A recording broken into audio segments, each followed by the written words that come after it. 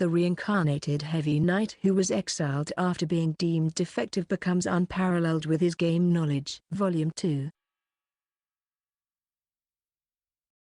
Text editing and audiobook by Masquerade. Chapter 1. The City of Adventurers. La Colonna. 3 or 4 story tall buildings stood all along the street.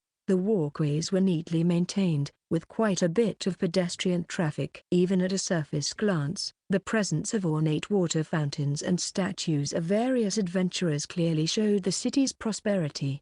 The City of Adventurers, La Colonna. I've heard rumors about it, but it's more than I expected. This is an amazing city. I've never left the area near Unparalleled, so this is the first time I've seen a cityscape like this. Hearing my words, Luce also expressed her excitement. In this world, moving between cities is not an easy matter. With the always present possibility of running into monsters along the way, it's absolutely necessary to hire adventurers as guards. There are even adventurers that make a living solely from those relatively safer escort missions after raising their levels to a suitable standard in a dungeon. However, even though it's said to be safer than delving into a dungeon, there are some failed higher-level adventurers who turn to banditry, so it's strictly only safe by comparison and not truly safe. To sort out my feelings after my duel against Maris, the heir of the Edvin family, and to further raise our ranks as adventurers, we decided to leave the city of Rondhelm, which was under the jurisdiction of the Edvin family. Which led us to this place, the city of La Colonna. This city is in an area with the tendency of higher-level dungeons to appear. Furthermore, with all the mid-ranking promising adventurers that consider the place their base, it came to be called the Holy Land of Adventurers.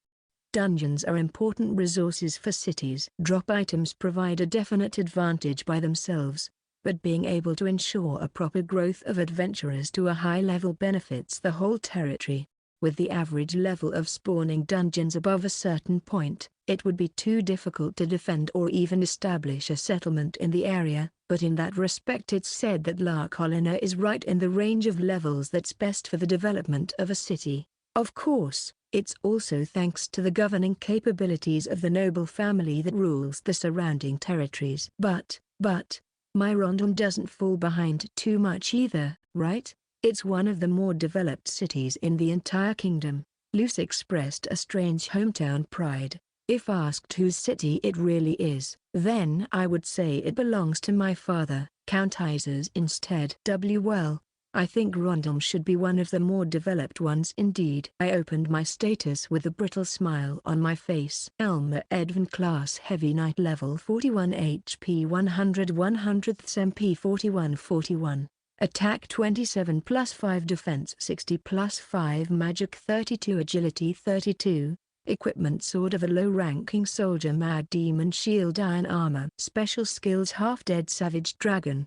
Normal skills rampart reversal disarm parry vital blow shadow stomp shield bash life shield. Titles immovable 1D rank adventurer unexpected upset. I can finally say I'm not a beginner anymore. I would like to raise my level right away, but the weakness of my equipment is a problem. My armor is something I would like to swap for a better one, but a lack of attack power can be fatal in this world. Skill trees, remaining skill points 1, Vow the heavy armor, 34 100ths, beginner swordsmanship, 550, smoldering fang of madness, 570. In terms of my skill trees, no matter where I would put my remaining point at this time, I wouldn't get any new skills. My immediate goal for now is to employ the skills from there, Vow the heavy armor, to mitigate the risk that comes with using skills from there, smoldering fang of madness, and make them easier to use. I guess it will be the Vow the heavy armor for a while. Or rather,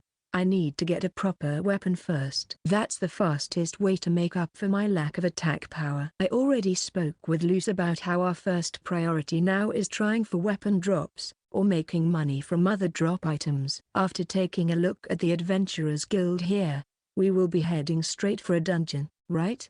I should also distribute my skill points I got from taking down the embryo soon. Luce opened her own status too and started pondering on what to do. Well, you can just decide later when we'll know which dungeon we will be going for next, right? If not that, Then you can at least save it until we get to the guild. Ah, you decide please, Elma-san. I just don't know what to do. Luce flipped her status to show it to me. I keep saying that she shouldn't share her status so casually like this. Luce Ruby's class clown level 39 HP 49 MP 48. Attack 28 plus 3 defense 22 magic 30 agility 52. Equipment Iron Piercer. Special skills Beckoning Kitty. Normal skills Dice Thrust Acrobatic Step Stop Illusion. Titles D Rank Adventurer Unexpected Upset. She didn't get any new skills at all. That means that it's really high time for her to decide where to put her skill points. Skill Tree. Remaining skill points 18. The Fool's Acrobatics 10 100ths. Great Fortune 1570. Attack Power Up 050. She really has a lot of skill points saved up. Well then, the best way to distribute your points depends on whether you want to aim for a stability build, a magic build, a rapid hit build, or a critical focused build. That being said, for any other than the stability build, she will need to get a skill book sometime. You said that the stability build was ultimately pretty weak, right? There was no such thing as a clown with a stability build in Magic World to begin with. In this world, to operate as a somewhat accomplished adventurer, the best is to raise your stats as fast as possible with the skill trees, instead of focusing on what a completed build could be in the end. Well, yeah, that's true I guess. If you want to go for a stability build or a magic build, then you shouldn't put more points into Great Fortune until you have some leeway. The increase in luck, and therefore the increase in drop rates, provided by the Great Fortune, is very powerful and would be a great help for me too. However, with a stability or magic build, there aren't that many things increased luck is good for during fighting. Tell me which one would be the most powerful please. I also want to aim high. Also, I don't want something like you can't keep up with me in battle anymore, so let's part ways here to happen. In that case, the critical focused build would be the best, which would mean putting 15 points into Great Fortune first. Especially with Luce, who must have a high hidden luck stat, the critical focused build that best makes use of it would be ideal. If she were to proceed with another build, then it would just make her a bargain bin version of another class. Got it? Then, right away, without any hesitation she allocated her skill points. Skill Tree. Remaining skill points 3. The Fool's Acrobatics 10 100ths. Great Fortune 3070 plus 15 Attack Power Up 050. She just did it without a second thought. Ooh. Beckoning Kitty evolved into Angel of Fortune. There, Angel of Fortune is a special skill that boosts the luck stat, just like Beckoning Kitty. It should have changed from increasing her luck by 500% to 700%. The more valuable the item is, the lower its drop rate becomes, but the luck value of a clown with Great Fortune can outpace that decrease, so having one in the party all but guarantees a constant bounty of valuable drop items. Now that I have a concrete goal, I got so motivated. I'll do my best while aiming to become a critical focused clown, Luce said with her hand clenched into a fist. In that case, the name of the skill book that will be the key is there, Reaper Assassin, which we'll need to acquire somehow. Since Smoldering Fang of Madness cost us about 50 million gold, we should expect a price of at least 100 million for that, I guess. Not just because it has a low drop rate, but it also only drops from higher level monsters, so it's even harder to get than most. It's also much easier to use than their Smoldering Fang of Madness. And maybe I should just go for something else instead? Luce's expression was frozen. Well, either way, I don't think we will have the opportunity to get it in the near future. The problem is whether such an opportunity to acquire the Reaper Assassin will arrive at all instead. I am a bit scared right now, for some reason. Chapter 2, Centipede Pit. After a short information gathering session and check-in at the Adventurers Guild here in La Colina, Luce and I headed for a dungeon that spawned near the city, deep within a forest. Just as they said, it was a rainbow-colored swirl right against a cliff face. I guess we should head in to gather some more achievements. Why yes. Hearing what I said, Luce braced herself. Centipede pit recommended level 60. As soon as we entered, a message rang out inside my head. The interior was cave-like, with a tunnel leading away as far as the eye could see. At certain intervals, magic stone-powered lamps were placed on the wall. It was true for the Angel's toy box too. But the recommended level is really high. Luce kept walking nervously. The recommended level is entirely based on the Dream Lord's difficulty. The monsters that appear along the way are significantly weaker. Also, to level up in Magic World, you needed to fight higher level opponents, or there was not much meaning to it. At our current quite low level range, it was especially common practice to challenge dungeons with a significantly higher recommended level. Our number one objective right now is to gather black steel type equipment. Black steel type items are made of black steel, a type of metal in this world, and are fairly valuable despite them having a comparatively high drop rate. Furthermore, since black steel is also easy to reforge, you can gather up a bunch of them and bring them to a blacksmith and have them create the type of weapon you like better. There should be no better place than this centipede pit to make use of the 700% luck increase provided by Luce's skill. There, Angel of Fortune, to get new equipment. Don't worry, the movements of the type of monster that appears here the most, which is called a smile, are easy to see through, and it doesn't hit that hard either. As long as it doesn't appear in a group, there should be no chance of an accident. A smile is a kind of rock monster, which can frequently drop black steel items, and our current target. I keep thinking that Elma-san is really knowledgeable about things, be it about classes or dungeons. Yeah, at home they made sure I would learn it when I was a child. That's how it was. Well, sorry about that. This must be something you would have rather not remembered, I guess. Nah, don't worry about it too much. Thanks to Luce I was able to have a clean break from the Edvin family. I'm not that hung up on it anymore at this point. As expected, I can't really explain to her that I'm doing well by making use of my memories from my previous life. I myself don't really know what's up with that. Exactly. It's a crazy story to begin with, but even I, who had it happen to, don't know the particulars. Nobles really do have a lot of information. With how knowledgeable you are, Elma-san, you could work as a skill advisor at the guild and accomplish a great deal with that. After saying that, Luce went white as a sheet. But then I would become unnecessary. Let's keep adventuring for another while, Elma-san. Oh, okay. I'll be doing my very best. I actually heard about someone that worked as a class advisor before. So then there really are people that do that. That being said, it wasn't this world where those class advisors existed. It's a story from Magic World. There were a number of players that worked to know everything there was to know about all learnable skills, how to best use those skills, all kinds of weapons, the market price of skill books, every type of dungeons and events, and even the circumstances of large guilds to best be able to give advice on character builds. People call those players class advisors. However, even knowing all that, there were times when they made a mistake. The small intricacies that may change after even a small patch can only be properly understood by players that play that specific class as their main. If you add various possible ways to build that class, then there are a limited number of people that can be considered the best with it. Counting in the difference in player skill too, it becomes simply infeasible to always provide accurate advice. In addition to that, when something undesired happens, it becomes easiest to blame it on the class advisor. In the end, most class advisors incurred the enmity of a lot of players, leading to them retiring in short order. The animosity one could gather with that in this world simply cannot be compared to how it was in Magic World. When I was still living with the Edvin family, I heard about an adventurer getting killed after giving advice to a noble about a skill book.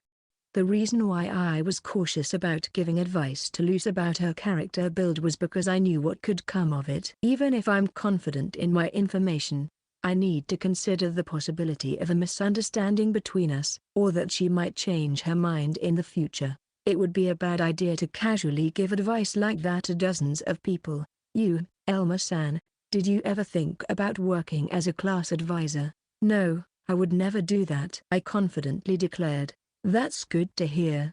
Hey, that's somewhat of a relief. Elmer-san, your face is a bit scary right now, you know? Sorry about that. I remembered something less than pleasant. Leaving that aside, our target just showed up. Thumping sounds could be heard from in front of us. In the corridor ahead of us, an approximately 1 meter wide, scraggy, somewhat spherical lump of rock appeared. On the surface of the lump of rock, a full-face smile could be seen. Monster smile level 45 HP 60 MP 45. A level 45 right out of the gate. Elmer-san. That rock face is the same level as that Maris person. It's basically the same as the heir of a noble family. Calm down, Luce. If people found out, they would get mad at you for calling that the same as Maris. Of course. This fight won't be cutting it as close this time. Us being able to easily handle the enemies here was specifically the reason why I chose this centipede pit. Let's take it down fast, and have it cough out those drop items. Chapter 3, Smile. A monster made of rock. The smile. It's indeed level 45, just like Maris, but monsters are completely different from humans. It also depends on the monster, but humans tend to have more skills, higher reasoning capabilities, and are able to use weapons and various other items. Especially the smile moves only in simple ways, so it doesn't mean that just because it's the same level as Maris, who is a sword saint, it would be the same grade of opponent as her. I confidently walked forward to get closer to the smile. Once it noticed me, it started to eagerly roll faster towards me. A smile's basic attack pattern is doing increased damage by using acceleration, and then using its ramming attack. It may also attack with earth magic, but that's not that powerful.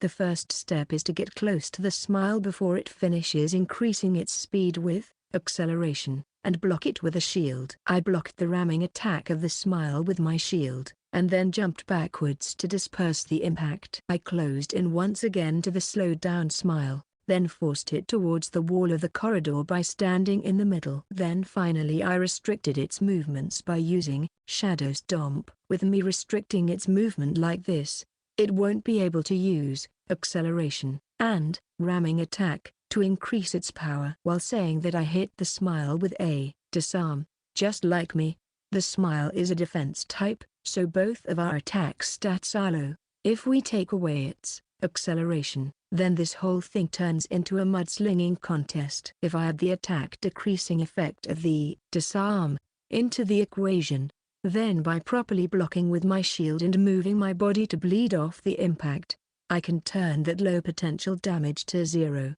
There is a small trick to using a shield to bleed off the impact and mitigate all damage. Its timing requirements are fairly tough, and it also depends on the particular attack pattern it's currently using.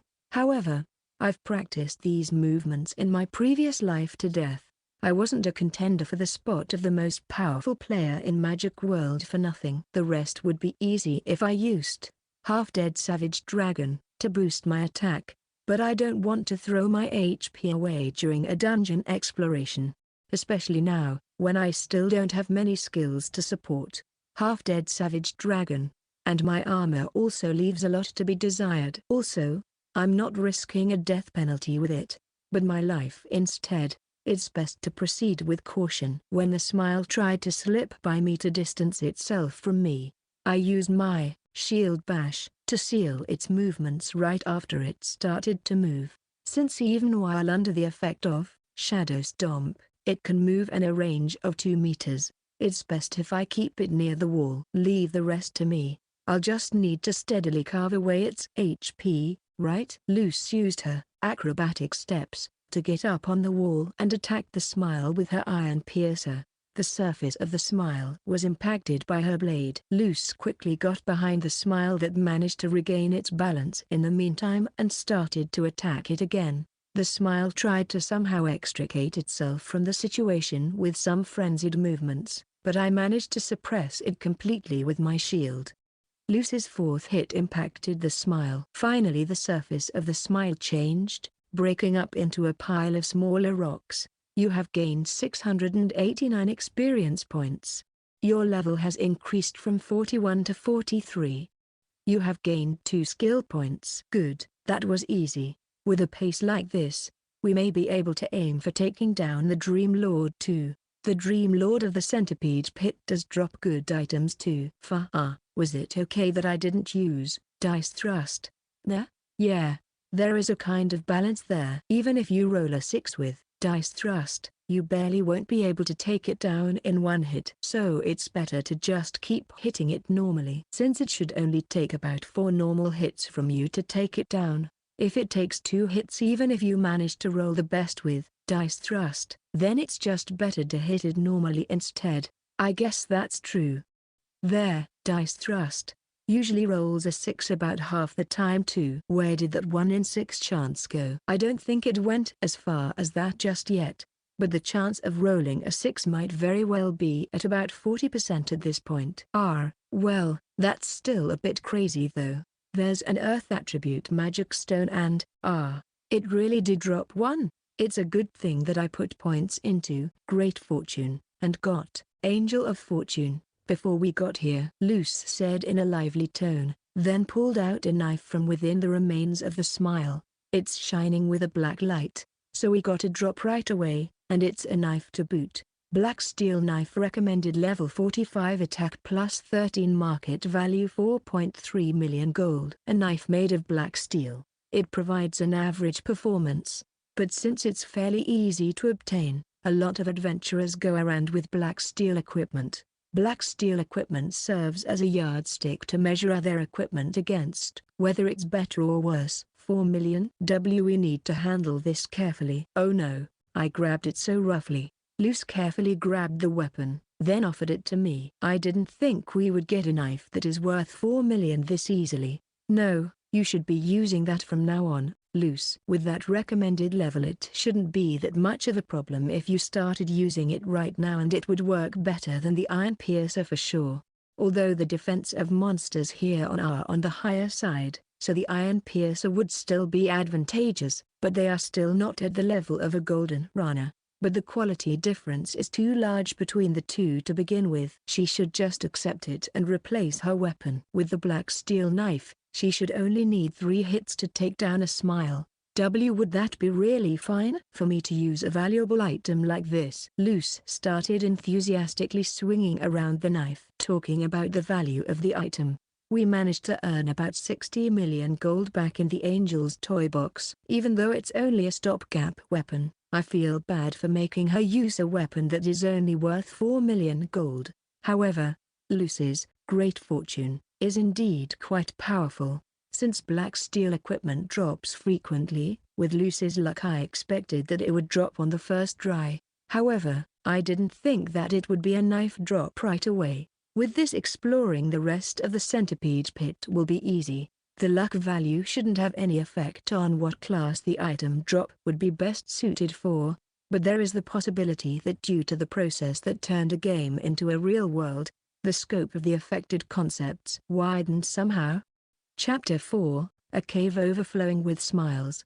We managed to find a weapon for me right away. The next is to just hunt more smiles, level up some more, and pick up the items that drop, right? Even as we walked further into the caverns, a happy-looking Luce kept holding on tightly to her new black steel knife. I guess so. I would like to hunt down about 10 smiles, pick up their drops, and raise our level in the meantime. After that, we will play it by ear, depending on how much HP and potions we used up and how late it will be at that point. 10 smiles? We managed to take down the last one without suffering any damage, but you looked like you were struggling a bit there, Elma-san. Are you sure that will be fine? So I looked like I was struggling, huh? Having to corral it against a wall and keep it there by locking down its movements with my shield may appear a bit hectic to outsiders. However, not only is there no real danger to me in the process, the movements of the smile are straightforward, so they're easy to anticipate. Compared to the embryo or the Maris fight, I can do this halfway on autopilot. I may even call it a bit unsatisfying. Black steel items have a market price of a bit over 4 million gold. You need to get 4 of them to equal 1 Rana's Radiant Ornate Sword in terms of money. They are not even certain drops, so I would like us to take down that 10 at least.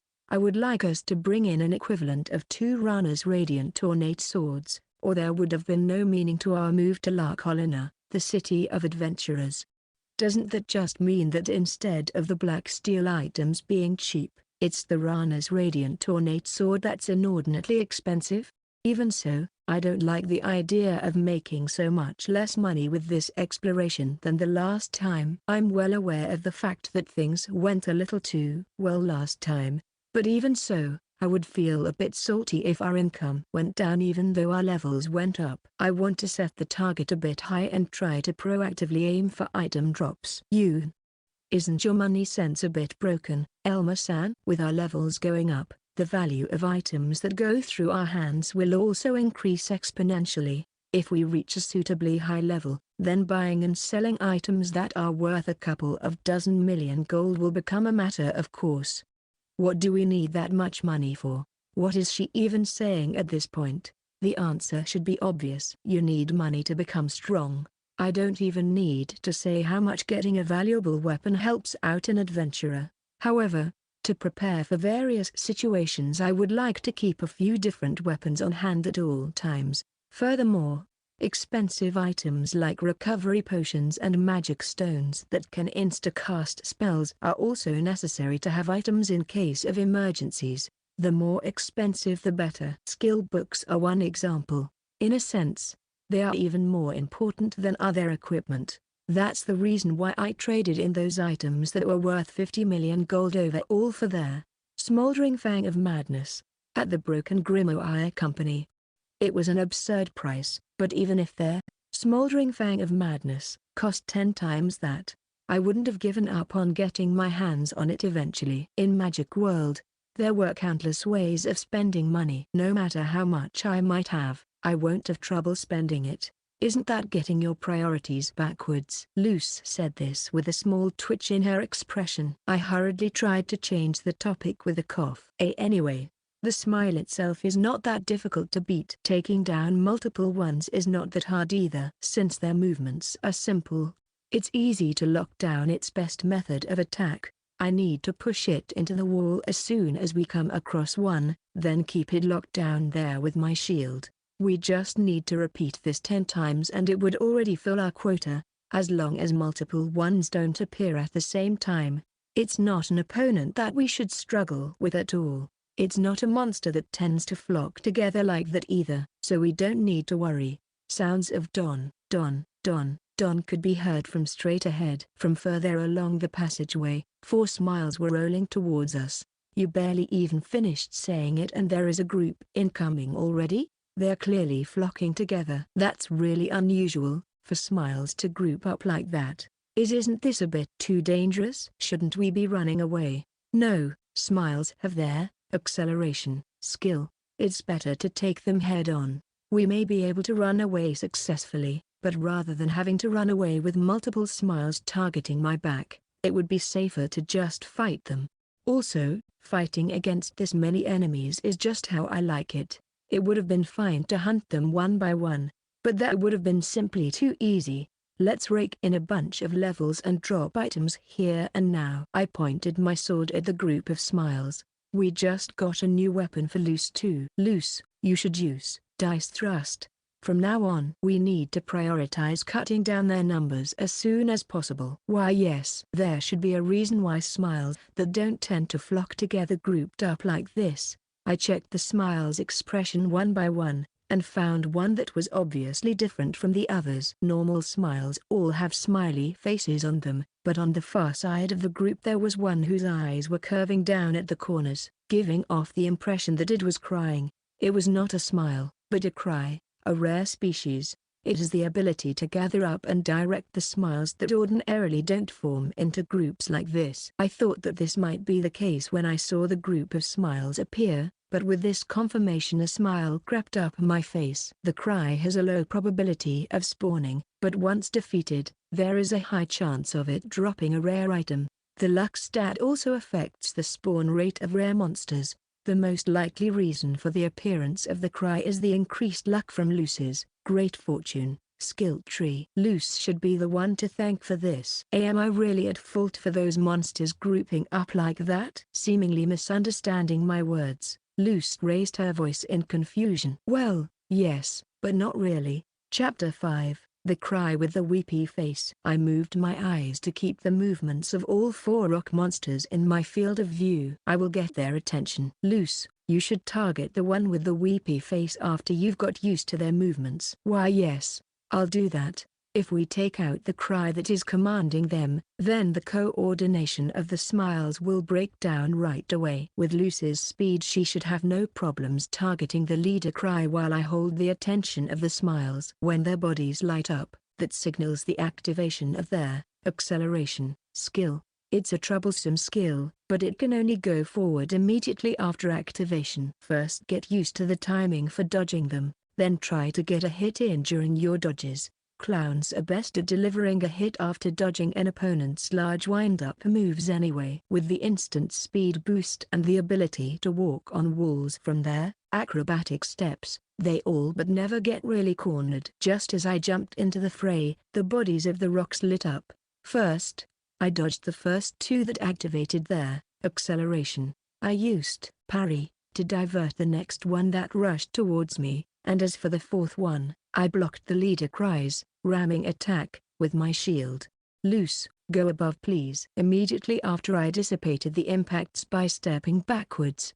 Then I scooped up the cry and yeeted it into the air. Shield bash. The cry impacted the shield at an angle, which caused it to be flung straight up and crash its rock body into the ceiling. Nice. It worked. I was able to divert the trajectory of its acceleration towards the ceiling by using my shield as a ramp.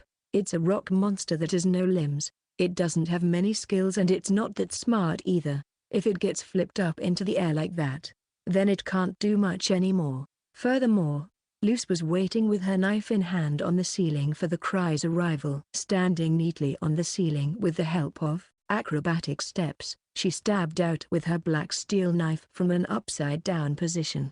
Dice thrust. The number 6 appeared in the air. The black blade pierced through the rock hide of the cry. Cracks appeared all over its body. Then in the next moment it crumbled into pieces. You have gained 772 experience points. Your level has increased from 43 to 45. You have gained 2 skill points. Good. We managed to take down the commanding cry right away. Luce's speed, freedom of movement, and the weight of a critical hit is powerful in concert. With the help of the newly acquired black steel equipment with its larger attack boost, she splendidly managed to take down the cry in a single hit. With this the 3 remaining smiles became a disorderly mob. The difficulty of taking them down decreased by a lot in a single move. 2 of the smiles charged at me with acceleration. Watch out, Elma-san. Those smiles managed to cut off your retreat path. Luce, who was wearing a proud smile while standing on the ceiling just now, noticed the movements of the smiles and went pale. In a second, let me teach you smiles, why you don't tend to group up without a cry to lead you. As I said this I readied my shield. I lightly jabbed the smile on the right with my sword, using parry. In the process, then I bumped the one on the left with my shield, altering its course a small bit. Then I lightly twisted my body as I leapt up, evading their pincer attack with the least amount of movement possible. As I landed on the ground, the 2 smiles collided with a huge bang. Cracks appeared on both of their bodies, leaving them listlessly rolling around on the ground. It seems both of them got stunned. Because if you start thoughtlessly charging around the battlefield, then even with a small course adjustment you turn into pinballs. Or you're kicking away from the ceiling. Luce swung her black steel knife.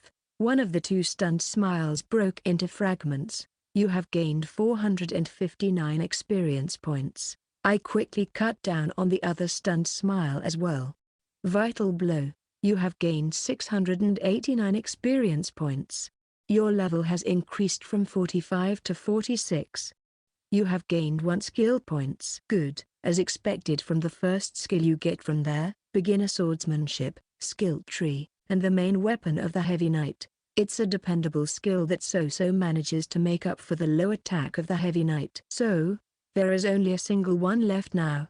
I slowly walked towards the last smile with my sword at the ready. Still with a smile on its face, the smile confusedly turned its head to left and right to check its surroundings. After that, with a single spin it turned its back to us. The light of acceleration lit up the body of the smile. As I would let you get away, I quickly stepped on the smile's shadow, restricting its movement range. It tried to vigorously charge straight away from us, but its movements were restricted by the pull of its shadow, targeting the back of the no longer able to move smile. Luce slashed out after a great leap. "Gimme the black steel." Luce danced around the smile and kept swiftly cutting at it. The smile tried to hurriedly counterattack, but due to the shadow stomp, it couldn't hit Luce anymore, who was outside its reach by then.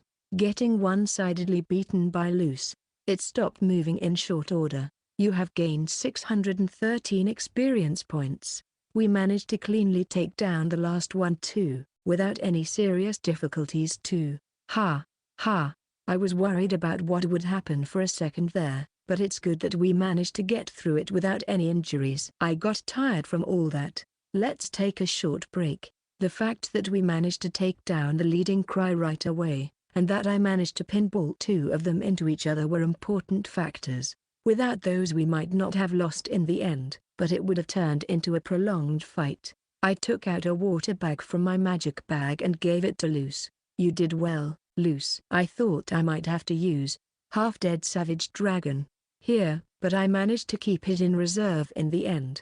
With this we will still be able to continue our exploration of the centipede pit.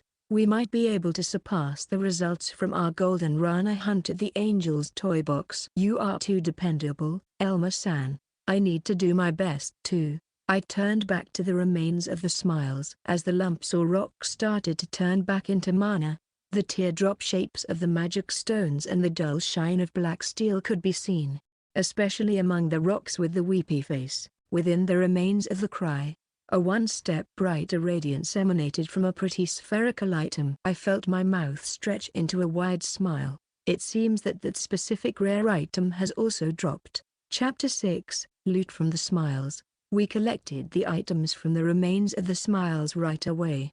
We managed to get 4 earth attribute magic stones and 3 black steel items. There was also an item dropped by the cry. Black steel hammer recommended level 45 attack plus 16 market value 4.6 million gold. A hammer made of black steel. It provides an average performance, but since it's fairly easy to obtain, a lot of adventurers go around with black steel equipment. Black steel equipment serves as a yardstick to measure other equipment against, whether it's better or worse. The first is the black steel hammer. It has quite a high attacks bonus. But there is a trick to using a hammer. Even if my level is high enough for its recommended level, I shouldn't try to use it without an applicable class for it. Black steel ingot market value 4 million golden ingot of black steel. It's a metal that's easy to work with, and also performs well. Both blacksmiths and adventurers love it, so equipment made from it is a frequent sight in dungeons. Black steel equipment serves as a yardstick to measure other equipment against, whether it's better or worse. The second one is a black steel ingot. It has a large rectangular shape. On its surface there is a carved black steel ingot insignia and even a smile mark underneath it. What an easy to understand mark. It has a good heft to it, so it could also be used as a throwing weapon if it comes to that. But, well, I don't want to throw away 4 million gold just for kicks if I can help it. We can ask a blacksmith to make another weapon from that hammer and the ingot, but we could also just simply sell them. Then the third item, black steel sword recommended level 45 attack plus 15 market value 4.5 million gold. A sword made of black steel. It provides an average performance, but since it's fairly easy to obtain, a lot of adventurers go around with black steel equipment. Black steel equipment serves as a yardstick to measure other equipment against, whether it's better or worse. We managed to get an interim weapon for me. With this we could say that our minimum goals have been met. One reason for us to get black steel equipment fitting our current level range was so we could be absolutely ready for anything this centipede pit could throw at us. But it seems we managed to get not just a black steel knife, but even a black steel sword right away. To be honest, I was just kind of hoping for either a knife or a sword to drop here. And since I didn't think that new equipment would drop for both of us, I thought we would have to take the other black steel items to a blacksmith in La Colina and ask them to make a sword out of them. The Smiles can drop a surprisingly wide range of black steel items. It can drop items for many other classes, like black steel axe, black steel bow, black steel wand, etc. And there are the halfway useless ones, like the black steel stick, black steel ice pick, black steel fishing rod, and so on. There are many other kinds still. I didn't think that a knife and sword would accurately drop like this. Hey, we both much like this, Luce says in a happy tone. It's because black steel is easy to obtain and still pretty strong. In Magic World, players that were progressing efficiently tended to get a black steel set after leaving the beginner stage. In cities, places where lower-level players tended to gather often turned into a mostly black-colored crowd because of that. The problem is what to do with this one. I picked up the translucent stone or rare item that the boss of the Smiles, the Cry, dropped. It shone with a red light, and in the center of the crystal some kind of symbol could be seen suspended. What is that? It somehow resembles a magic stone a bit. It's something very different from a magic stone. It's rune. A rune can be embedded into a weapon to boost its capabilities. A single weapon can only take one rune, and the cooperation of a blacksmith is necessary for the embedding process. However, without properly checking out this rune, I don't know what kind it is. There are some runes that have pretty pointless effects. It's red, so it shouldn't be that bad. But Rune of Destruction, market value 20 million gold. A rune that brings destruction. It increases the embedded weapon's attacks bonus by 30%. Ooh, it's a hit. It's a rune with an attack boost. An undeniable win. There are no failures among damage increasing runes, so they are all valuable. After checking its information, Luce's face went pale. This is worth 20 million gold. This somewhat large and pretty glass marble looking thing? It's an item that boosts the attacks bonus of any weapon by 30% in all cases. I didn't think we would come across a rune at our current level still. Although the decision to keep it or sell it is not an easy one to make, the 30% attack bonus increase on the weapons that we can currently equip is fairly limited at this point. It may be a better idea then to just sell it and use that money to buy a bunch of expensive recovery items and work on increasing our levels with that. When it comes to high-rank adventurers, a lot of them would gladly spend a few dozen million gold to raise the stats of their weapon even by a single point. That's because in Magic World, the point where you become unable to defeat monsters on the same level as you marks the limit of your ability to increase your level. You need to carefully choose who to party with, decide on a good strategy, and increase the stats of your weapon as much as you can to advance at that point. That being said, whenever I get a new weapon, it's possible to take it off the old one and put it on the new. I can't help but feel it would be a waste to simply sell it at this point. I am afraid of losing it somehow. Put it in the magic's bag for now please, Luce said while all but panicking. However, we managed to gather quite a haul already, thanks to the Rune of Destruction. The sum went up by a lot. Rune of Destruction 20 million gold black steel hammer 4.6 million gold black steel sword 4.5 million gold black steel knife 4.3 million gold black steel ingot 4 million gold cries magic stone 900,000 gold smiles magic stone 800,000 gold times 4 about 41.5 million gold so far.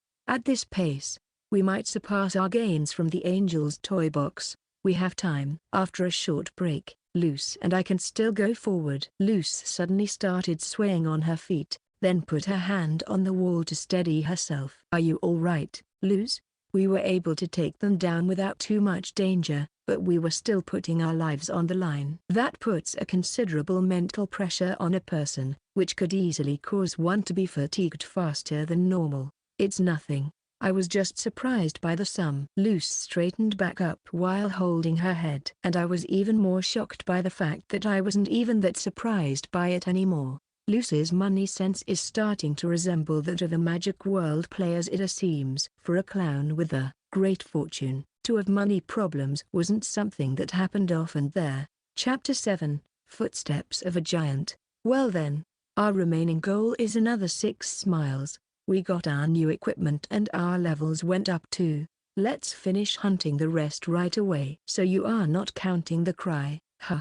Luce muttered with a strained smile. Finishing up our short break, Luce and I proceeded further into the dungeon. For the time being we managed to outfit ourselves with the bare minimum equipment for our current level range. However, I would like to get our hands on one step better equipment in the near future. Black steel equipment simply has the best cost-performance ratio, but it's not nearly the most powerful one in our level range. You need your weapon to be as powerful as possible. That's why we must not cut corners with making money. I don't want to fall into a situation where I can't do something or get what I want, just because I don't have enough money. Especially if it's an opportunity to obtain a certain rare skill book. No one knows when the next chance would come. We need to prepare.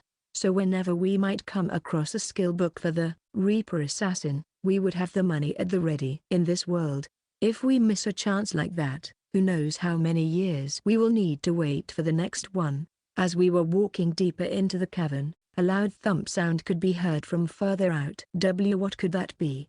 A giant smile perhaps? There is no monster like that. I don't think it's a wandering lord either. It hasn't been that long since this dungeon spawned, so there is no bounty for the Dream Lord yet. There shouldn't be any reason for desperate for money adventurers to spark a wandering lord incident. Also, the Dream Lord of this place shouldn't be capable of making this kind of sound. Is that a Mithril golem? I didn't think that a rare monster like that would appear here. As if to verify my conjecture, thump, thump, the sounds continued. There is no mistake.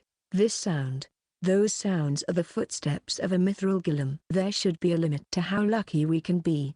The Mithril golem is a super rare monster of the centipede pit. It's on a whole another level compared to the rarity of the cry spawning instead of a smile. If you manage to defeat it, it drops Mithril, a material that can be used to craft a powerful weapon. However, it's also hell of a lot stronger than a cry too. The centipede pit has a lot of enemies whose movements are easy to anticipate, but a single hit from the Mithril golem is simply too heavy. In Magic World, funny anecdotes about players who got lured in by the low spawn rate and the possibility of rare drops getting party wiped were frequent, but in this world it would simply lead to death. If we decide to run, then we should run, even if we have to cut short our exploration. If it caught up to us while we were in the middle of fighting another monster, then that would be bad. It's a high risk, high return situation. I would say it would be for the best to leave it this time, but to be honest, I really want that Mithril. Mithril being a strong metal is a staple of fantasy, which is true in this world as well. Equipment made of Mithril is incomparably stronger than a black steel item. If you have trouble deciding, then let's go for it. I might be a coward, but if I was only that, then I would have quit being an adventurer already. Are you okay with this? That fact that you have trouble deciding simply means that the opponent has the advantage, Elmer-san. If we had no chance to begin with, then I believe you would have no problem coming to a conclusion immediately. Luce did a guts pose with their fist raised. Luce. When I first met Luce, I thought her to be a timid and good-natured person, but she turned out to be brave when it really counts. Also, when I think about the fact that it was probably attracted by my high luck, I don't want to just leave it alone for some reason. My great fortune is probably the one to blame for this Mithril golem. Right. Luce kept fidgeting and pushing her fingers together while she somewhat reluctantly said all that. Well, that's probably the case. The dungeons are nightmares of the sleeping god Altzeroth. Spawning monsters that fit the adventurers who enter isn't that unusual. It's probably correct to assume that the Mithril golem spawned due to Luce's high luck. Ordinarily, it's not a monster that appears frequently. Anyway, if you are that raring to go, Luce, then let's face it without any more reservations. Let's hunt ourselves a Mithril giant. I punched my palm with my other hand. The Mithril golem has quite a high level and even higher stats. It's tough and has a high attack. It would be bad to attack it straight on. Well then, first, we need to choose the terrain where we will be fighting it. The terrain? Yeah, like when he took down those golden runners at the Angel's toy box. The width of the corridor was important, right? If the corridor was wider, then the golden runner would have been able to run away. However, if it was too narrow instead, then it would have been impossible to get behind it without disturbing it. In the embryo fight too, since the height of the ceiling was the same as the embryo's altitude, Luce was able to stand on the ceiling and take it down like that. In the embryo's original boss room the ceiling was much higher up, so she couldn't have done the same there, and since the boss would have been able to freely fly around, it would have been much harder to damage it at all to begin with. When fighting against a powerful opponent, the lay of the land becomes an important factor. This is a cavern-type dungeon, so depending on the place, there could be a huge difference in the terrain. For example, the height and width of the cavern, or the footing. Since we can hear its footsteps, we should be able to easily lead it somewhere, so we should lure it to a place where it would be easier to fight it. Chapter 8. The Mithril Giant. After I stomped on the ground twice, I heard the loud sounds of incoming footsteps. Good, it's coming after us. I intentionally made some noise to lure in the Mithril Golem. Will this place really be fine? Luce whispered anxiously. This place is the best we can ask for. The one problem we have to watch out for is to avoid getting caught up in the terrain ourselves. Where we were at currently is the place I searched for to use against the Mithril Golem. Here the ceiling was low, the width of the passageway was narrow, and the footing was bad. It should be a serious chore for the gigantic Mithril Golem to move in these confines. The Mithril Golem that spawns here is level 55. It has an attack 78 and defense 66. In addition to that, it also has a skill called automatic recovery, so it's a very troublesome opponent. The more I hear, the more terrifying it sounds. With its high defense and automatic recovery, the Mithril Golem is extremely tough. Due to its large body it has a long reach too, so it's not easy to get close to it.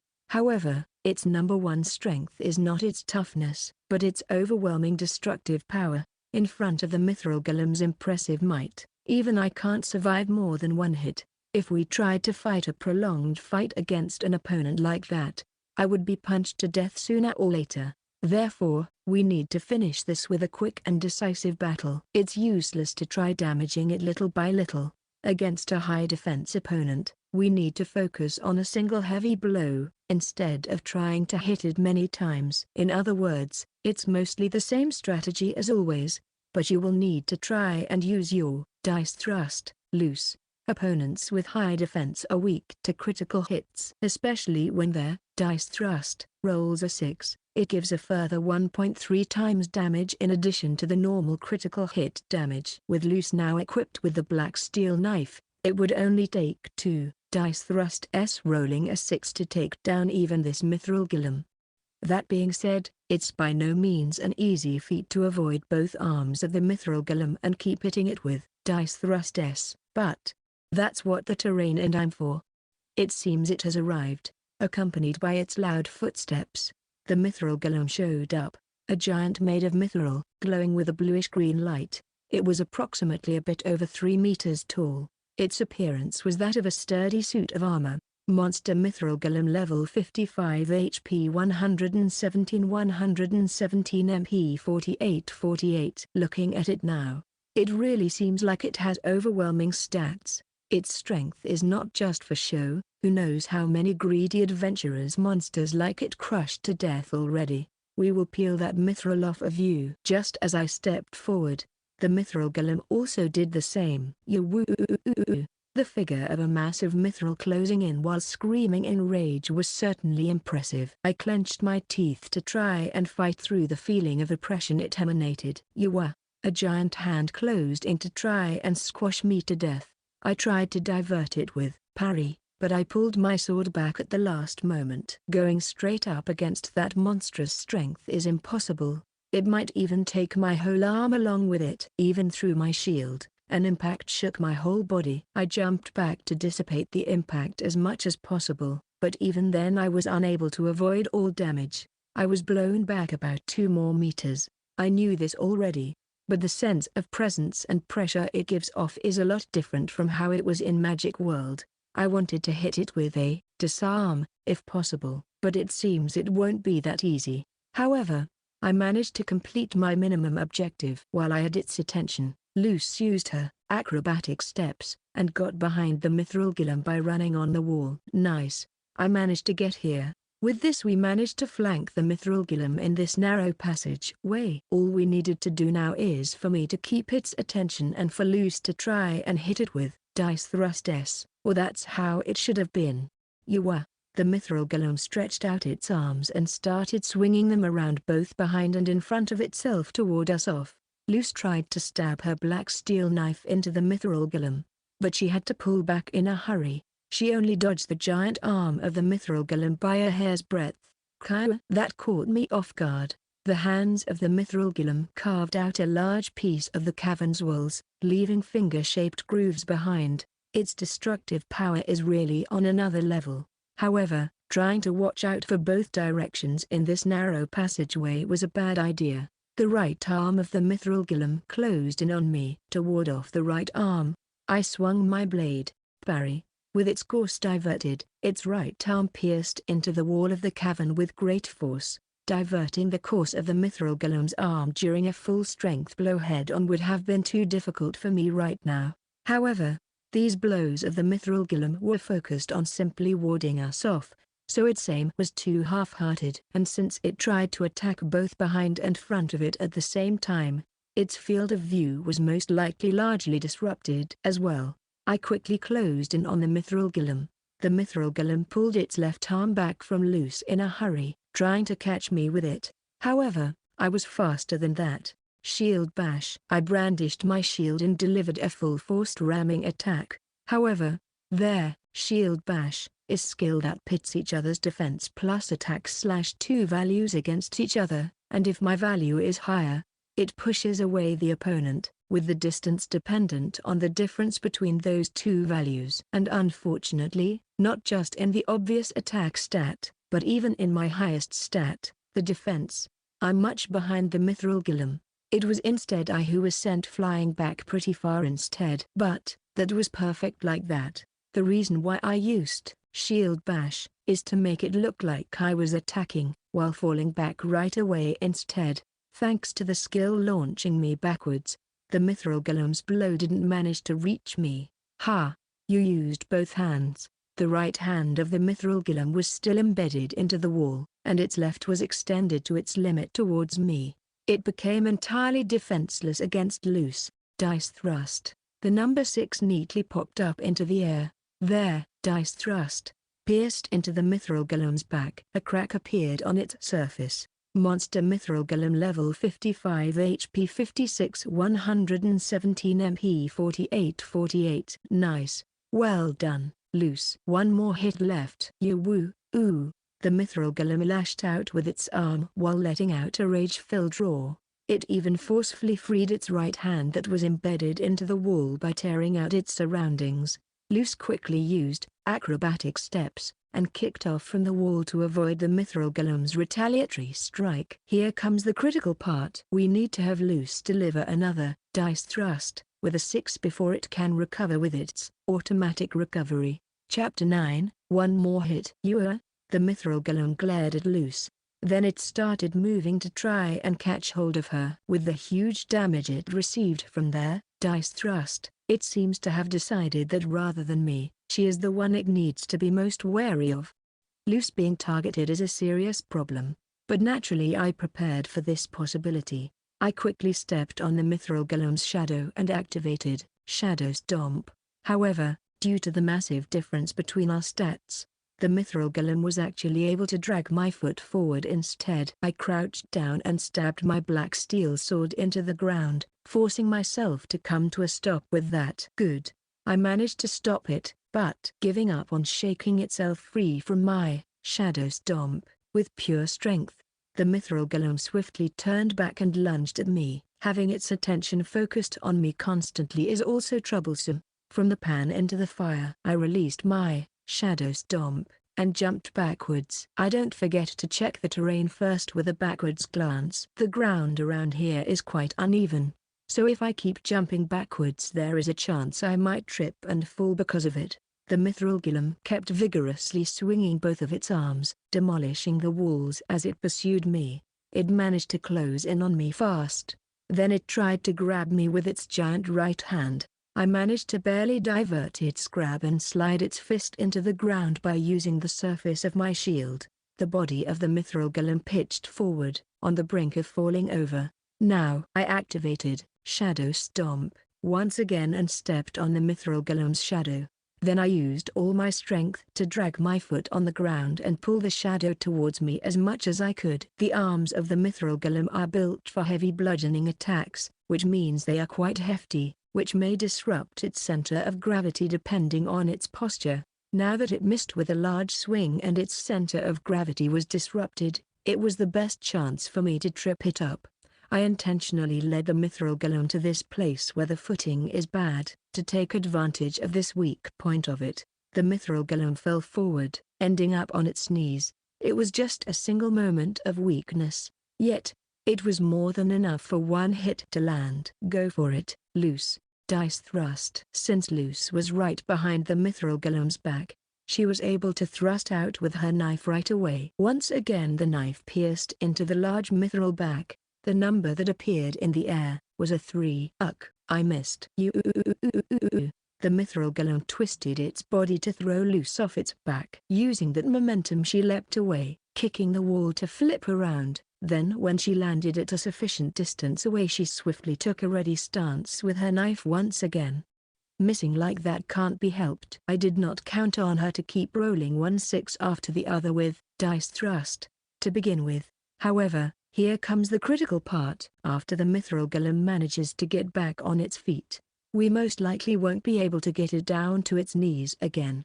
That means that before we could hit it one more time it will be able to recover its HP with automatic recovery, so even with another dice thrust, we won't be able to take it down in one go. That would mean the end for our chances of defeating it. So I need to use everything I have to keep that Mithril golem on the floor until Luce is able to roll another 6 with her dice thrust. If it manages to stand up, that would be the end of this. I need to go in fast and hard on this. Attack straight on and be prepared to take a hit. In that case, I should activate Life Shield to avoid collapsing even if I get hit once. Life Shield normal skill. It takes 20% of your maximum HP to activate. A shield with the same durability as the HP deducted covers the entire body. My life force manifested and covered my body in a radiant membrane. Elmer Edvin class heavy knight level 46 HP 47 110 MP 2745. I paid 22 horsepower and deployed the life shield. I charged at the Mithril golem right away. The Mithril golem reached out with its hand and prepared to intercept me. But before that, I hit its nearest arm with my sword and rushed in close to it. I need to keep up my heavy assault here. I have my life shield on, so even if I were to get hit once I will be able to keep going. I activated Shadow Stomp again, then rammed it with Shield Bash. Due to our stat difference, my body was sent back quite a distance again. Next, I crouched down, determined to keep my foot on the ground, on the Mithril golem's shadow at all costs. Due to the momentum provided by the Shield Bash, the Mithril golem's shadow stretched out quite a bit. Getting constantly pulled by its shadow, the Mithril golem's movements stopped. Since it was getting pulled into my direction, it couldn't turn towards Luce, who was coming up behind it. It's a bit of a stretch, but I can use their Shadow Stomp this way by bumping myself back with a Shield Bash. Although it's not something you can use on the regular without being aware of the exact difference between the two respective stats, Luce launched her third dice thrust. However, the number that came up was a 4. Why did it have to fail twice in a row now? In a dangerous situation like this, Luce grumbled. Luce, keep at it. I charged at the Mithril golem once again. Using the tension in the shadow to increase my momentum, I rushed at the Mithril golem. It readied both of its arms facing my direction. It didn't reach out carelessly anymore. It seems it wanted to make sure it could intercept me. Just when I got near enough, its right hand finally shot out towards me. I jumped to the other side of the Mithril golem's arm. Then I struck the back of its hand with my sword. Parry. My hand went numb. Its monstrous strength could be felt even through the sword. With a parry that barely succeeded, its right hand was deflected into the wall, greatly shaking the whole cavern. It was a coin flip whether or not it would succeed, but it worked. However, I can't put any strength into the fingers I'm gripping my sword with. The left hand of the Mithril golem reached towards me right away. I can't dodge it. I pulled up my shield and tried to make my body smaller. The Mithril golem's outrageous strength smashed straight through my life shield, without any fanfare. The strike continued and also hit my shield. The impact sent me flying. Then I crashed into the ground. A truly terrifying attack power. I could only take that due to the double impact dampening effect of my life shield and my actual shield. The Mithril golem is obviously starting to get used to my movements too. It's not just that it stopped thoughtlessly extending its arms anymore, but it even started showing signs of it being wary of my shadow stomp. I'm slowly running out of tricks here. I don't think I will be able to use that tactic another time after this either. This time, I'll be ending this. Dice thrust. The fourth dice thrust was launched. Cracks started running through the Mithril golem's surface. Then finally the giant body crumbled down. I saw the number 6 floating next to Lucy's hand. You have gained 1,343 experience points. Your level has increased from 46 to 49. You have gained 3 skill points. We finally took down this Mithril golem, a rare monster. Nice. You did good, Luce. Thank goodness. When I missed twice in a row, I kept thinking why would it do that only in a situation like this. Luce let out a sigh of relief, then listlessly crouched down to the floor. Rolling a 6 twice out of 4 times is plenty lucky. You know, even with Luce's high luck, I was prepared for her to need 5 or even 6 dice thrusts, depending on how the luck went. With this not only we managed to get some mithril, my level went up by a lot too. I managed to get some leeway with my skill points. I will soon be able to fight like a heavy knight from Magic World, although it's not easy to choose between increasing Smoldering Fang of Madness for more explosive power and putting points into Vow the Heavy Armor to stabilize. Smoldering Fang of Madness. Chapter 10, Mithril Ingot. Wow, that's a big magic stone. Luce found the earth attribute magic stone among the remains of the Mithril golem and picked it up. Elmer-san, this magic stone will apparently be 2 million gold by itself. High-rank adventurers frequently hunt even stronger monsters than this Mithril golem, so just how much money could they have in reserve? After checking the market value of the magic stone, Luce asked me timidly. I was rummaging through the torso part of the Mithril golem's remains. After losing its life, the Mithril golem was starting to turn back into mana and disappear into thin air. Within that, deep inside its torso, a large rectangular bar of metal could be found. I put my strength into pulling the metal bar out of it. A beautiful metal ingot, radiating a bluish-green light. On its surface the seal of the Mithril ingot could be seen, with the chibi version of the golem's mark beneath it. That makes me feel a bit demoralized. That Mithril golem was absolutely not this cute-looking monster, Luce grumbled with a bitter smile. Though its price certainly cannot be called cute. Mithril ingot market value 25 million golden ingot made of mithril, a magical metal that was affected by powerful mana. It's also sometimes called magic silver. It's a valuable rare metal, so much so that people will respect you as an adventurer if you have some kind of equipment made out of it on you. 25 million gold? Is this a dungeon where expensive items are supposed to drop one after the other like this? The Mithril golem is a very rare monster. That's why I wanted to challenge it even if we had to push ourselves to the limit. Mithril equipment is among the very best we could hope for in our level range. It's much more powerful than black steel equipment. If we have it made into a weapon, it will accompany one of us as a trusted partner for a long time. Simply selling it sounds good too, but it's for the best if we just have it made into a weapon instead of complicating things.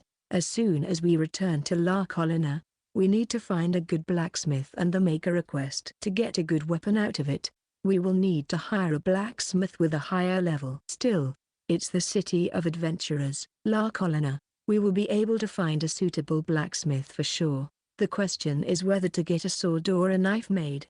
A shield or armor are possible choices too, but the best choice here will probably be the knife. By giving it to Luce, with her ability to dispatch opponents with high movement speed but otherwise low stats with her dice thrust, would streamline our combat capabilities quite a bit.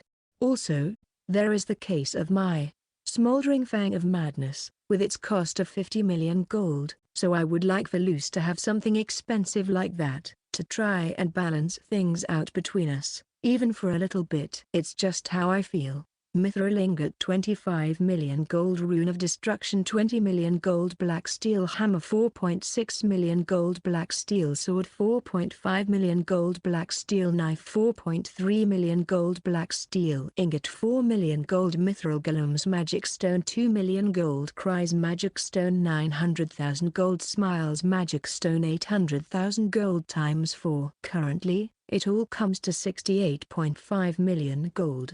We finally surpassed our gains from the Angel's toy box. As expected, the effects of the Lucky Pierrot are incredible. Last time it was thanks to the Golden Rana and its rare drops that boosted the value a lot, so I thought it would be a tricky sum to exceed, but we managed to surpass it easily. At this rate, perhaps it won't even be that hard to gather enough money for Luce's Reaper Assassin skill book. Now that I think of it, we ventured quite deep already. I hope we won't encounter any troublesome monsters on our way out. Well, seeing how we managed to take down a mithril golem, it means there are no enemies here in the centipede pit who can trouble us. The mithril golem might be even more troublesome than the Dream Lord here. There is not much of a difference between the mithril golem and the Dream Lord of this place in terms of levels. Furthermore, with the mithril golem's long reach, toughness, and high attack put together makes it a fierce monster that's hard to deal with beyond just its apparent level. Now that we defeated the mithril golem and our levels went up, we might be able to easily win against the Dream Lord too. Luce, rather than walking all the way back, there is a way to instantly travel back to the dungeon's entrance. There is a way to do that? This is the first time I've heard of something like that. You've already experienced it once, Luce. You do it by defeating the Dream Lord. Hearing what I said, Luce's face twitched. Will we be okay if we try that? The Dream Lord of the Centipede Pit has a low movement speed and its skill attacks are easy to anticipate. If you are aware of its patterns, then it's not that strong. Also, I thought we would be much more spent after defeating that mithril golem, but we are surprisingly fine still. I was planning on using Half-Dead Savage Dragon during the mithril golem fight. However, with how I succeeded in obstructing its movement with the Shadow Stomp and Shield Bash combo, and how Luce managed to roll a 6 with Dice Thrust when needed, my HP didn't go down that much in the end. Although we still have heal potions, taking damage and then healing it puts a strain on the body and also on the mind. If I was cornered to the point that I had to activate Half-Dead Savage Dragon, then I would have suggested we retreat. But now there is no reason to pull back before the Dream Lord of this place. Let's take it down fast and pick up another treasure while we are at it. What kind of monster is the Dream Lord here? Well, if you ask what kind, it's exactly like the centipede pit name suggests. It's called a rock centipede. A rock centipede. Luce did not hide her distaste. Should we hold off on it? We walked a long way already and the mithril golem was a pretty difficult opponent too. No. Let's do it. Everything's fine. At this point, I can handle a somewhat large insect. Yeah, Luce said as if trying to encourage herself. Chapter 11, Lord of the Centipede Pit. For the time being, we arrived at the door behind which the Dream Lord of the Centipede Pit, the rock centipede, could be found. Luce glanced towards me after opening up her status. Well then, I will put my points into the Fool's Acrobatics, okay? Yeah, the skill you get from 18 points in the Fool's Acrobatics will be an important weapon in the arsenal of a clown, regardless of the type.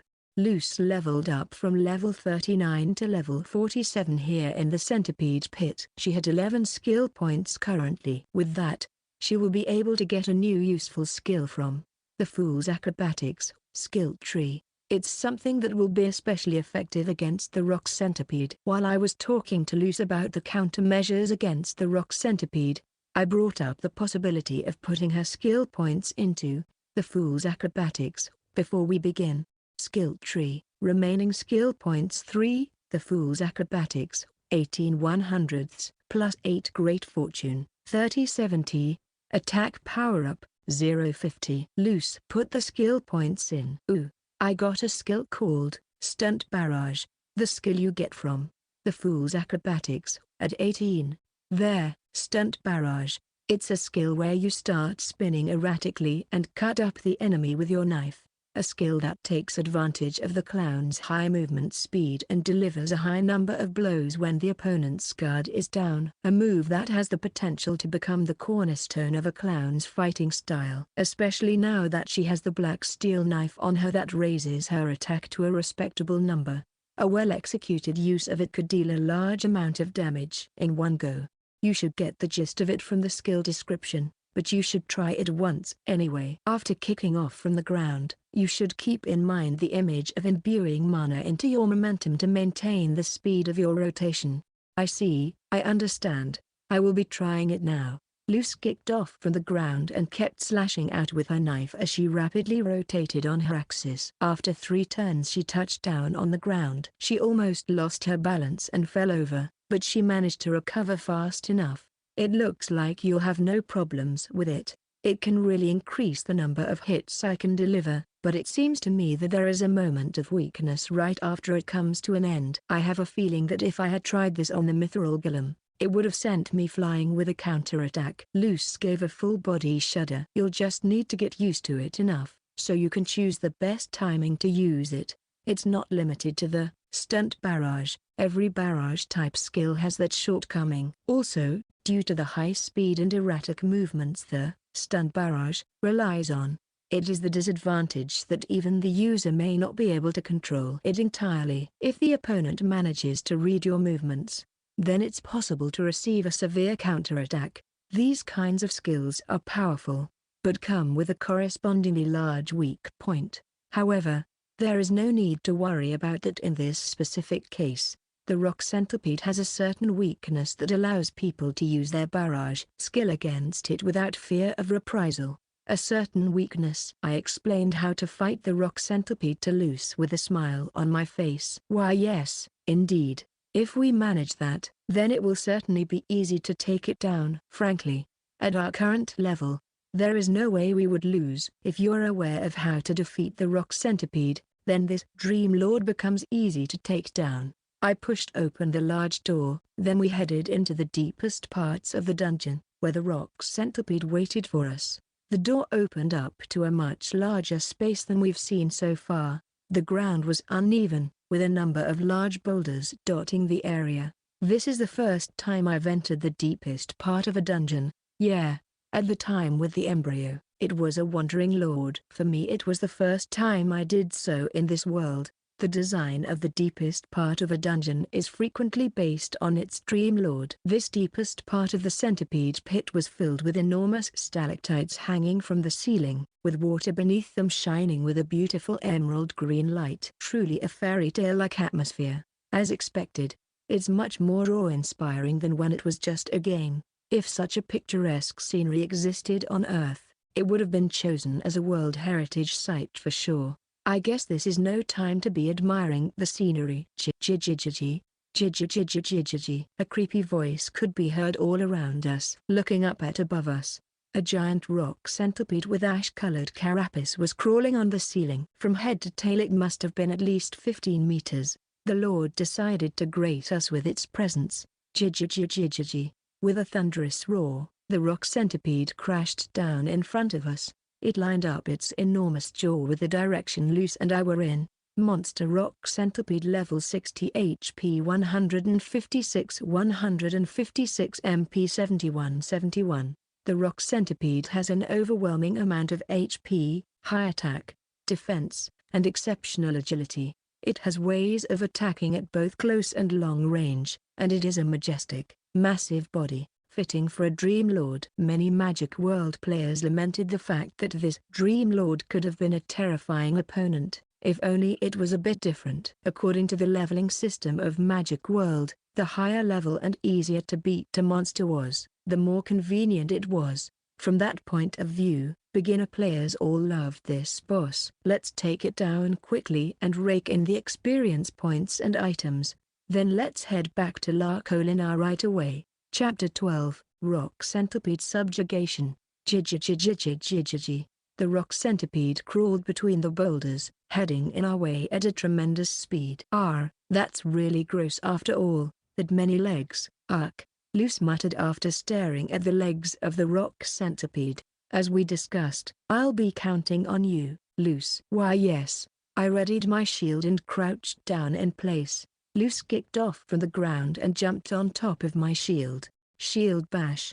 I launched Luce high up in the air with my shield. Luce jumped over the head of the rock centipede coming straight for us and landed on its body. Yes, that's the biggest weakness of the rock centipede. It doesn't really have an easy way of attacking enemies on its back. That pointlessly long length of its huge body is a serious disadvantage. Well then, I need to do my part by buying some time too. While I turned around and started running away from the rock centipede, I kept an eye out for Luce, keeping tabs on how she was doing. While running, Luce jumped parallel to the ground and started rapidly spinning.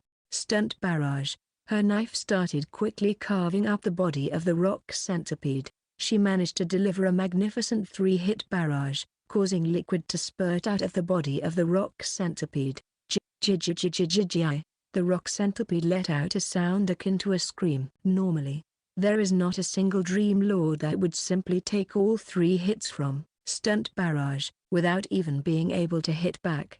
However, due to its huge body, the rock centipede has no choice but to suffer all direct hits from an enemy on top of its back. In addition to that, it cannot even fight back properly thanks to it not having a suitable weight to attack there. One more time. Stunt barrage. Further liquid escaped the rock centipede's body. Monster rock centipede level 60 HP 69 156 MP 71. She hit it cleanly with all 6 blows. The rock centipede's HP was below half already. It all went as planned so far. Good, Luce. Like we planned, get off of it for now. Yes. Luce kicked off from the back of the rock centipede and landed on top of a nearby boulder to escape. The footing was pretty unstable there, but for Luce, who had the acrobatic steps, even the ceiling could be counted as stable footing suitable for even running on. Without slowing down, she put a large distance between the rock centipede and herself by running on top of the boulders. The rock centipede suddenly slowed down, turned its body on its side, then started writhing in place for a while. After a few seconds, the rock centipede got back up and sent a searching gaze at its surroundings. A magic circle appeared around its head. Countless rock projectiles were launched, targeting Luce's back. It was the rock centipede's magic skill, Rock Blast. It was fast, consisted of a lot of projectiles, and it packed quite a punch. A terrifying attack skill of the rock centipede. Or that would be true, only if this wasn't the deepest part of the centipede pit, which was riddled with obstacles. After Luce escaped by running on the wall, she quickly retreated into the shadow of a boulder. The rock centipede kept peppering the boulder which Luce hid behind with its Rock Blast for a time, but it stopped its attack in short order. The rock centipede glared at the boulder hiding Luce, but soon after it turned its gaze away and started running towards me. It wouldn't be able to catch up to Luce, who is focusing on running away. Seeing how light Luce was on her feet just now, the rock centipede must have realized this just now too. Based on their stats, the rock centipede should be faster than Luce. However, in this place filled with obstacles everywhere, Luce, with her ability to move however she wants by the help of acrobatic steps, the huge body of the rock centipede would never be able to catch up. The rock centipede is fatally unsuited for this type of terrain. If people had to fight this monster somewhere not filled with this many boulders, then it would have been feared as one of the more terrifying Dream Lords. Maybe having the ability to deal with people getting on its back and spamming barrage type skills should be the most important change first. In the game, It was frequently encouraged by players by saying something like, "Please do your best a bit more as a Dream Lord. There is no challenge here." Jijijijijijijijiji. The rock centipede chased after me. Unlike Loose, I can't run on vertical surfaces and my speed stat is quite low too. As one would expect, I can't shake it off by simply running away. I would get caught and ground up by its giant maw. Of course, that's only if I just kept running without any plan. This place had a lot of rocky obstacles. I kept in mind the placement of every rock and chose a route that included as many long and narrow boulders as I could, so that the long body of the rock centipede would get entangled.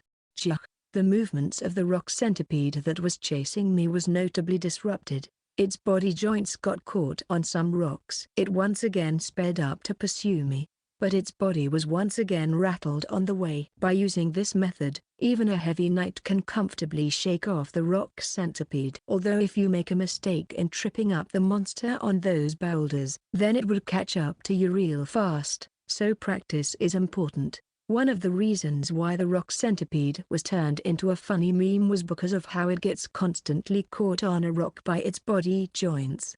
And during the time I kept running around the same place, Luce also managed to rendezvous back with me. "I can jump anytime, Elmer-san." "Good. Then we'll take it down here, just like before." I used Shield Bash to launch Luce onto the back of the rock centipede. Luce flew over the head of the rock centipede, landed on its body, then started swinging her knife while dashing around. Stunt barrage. Stunt barrage. Just like last time, she used her 3-hit barrage skill 2 times in succession. The rock centipede bled a poisonous-looking liquid once again. Its innumerable legs stopped moving. Then it fell to the floor. It still kept moving due to inertia, digging a groove in the ground, but after a few more minor twitches, it stopped moving altogether. You have gained 2,379 experience points. Your level has increased from 49 to 54. You have gained 5 skill points. We managed to safely defeat the Dream Lord, the rock centipede. Everything went smoothly and according to plan. It was a monster with an easy-to-understand weakness, and more importantly, we had a skill that was able to take advantage of that weakness. Maybe it's thanks to the method we used to defeat it, but I think that the Mithril Golem was stronger in comparison. Luce expressed her sentiments with a wry smile. Chapter 13, Death Armed. Smoke was rising from the remains of the rock centipede. Unable to maintain the integrity of its body, the rock centipede was in the process of turning back into pure mana. "Luce, come down or you might have an accident." "Hot. What's with this smoke? It's scorching." "Scorching." Maybe it's because the rock centipede has such a large body, that it's giving off a lot of heat while it's in the process of disappearing. In the game there was no signs of heat being produced when the bodies of monsters were disappearing. But this world is not exactly the same as the game. It might be a side effect of the physical laws that are needed for this world to function while being similar to Magic World. No, that's not it. The moment I realized what was happening, I felt the blood leaving my face. A monster that was supposed to have been defeated starts releasing damaging vapor. This phenomenon did exist in Magic World too. However, there should be no way for that to happen right now. "Luce, run here as fast as you can right now. That monster is not dead yet." "Huh. Why yes, I'll just go there for now." As Luce jumped off towards me, the body of the rock centipede started to blast off a large amount of crimson-red vapor. Luce was pushed by the shockwave and started falling quickly in my direction. I stepped forward right away and caught her. "Thank you very much. I did not expect that." "Sorry, Luce. I made a judgment error." But we managed to cleanly take down the rock centipede, right? It didn't die. A large centipede with purple-colored carapace appeared from the red steam. It was covered in purple tough-looking spiky armored scales and a single large eye slowly opened up on its head. Right below that, rows of long blade-like purple fangs could be seen. Rock centipede evolved into Death Armed. Death Armed's level increased from 60 to 75. Evolution, a rare event that triggers when specific conditions are fulfilled. It's a phenomenon when a monster activates its latent potential and changes to a different species. Level 75. Hearing its new level, Luce screamed out. Only certain types of monsters have the capability to evolve like that, and each species has their own unique requirements for it. However, even in Magic World the players did not have a comprehensive list of every such requirements. It was because those conditions often included some tedious minor things and there was no real merit to making it happen intentionally. It takes far too much effort to do it, and fighting monsters while attempting to fulfill various conditions is simply too risky. You can gain some rare drops and more experience with it, but if you want just that, it's much better to simply delve into a higher level dungeon to begin with. I'm aware of the requirements for the Death Arm's evolution, but only in a broad sense. It needs to eat the corpses of a certain number of adventurers, eat a certain number of magic stones, and then it needs to get killed by adventurers. The exact numbers might be different for each, but this is the basis for the evolution of most Dream Lords in general. I believed that those requirements had basically no chance of getting fulfilled this time, since generally that only happens when the Dream Lord goes on a move as a Wandering Lord multiple times. I heard that this centipede pit has only just recently spawned. Also, if a bunch of adventurers were massacred by a Wandering Lord, there is no way they wouldn't have shared that information with us in La Colina. The rules are somewhat different in this world than what they were in Magic World, but it would be unthinkable for the requirements for evolution to loosen like that. What most likely happened, in my opinion, is that someone deliberately fulfilled the conditions for the rock centipede's evolution, and simply left it like that. However, even then, there are many things that don't add up. There shouldn't be any reason to do it in the first place, and I doubt that there could be anyone in this world who knows the requirements for triggering the evolution and can freely make it happen. The fact is, that due to my failure to anticipate this, I ended up dragging Luce into a fight with a Death Armed. I'm really sorry, Luce. I was sure that something like this couldn't happen. Everything went so well lately, I might have been too relaxed about things. Please don't apologize. That's right. Just send me up with Shield Bash. Again, I will use my barrage skill to. No can do. That guy's HP and defense are incredibly high and its recovery speed is also fast. You can't damage it with many weaker hits. Trying to use Dice Thrust isn't realistic either. Dice Thrust has a higher chance than Stunt Barrage to work, but even then it would need at least 4 rolls of 6 to hit. We should expect to need at least 10 hits of Dice Thrust for that. If too much time passes between successes, then the number of necessary hits would increase too. It's unlikely that Luce would get the chance to attack multiple times without reprisal against the Death Armed. The Death Armed charged in our direction. Its single large eye kept glaring right at us. Against a Death Armed it was futile to try and run between the boulders to buy time. Boulders are no obstacle with its high attack stat. Monster Death Arm level 75 HP 274 MP 134. I checked it to make sure, but that status really leaves me in despair. The Death Armed itself is terrifyingly fast and has a high attack. However, if I tried to attack from the front, I would just get crushed to death by its huge body before my blade could ever reach it. We need to create an opportunity to safely attack it, and we also need to be able to punch through its high defense and HP. Luce, there may be a single chance for us to win this battle. Are you willing to try? Chapter 14, Fury of the Death Armed. You will be able to shave off the Death Arm's HP, right? Yeah. I nodded to Luce's question. In this world, where death is the end, I didn't want to rely on such a risky and dumb strategy. But there is no other way to win against the Death Armed other than this.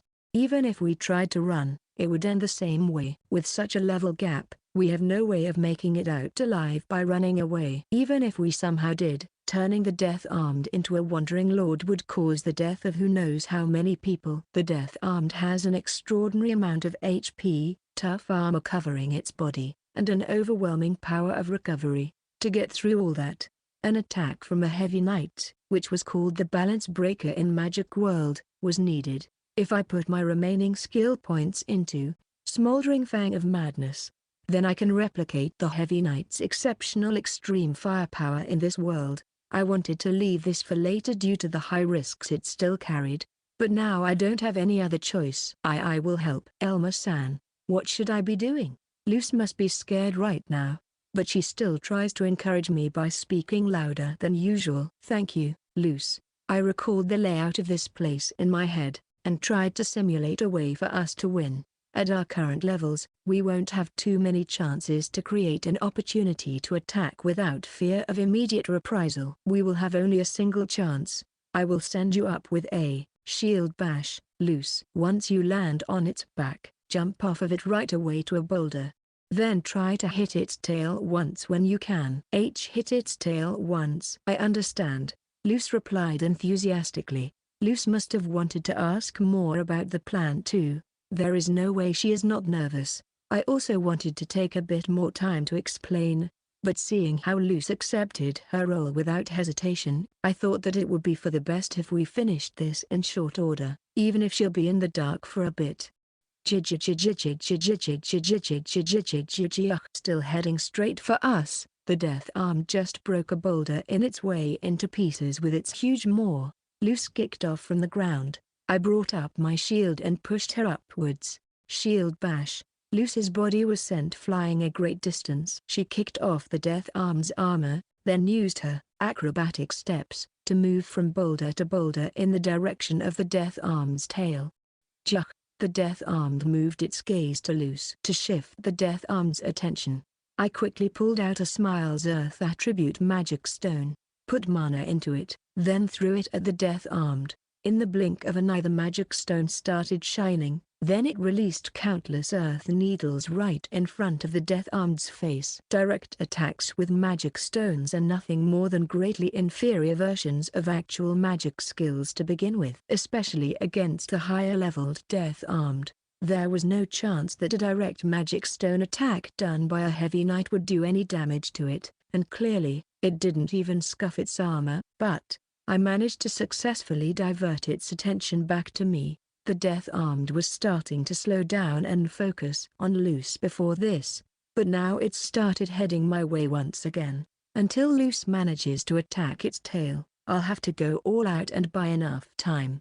Life shield, I shouted while brandishing my sword over my head. My life force manifested, covering my whole body with a membrane of light. Life shield normal skill. It takes 20% of your maximum HP to activate. A shield with the same durability as the HP deducted covers the entire body. 20% of my current maximum HP. I paid the necessary HP 28 and activated. Life shield. Elmer Edvin class heavy knight level 54 HP 22 145 MP 1260. And now, the conditions for activating Half-Dead Savage Dragon have been met.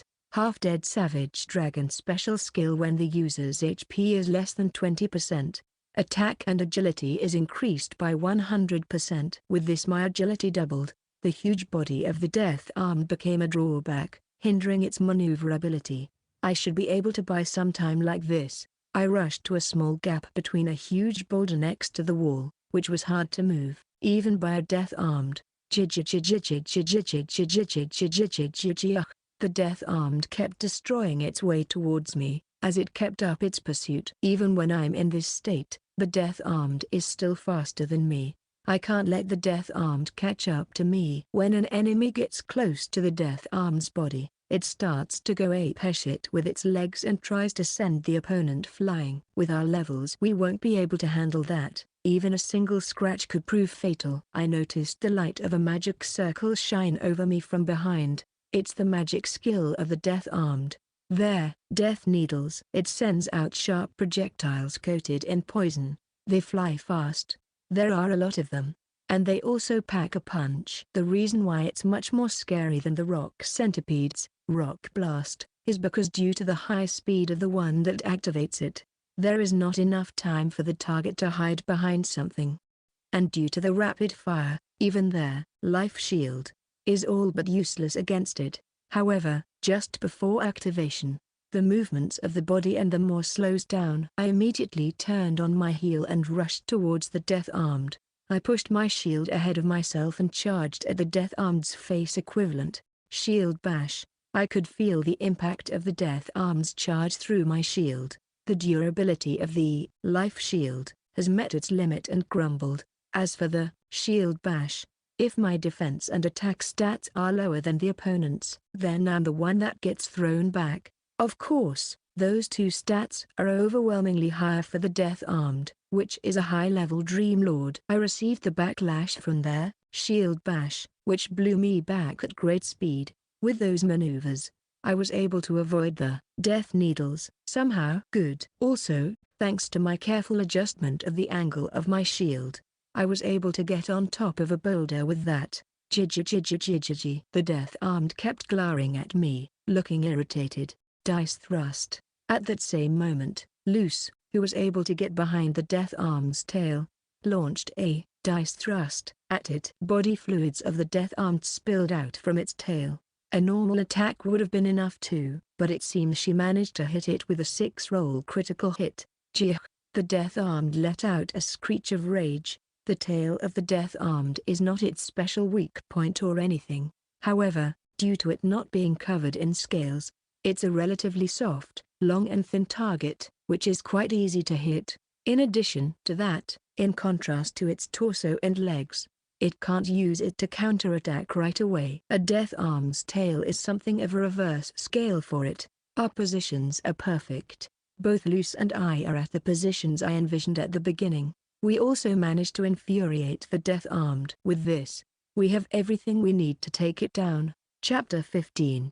A single blow from the God of Destruction. The Death Armed started to furiously rattle all of its legs. The area around it was shaking, making Luce fall back some distance from the Death Armed in a hurry. I managed to hit it, but, what should I do now? Luce, keep circling around that giant boulder in front of you. You understood. Luce rushed towards that giant boulder. The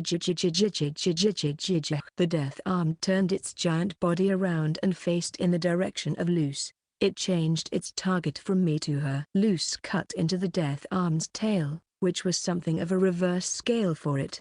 It also seemed to have lost interest in me, even though I had its attention until now, because I opened up some distance between us with the help of Shield Bash. The targeting priority of the Death Armed has changed. The Death Armed followed Luce's figure with naked aggression. Although the Death Armed was fast, it would still take some time until it could reach Luce, who was next to its tail. In the meantime, I ran across the boulders towards a specific place. If I stand right here, then I'll be able to take advantage of a decisive weakness of the Death Armed. The circumference of the boulder Luce is circling around is about the same as the length of the Death Armed. In other words, right as Luce will complete one lap around the giant boulder, she will have the crucial tail of the Death Armed right in front of her. Elma-san, what should I do next? I don't think that I can keep this up much longer. When Luce reappeared in my line of sight, she was currently being chased by the Death Armed's head and its tail was right in front of her. Use its tail as a stepping stool and jump on top of the boulder. Yeesh. After hearing my words, Luce stomped on the Death Armed's tail. Gee! The Death Armed let out a screech of fury. It must have thought Luce was going to slash into its sensitive tail once again. It opened its robust maw and sprang forward towards Luce. Luce quickly finished her jump in the air and used acrobatic steps to run up the side of the boulder to get away. Because of that, it was the tail of Death Armed its maw impacted instead. The torn-off tail sailed off in an arc, splattering a vast amount of bodily fluids across the area. Gijija. The Death Armed emitted a deafening screech. I did it. I really did it. Elma-san. Luce cheered, her voice breaking. Just after the Death Armed loses its tail after taking a large amount of damage, it falls into a stunned state, making it defenseless just for a moment. During that short moment, the countless legs protecting its body also stop functioning. Well done, Luce. I will handle the rest. I opened my status skill trees, remaining skill points 14, Vow the Heavy Armor, 34 100ths, Beginner Swordsmanship, 550, Smoldering Fang of Madness, 570. I put 10 skill points into the Smoldering Fang of Madness. Until now, I was just able to mimic a DPS class's performance, but from now on it will be a different story. I will be able to bring out the true strength of the Heavy Knight, which was called the Balance Breaker of Magic World. Skill trees, remaining skill points for Vow the Heavy Armor, 34 100ths, Beginner Swordsmanship, 550, Smoldering Fang of Madness, 1570, plus 10 with Smoldering Fang of Madness, reaching 1570. You have gained the normal skill, Relentless Vigor. Here it is. There, Relentless Vigor. Using it presents a huge risk, but it gives a comparable explosive boost in power. And it's also highly synergistic with the Heavy Knight class. This skill provides the foundation for the Heavy Knight's firepower. Relentless Vigor normal skill can only be activated when the remaining HP is under 50%. It lowers defense to 0 and increases the attack by the same amount. While it's activated, it continuously consumes MP. This, Relentless Vigor, lowers the defense my body has to 0, leaving only what my equipment provides, but it also increases my attack by the same amount. However, the situations where it can be used are limited. You can even say that it's not even that much compared to the huge risk it creates. Since it can only be used while my HP is under 50%, against dangerous enemy I constantly risk getting killed in one hit. In addition to that, since activating or deactivating it leaves me vulnerable for a second, I can't even toggle it rapidly. And what's most important is that in Magic World the defense stat tends to be on the lower side in general. DPS classes usually only have about half as much defense as attack. An attack boost of 50%, not a bad deal, right? However, there are many much safer skills with less restrictive activation conditions that even use less MP. Therefore, it wasn't considered a powerful skill in Magic World at first. However, in the case of the Heavy Knight, its defense is double that of its attack. The moment this skill activates, it effectively triples the attack stat. In addition to that, what's frightening is that their Relentless Vigorous and Half-Dead Savage Dragoness effects compound on each other by the Relentless Vigor calculations being done before the Half-Dead Savage Dragoness. In other words, it doubles the attack value that's being boosted by the defense stat. My current attack is 40, while my defense is 73. With Relentless Vigor and Half-Dead Savage Dragon, in effect, my attack rises to 226. Counting in my new black steel equipment, it becomes 241. What this number means is that even without a critical hit's defense halving effect, I could pierce through the Golden Rana's defense twice over. That's a high number by itself, but it gets boosted even further by the effect of my title. If I hit it multiple times during this stun effect, none of the Death Arm's high HP, tough armor, or higher recovery power would mean anything. With my current stats I can't maintain Relentless Vigor for that long. We needed to create a situation where I could activate Relentless Vigor right in front of the Death Armed, and deliver a few hits without it being able to use its skill or wriggling legs to counterattack. They were tricky conditions to fulfill, but thanks to Luce's hard work, we were able to achieve it. Relentless Vigor, I shouted while brandishing my sword. A bluish-white light from there, Relentless Vigor, started mixing in with the red radiance of Half-Dead Savage Dragon. I kicked off from the boulder I was standing on and charged towards the Death Armed. Take this. I swung my blade towards its defenseless body. A single blow from the balance breaker of Magic World. A crack ran through the sturdy armor of the Death Armed from a single hit. Its giant body was rocked by the impact of the attack. The Death Armed let out a screech. The returning second slash cut its life short. The body of the Death Armed split into two vertically. The Heavy Knight armed with ultra firepower several times its normal potency can accomplish the killing of higher level opponents, which was greatly valued in Magic World, to an outlandish degree. That being said, I did not intend to fight in such a risky way in this world. You have gained 4,059 experience points. Your level has increased from 54 to 62. You have gained 8 skill points. An explosive amount of experience points flowed in. This was an unanticipated incident, but it's finally over. We succeeded in taking down an evolved Lord of the Centipede Pit. Chapter 16. Rewards for defeating the Death-Armed. The corpse of the Death-Armed started to evaporate, slowly going see-through, then finally disappeared completely. I let out a sigh of relief and raised my sword in front of my face. Relentless vigor. Release. The red and bluish-white lights that covered my body disappeared. I could feel the defense seep back into my body. We really managed to defeat it, Elmer-san. Even when it was so much higher level than us. The experience points we got are something else too.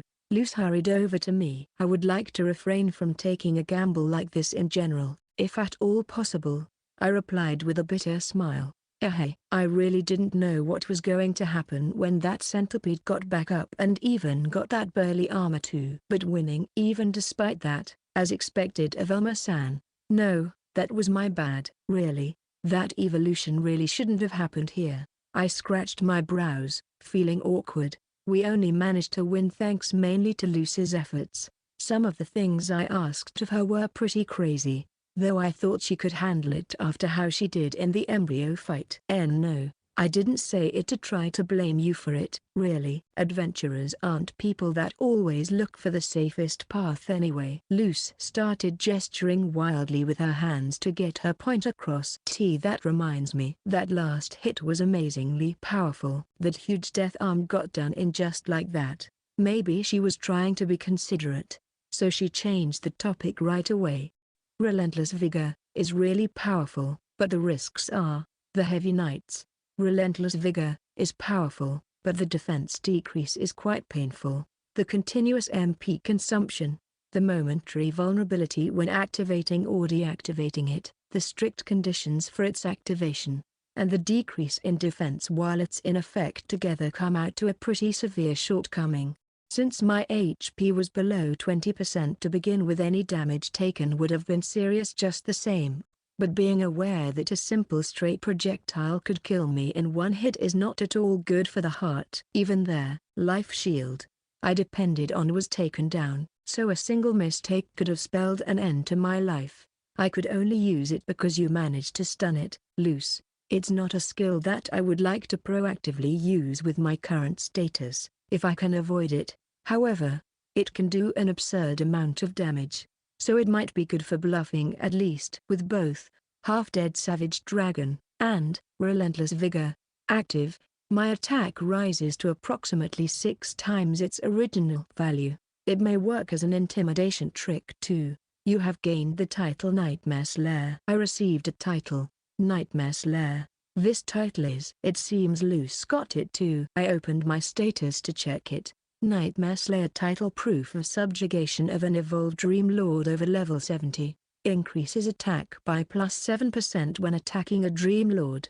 A special boss title. Despite the fact that we got caught up in something troublesome, being able to get this one here was a good thing, since it's related to evolution and it's not easy to deliberately obtain it at all. In Magic World, to become powerful, aside from keeping up the steady accumulation of experience points in general, it was necessary to take some opportunities to defeat much higher level opponents. A title that helps with enemies like that is more than welcome. Well, it's good to be happy about the fact that we came out of that fine, but we should be picking up the Magic Stone too. A dungeon that lost its lord will soon begin to crumble. We should take the things we can take before that. It's a level 75 Magic Stone too. It should be at least 4 million gold. 4 million gold? A single Magic Stone? Luce raised her voice in surprise. It's because it was a monster that we ordinarily would never have the opportunity to take on in our level range. The Mithril golem we pushed ourselves to the limit with was level 55, and the Dream Lord of the Centipede Pit that we only decided to take on because we knew how to cleanly take it down was level 60. And the last one, the Death Armed, was a terrifying level 75. The rewards for it should be immense, just as the experience points were. Luce and I approached the remains of the death-armed and started searching for the magic stone since its body was really big. Even though it was evaporating quickly, we still couldn't find it. Oh, here it is. I picked up the death-armed's Earth attribute magic stone. I managed to collect our target. It's strange to think that we will get 4 million gold from this, just like that. Right at that moment everything shook. Then large cracks started appearing on the dungeon's floor and walls. Those are the signs that the dungeon is about to disappear. Elmer-san. This. Here. There was something here too. It's something really amazing. Luce was running straight at me. What is it, Luce? I've already found the magic stone. Luce held up the object in her hands. It was a knife. It had a purple-colored blade, shining with a mysterious light. A drop item from the death-armed. Another one. Luce really tends to gather all the items that don't really have high drop rates like it's nothing. Venomous Centipede's short sword recommended level 70 attack plus 28 market value 28 million gold. A short sword coated in the venom of a centipede. In addition to its high attacks bonus, it sometimes poisons the enemy. Venomous Centipede's short sword, an item that's heads above all other items we managed to get so far in value. Its performance was impressive too. Managing to collect the drop item from an evolved Dream Lord, as expected of Luce, the chances of such bonus abilities triggering are influenced by luck. It depends on compatibility in each case. But if you can get the poison effect to trigger more or less consistently, then it widens the breadth of usable tactics. She can increase the probability of the poison triggering with stun barrage too, so it's fairly synergistic with Luce as well, although its recommended level is a bit high. But this means that now we got this. We didn't really need to collect all those metals. I muttered under my breath with a wry smile. I will need some equipment made for me too, but it seems we will have quite a bit left over like this. We might end up selling most of it. What should we do, Elmer-san? This is worth 28 million gold. It's much more expensive than even that Rana's radiant ornate sword. If we bring this back we will get smote by the heavens, right? It's just not right. Having something so expensive with us. Shouldn't we leave it here instead? Calm down, Luce. Be calm. You are panicking. I tried to persuade Luce in a hurry. While she was creating a commotion, the breakdown of the dungeon continued. The broken remains of the boulders started to go see-through. Then a white light enveloped both the ceiling and the walls. Chapter 17, Exchanging the Magic Stones. After we finished clearing the centipede pit, Luce and I returned to the Adventurers Guild in La Colina. Luce was seemingly constantly on guard, running her gaze between our surroundings. Both her hands were clenched into fists. The adventurers that passed us by all looked at us funny. Luce, could you stop looking at everyone with distrust? How can I not be distrustful at a time like this? We made a huge profit in the centipede pit just now. After giving a wry smile, I saw the Adventurers Guild building and narrowed my gaze. First and foremost we are going there to exchange our magic stones, but that's not our only business there this time. An evolution of a Dream Lord is not something that can just be ignored. The centipede pit was still a pretty new dungeon.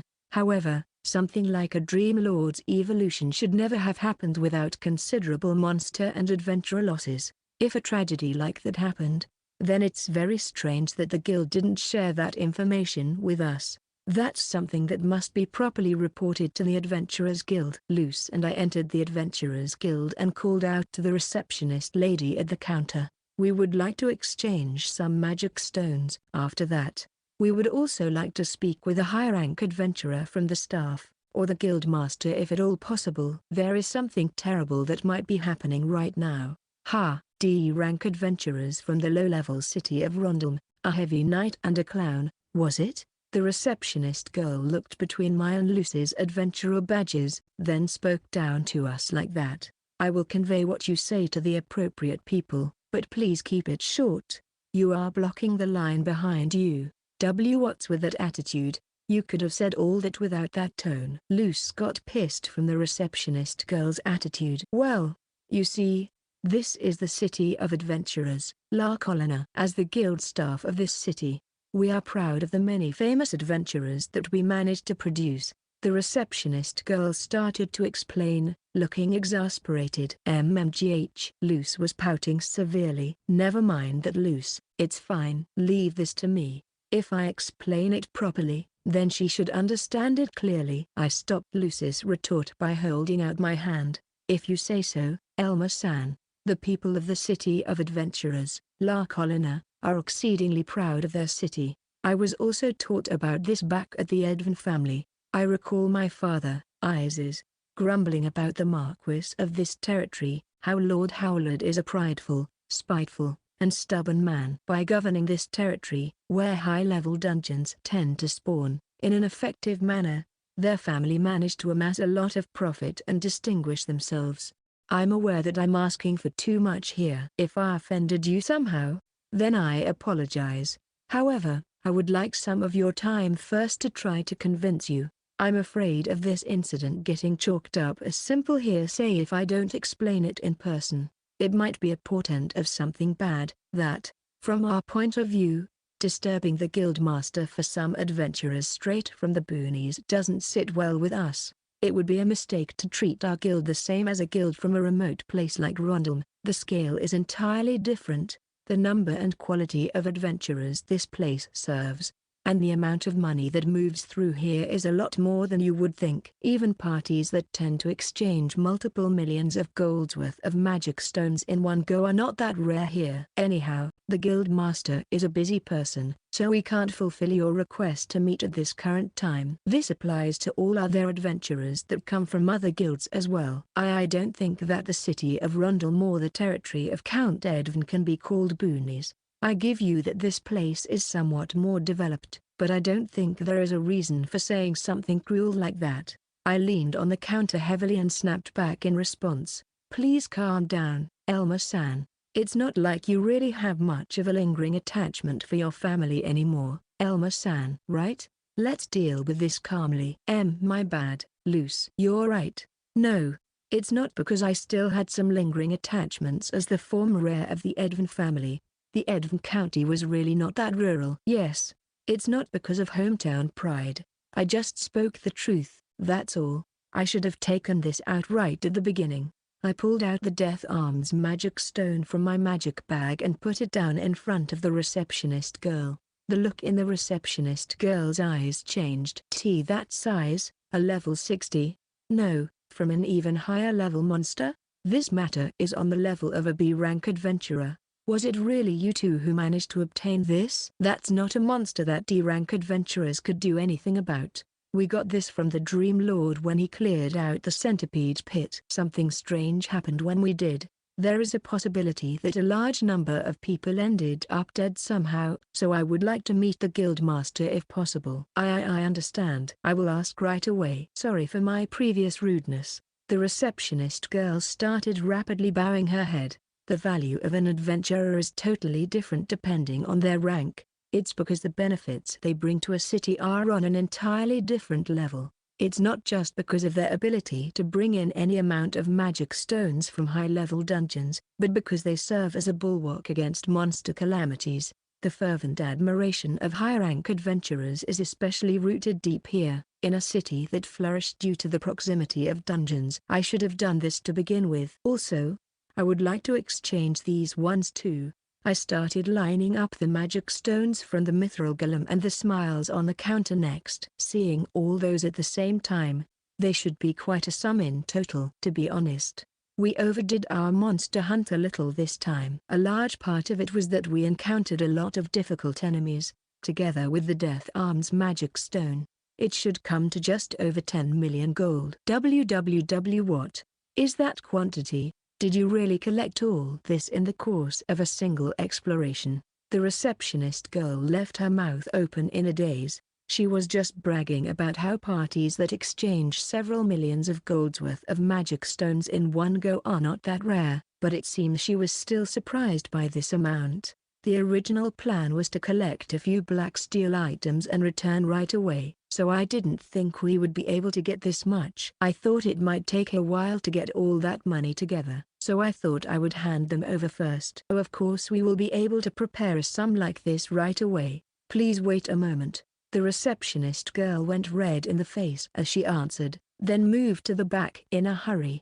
Your words just now, did you intend those as a small revenge? Luce was looking at my expression. That was not my intention at all. With Luce in the party, the money from exchanging magic stones is somewhat trivial. Item drops are vastly more profitable. Venomous centipede's short sword 28 million gold, mithril ingot 25 million gold, rune of destruction 20 million gold, black steel hammer 4.6 million gold, black steel sword 4.5 million gold, black steel knife 4.3 million gold, black steel ingot 4 million gold, death arms magic stone 4.2 million gold, mithril golems magic stone 2 million gold, cries magic stone 900,000 gold, smiles magic stone 800,000 gold times 4. This is the total amount of gold we earned this time, which should end up around 70 million gold in the end. Although, instead of selling all that, we intend to keep a few of the items to use as weapons. I intend to keep the rune of destruction for now too. I'm planning on hiring a blacksmith to make a weapon for me, so I will ask them to embed it then. Pardon me, but there is an adventurer here that wants to exchange 10 million gold worth of magic stones right now, so please make the arrangements. From deeper within the guild, the voice of the receptionist girl from just now could be heard. 10 million gold in total? Then it needs to be confirmed and recorded in the paperwork. Is the person that brought all this a famous A-rank adventurer? Because in that case I can simplify the procedure. He is a D-rank adventurer. D rank adventurer? Hey, what kind of record does he have in this city so far? Please just hurry up already. The dignity of La Colina is riding on this. It sounds like they are having some kind of argument there. Will that be fine? Either way, once we are done with exchanging our magic stones, we will have to meet with the guild master. Chapter 18. Guild Master Hallen. Apparently, for D-rank adventurers to exchange this many magic stones in one go, they'd have to go through a tedious procedure. However, for some reason the receptionist girl desperately pushed through all that, leading to an unexpectedly smooth process. Also, while that was happening, she managed to get an appointment with the guild master too. Fortunately, it seems that despite being described as busy, the guild master will be able to meet with us right away. Luce and I were led by the receptionist girl deeper into the guild. We stopped in front of the innermost door. It seems this was the office of the guild master. The receptionist girl knocked on the door. Hallen Sama, I've brought the adventurers you've been told about just now. What are you talking about? I haven't heard anything like that. An irritated woman's voice came back in response. Huh, didn't another staff member come here to notify you just now? No matter. Hurry up and let them in. A sigh of exasperation followed. I am terribly sorry, she is a very busy person and it seems there was some kind of miscommunication. The receptionist girl bowed her head to us. It seems this may have been a bad time, or she just did not pay enough attention. We've been told that she already agreed to a meeting, but apparently there was a mistake. Well, I don't really mind if we get to talk to her. We entered the guild master's office. She was a beautiful woman with long, indigo hair. The folding fan in her hand closed with a snap. So this was Guild Master Hallen, the leader of the Adventurers Guild of La Colina, the City of Adventurers. Although she was a slender woman, perhaps due to the way she held herself, she gave off a strangely imposing and dignified aura. Hallen's almond eyes ran over us, taking our measure. Feeling pressured by her gaze, Luce quickly hid herself behind my back. A clown and a heavy knight, huh? That's a fairly strange combination. As her eyes landed on my armor, her brows furrowed. She probably noticed that it's an armor set for low-level people. The fact that I didn't care to buy a better one, because I would have had to buy yet another in short order, may have backfired on me just now. Maltida, who are they? They are apparently D-rank adventurers who just arrived recently from the city of Rundle. The receptionist girl answered. It seems her name was Maltida. D-rank adventurers, from Rundle. Hallen started sharply glaring at Maltida. She seemed to say, why would you bring someone like that to me, without actually saying it. This lady and gentleman apparently cleared out the level 60 centipede by themselves. In terms of ability, they should be among the top even among C-rank adventurers. 2D rank adventurers managed to clear out the centipede pit, you say, as a clown and heavy knight to boot too. I was under the impression that both of those classes were at a disadvantage against a Dream Lord. How interesting. Now you've got my attention. The way Helen was looking at us changed all of a sudden. That felt a bit sinister, but now it's less likely that she will let what I have to say go in one ear and out the other. When I heard that she wasn't properly notified of us, I thought she would just disregard everything we say as nonsense coming from 2D rank adventurers, but it seems she properly recognized our accomplishments. The observation skills of this woman were clearly above the norm. As expected of a guild master, she is well versed in adventurers' affairs. I'm happy about the fact that we are quickly moving forward, but standing in front of this woman feels like she's seeing right through me, leaving me a bit anxious. It looks like Luce feels the same. However, D-rank adventurers challenging a Dream Lord. Even if you are a high C rank in ability, you two seem to be trying to go above and beyond without any proper achievements to your name so far.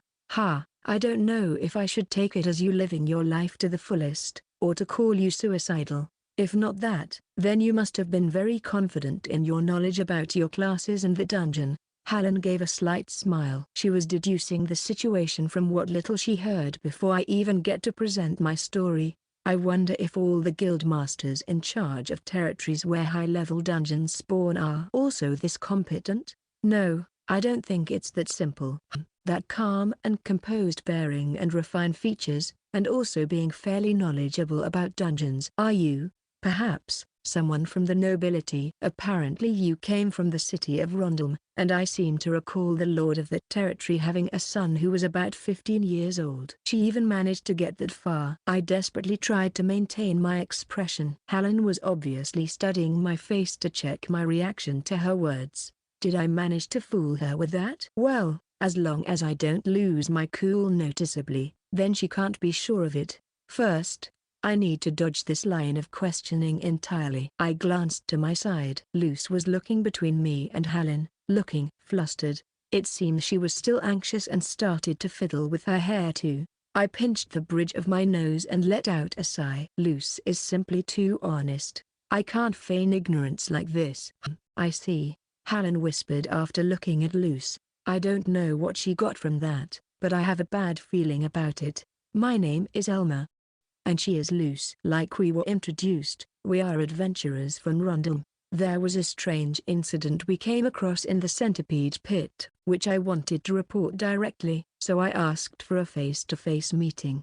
Thank you for taking time for us, I said and bowed my head. I wanted to get to the main topic since I was anxious about letting Helen speak any further too. But it was mainly to express that I'm here as a simple commoner. Generally, nobles would always introduce themselves with their family name at this point. I'm still curious about some things, but I won't try to dig further for now. My name is Helen Howlett, and I'm the guild master of the Adventurers Guild for La Colina. That man was apparently already aware of this, but I'm from a branch house of the Howlett family. I was just thinking that she was too well versed in the matters of nobles. In La Colina, the city of adventurers, the Adventurers Guild is much more important than most other places. It seems they've put a person from their branch house into the position of the guild master to best coordinate the guild's and the noble family's activities with each other.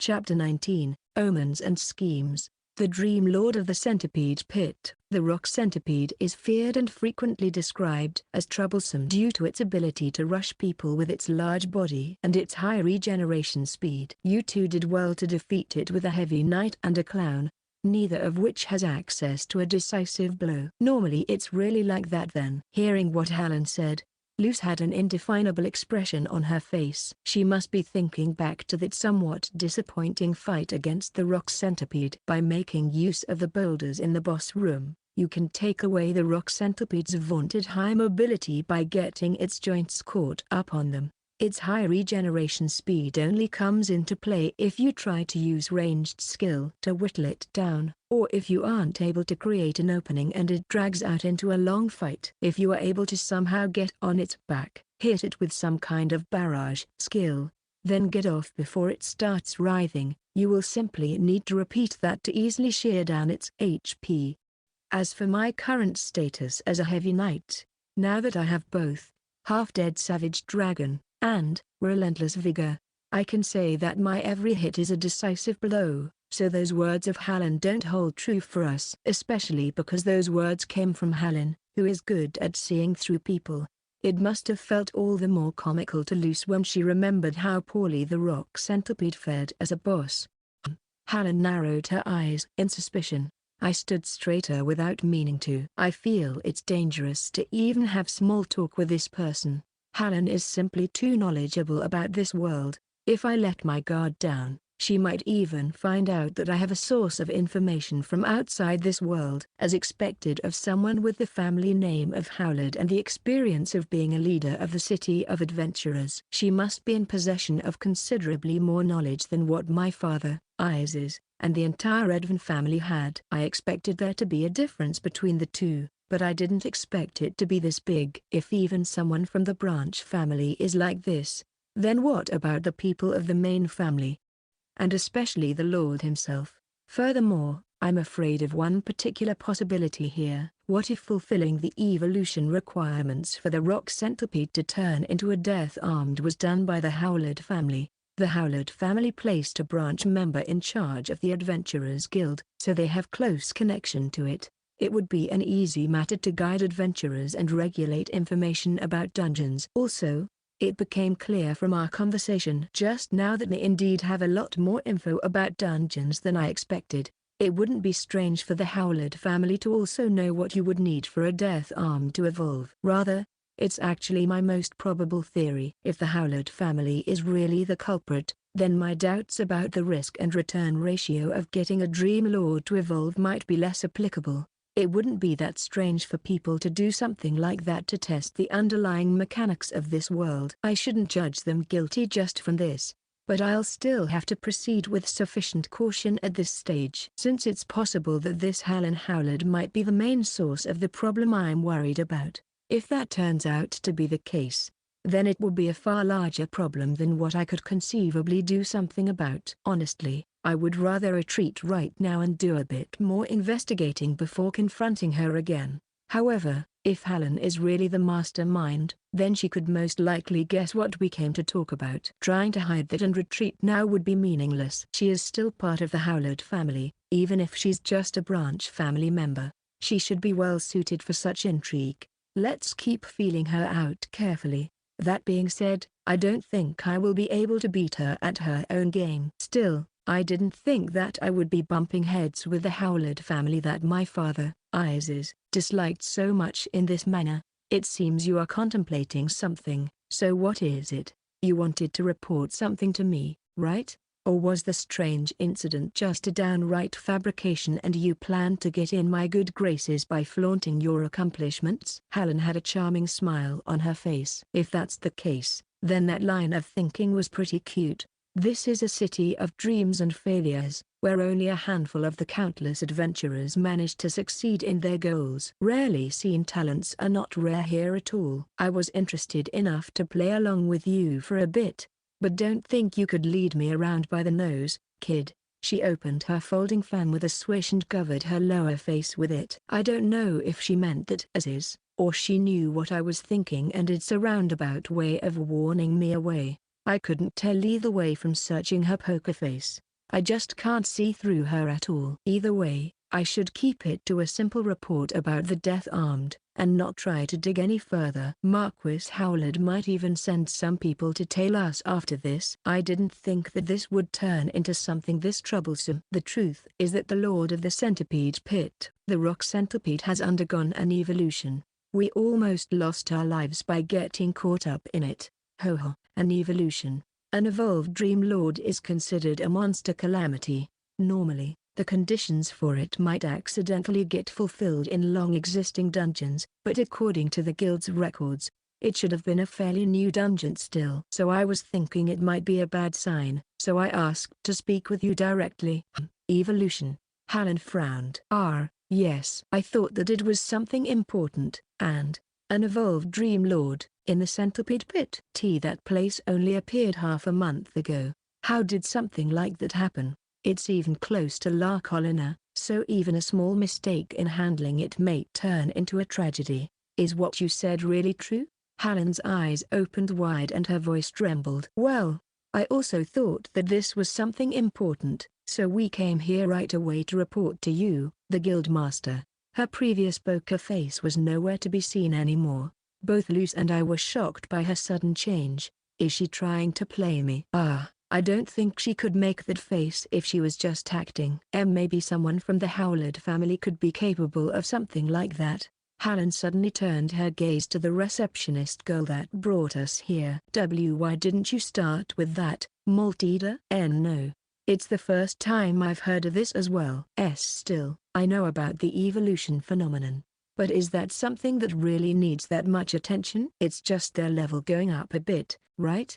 There are many other higher level dungeons. Just their level goes up a bit? If a level 60 rock centipede undergoes evolution, then it turns into a nearly level 80 monstrosity. Also, since there are not many cases of evolved Dream Lords, we don't even have any idea what skills they might have. Do you think there is a party in La Colina that can confidently declare that after arriving already tired in the deepest parts of the dungeon, they can still take down an entirely unknown, nearly level 80 Dream Lord? If they go in without a plan, even the city's treasured A-rank adventurers might lose their life if they aren't careful. Is that so? I wasn't aware. Maltida seemed to falter under Hallen's fierce barrage. Even worse, it's a Dream Lord evolution that happened in a dungeon that appeared not long ago, so who knows what could happen? Or rather, what on earth happened that caused something like that to begin with? I'll either need to declare a raid quest, or go crying to the main house for help.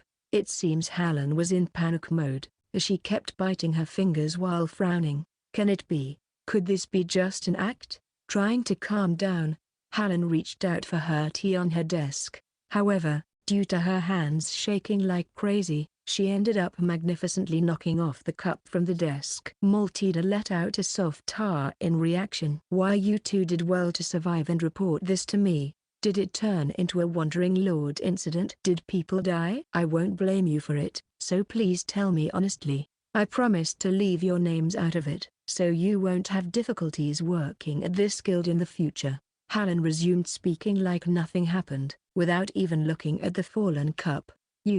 No, like I just said, we already managed to clear out the centipede pit. Hallen's mouth was open, her expression completely befuddled. The sense of pressure and dignity she radiated before was entirely missing. It seems that after hearing about the evolved Dream Lord, Hallen must have decided that we must have run away. That's just how much she was terrified of an evolved Dream Lord. Even I considered this a fairly critical situation.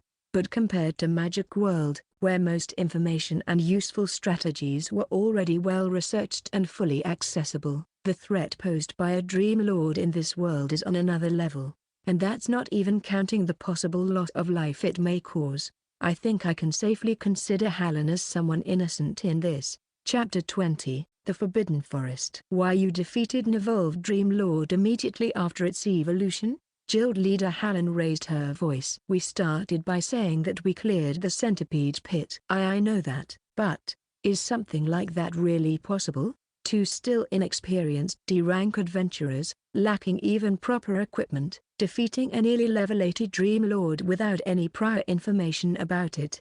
Hallen kept clutching her hair. She seemed to be quite agitated. Where is the magic stone of that Dream Lord? I was the one who accepted it at the exchange. It's currently in the guild's storeroom. Maltida answered Hallen's question. I see. It was already turned into the guild. I don't think you would be going this far with a lie, but it's still hard to believe.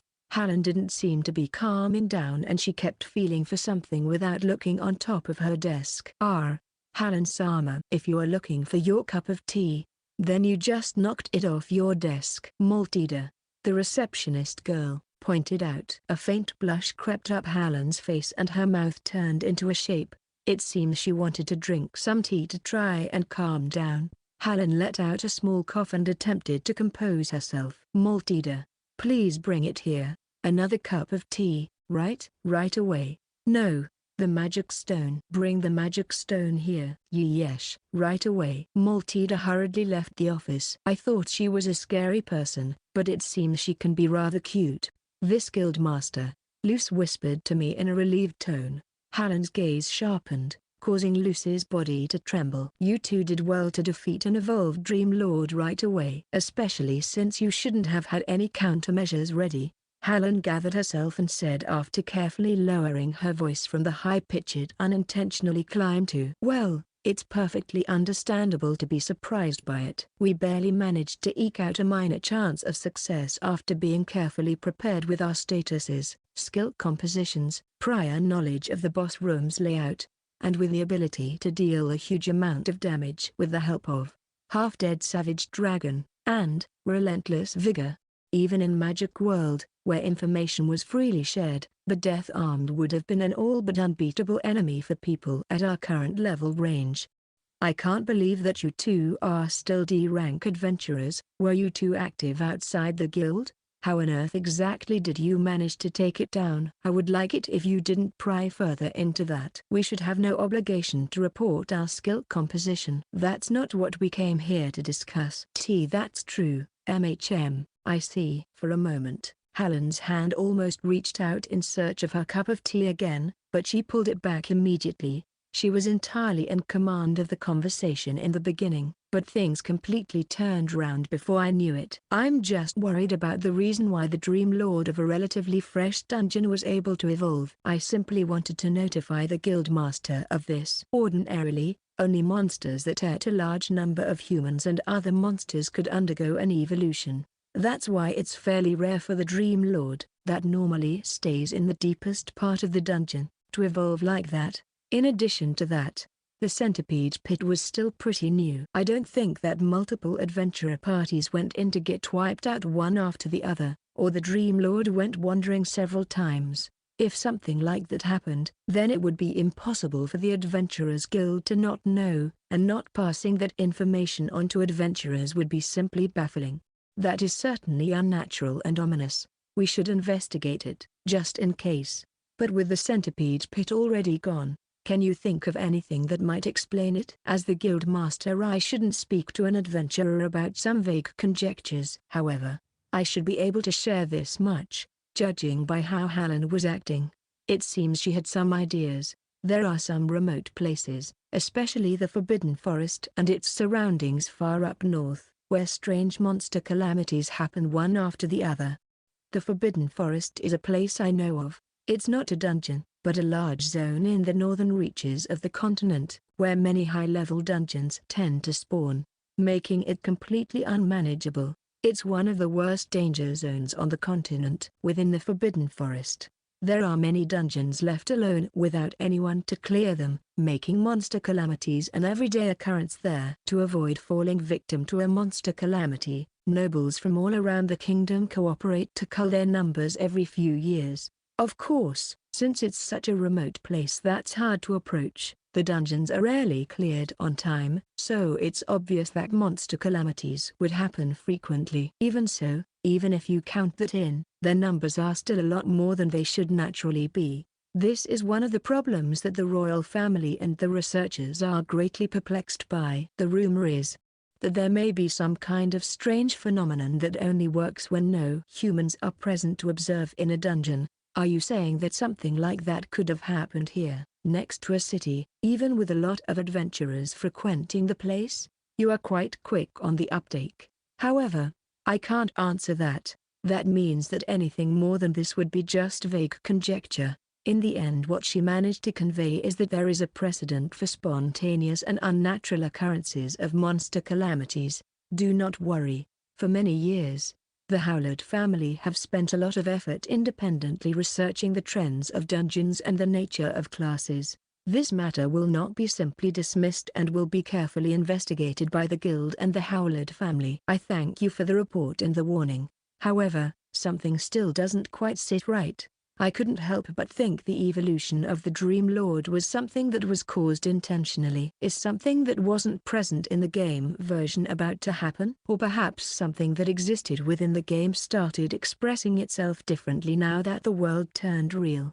Just like how the power of nobility greatly increased due to monopolizing knowledge, items and a considerable amount of fighting power.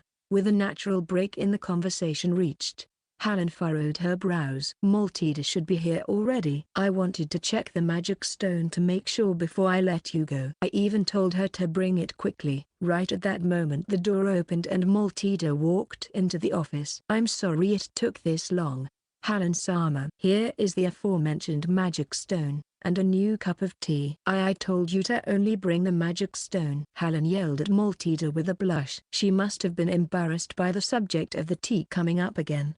Chapter 21, Invitation. After that, we talked a bit more with Guild Leader Helen about the death-armed incident, but didn't gain any more concrete information. In the end, the reason why the death arms evolution requirements were fulfilled remained a mystery. It's not even clear if there was someone behind it all, or some kind of natural phenomenon that wasn't present in Magic World was responsible for it.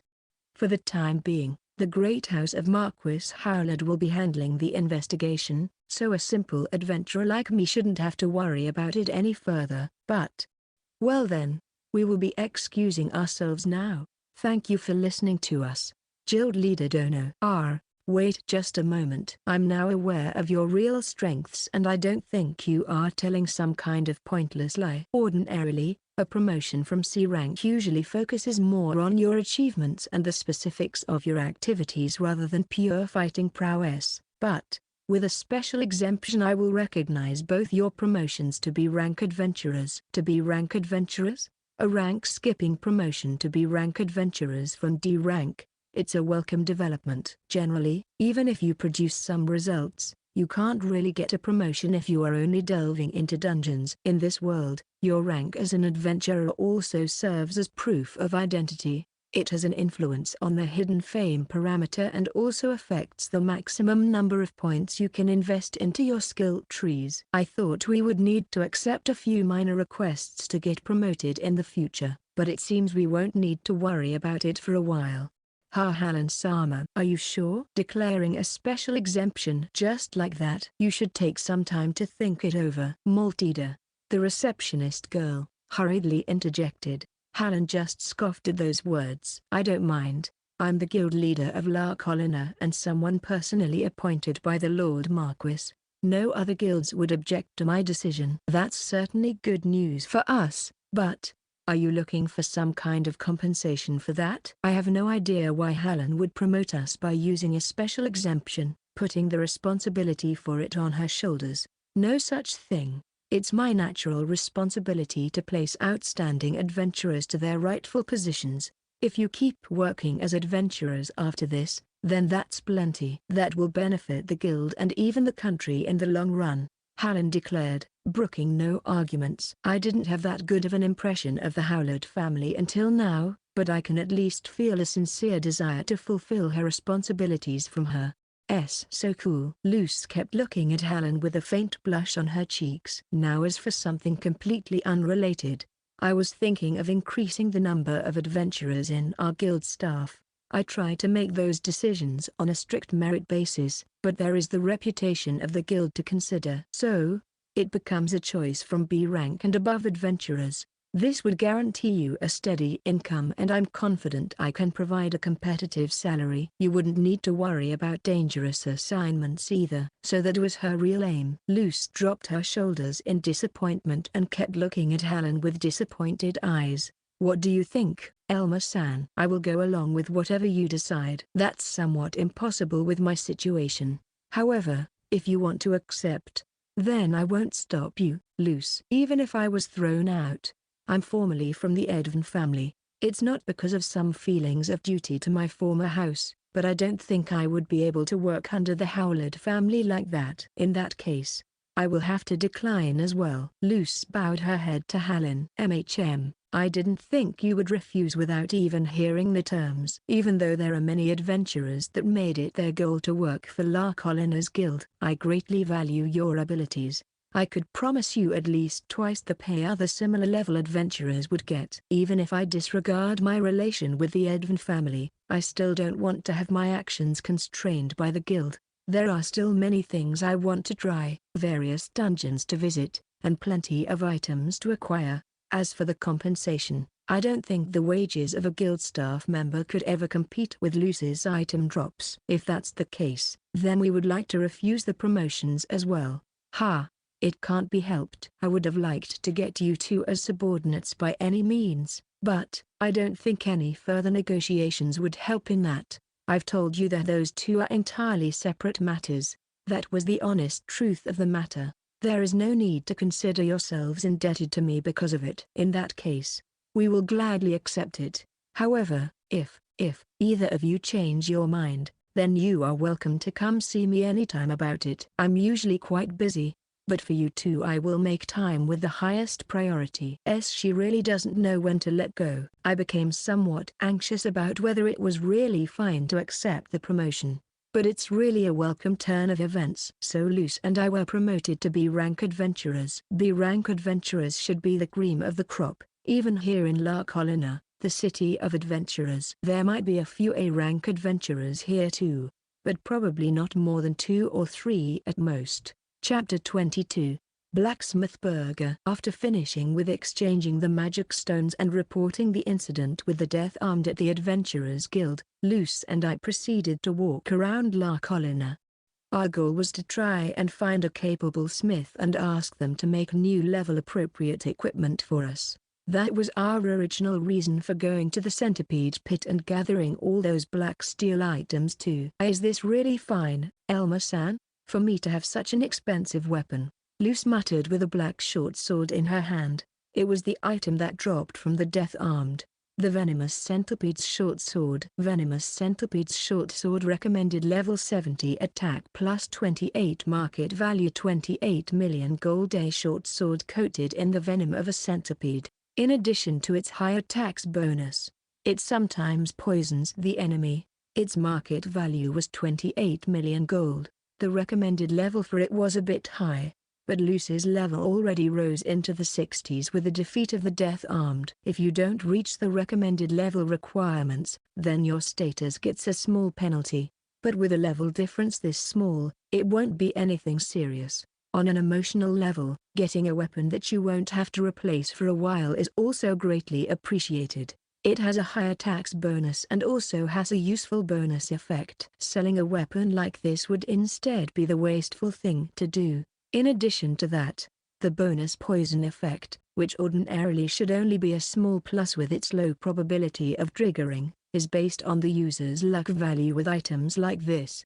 In Magic World, the poison status effect was fairly powerful against enemies that had no resistance to it. The more the enemy moves, the faster the poison effect deals a certain percentage of the opponent's max HP as damage. It also decreases the agility of the opponent by 10%. But, Elma-san, please listen to me. If we sell this, then we will be able to eat a lot of delicious food every day. We could eat to our heart's content, and even get desserts too. Luce verbalized the highest, yet still meager luxuries she could envision. We should visit a nice restaurant soon here in La Colina too. With how developed this city is, we should be able to find a good one. Even without counting the item drops which was our main source of income, with the magic stone we got from the Angel's toy box and the centipede pit, also the subjugation reward for the embryo, we should have about 24 million gold in savings. It wouldn't hurt to splurge a little.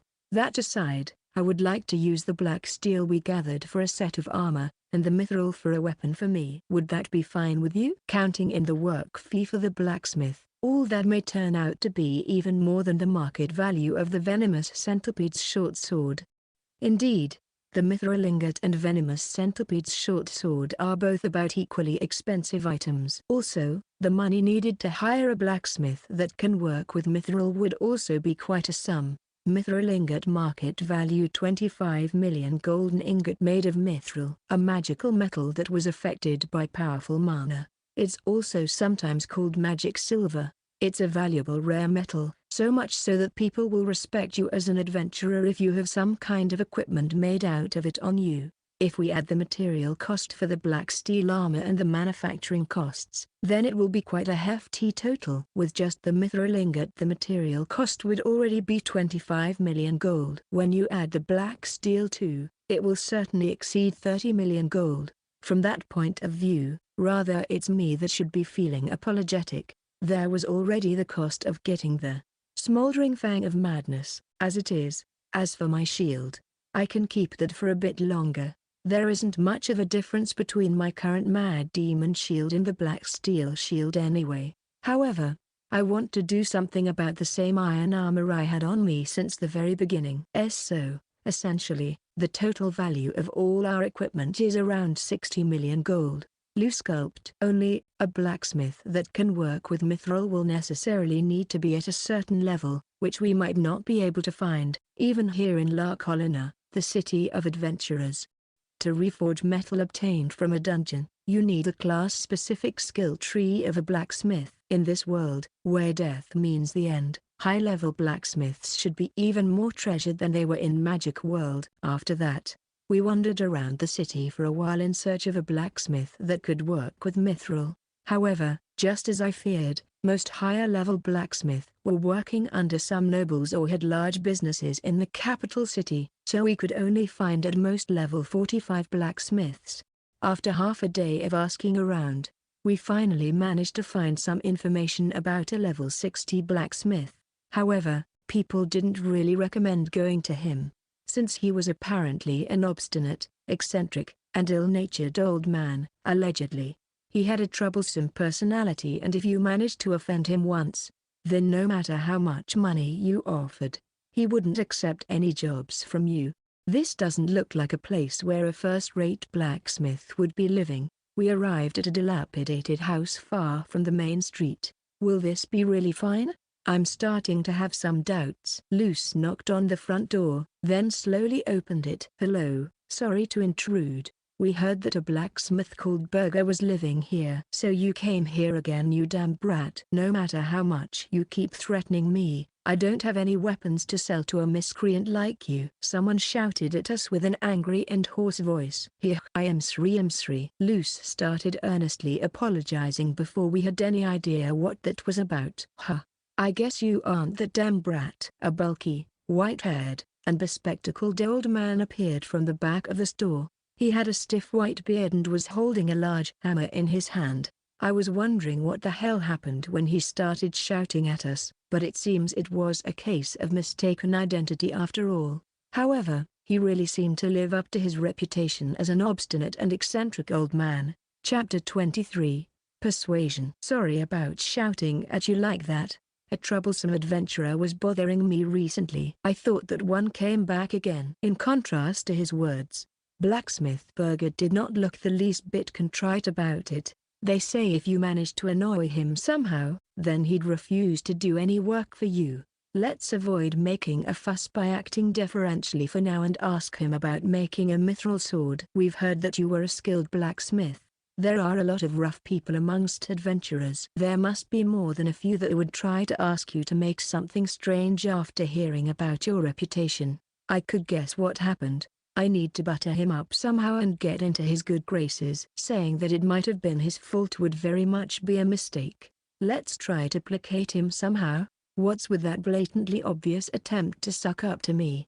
Ha, you must have heard what others said about me and already decided to do that beforehand. How annoying. This old guy is even more obstinate than I expected. Even as I felt my face twitch, I tried my utmost to maintain my smile. Listen here, kid. You must have come here to hire me for something, but there are two things I don't like. Brats that think too much of themselves and mindless sycophants. Nowadays all adventurers are either one or the other. Burger's volume kept rising higher and higher. It all went to hell when La Colina got that pretentious title, the City of Adventurers. Now it's all brats with power gone straight to their heads, or those lazy asses trying to leech off the city's prosperity, greenhorns. The lot of them. Everyone that comes to me lately is just like that. I see. Why am I getting a lecture just because I said a few words of social pleasantries after entering a smithy? Glancing to my side, I saw Luce looking mighty awkward. I must look like that too. Burger-san, is an adventurer stalking you? Are you okay? Luce gently changed the subject. I can handle a brat like that.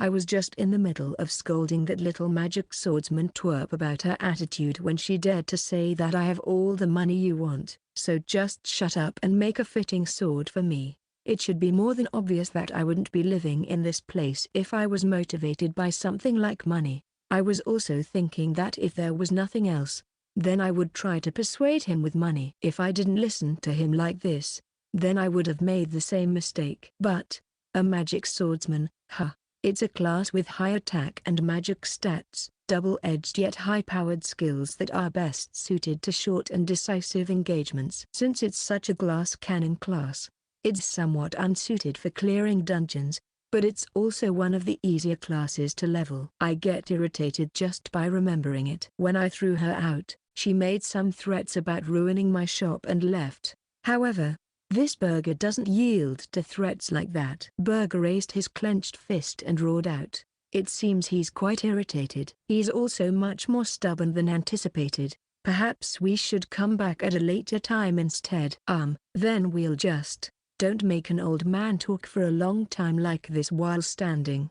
How inconsiderate of you. Come with me. Just as we tried to excuse ourselves, Burger retreated back deeper into the smithy. Luce and I couldn't quite keep up with the situation and kept standing in place at the entrance of the shop. Luce, should we go in like this? Maybe he's just lonely and wants someone to talk to. Hey kids, I can hear you too. I thought that I would at least hear you out, but if you don't want to tell me, then get out. The angry shouts of Burger could be heard. No, we'll be right there. Luce and I hurried after Burger and walked further into the smithy. I thought I could start talking about the topic of the Mithril ingot, but it seems Burger wasn't quite finished with his sermon. Kids these days ignore their own abilities and try to cover for it with weapons and other circumstantial things. You have to start with yourself first. I can't make weapons that make someone a hero just by holding it. And a weapon like that shouldn't even exist to begin with. Oh, okay. How long will he keep going with this? Luce is even keeping her mouth closed by force, trying not to yawn already. I know this because I've been a blacksmith in this city for a long while. Defense-type classes and speed-type classes like yours are hard to level. You are still too young too. You two are not at the level where you could make proper use of a weapon made by me just yet. You must have thought to make up for your lack of attack powers with money, but if you try to rush into things you are not yet suited for, then you will just get yourselves killed. However, what he was saying was indeed correct. In Burger's eyes we must have looked like a heavy knight and a clown that tried to compensate for our lack of attack stat with a weapon. However, even if we managed that, we would still be far from the classes that are specialized for those things. Thinking that we would just throw our lives away for nothing like that, it seems he called us to the back of the smithy to properly lecture us about it.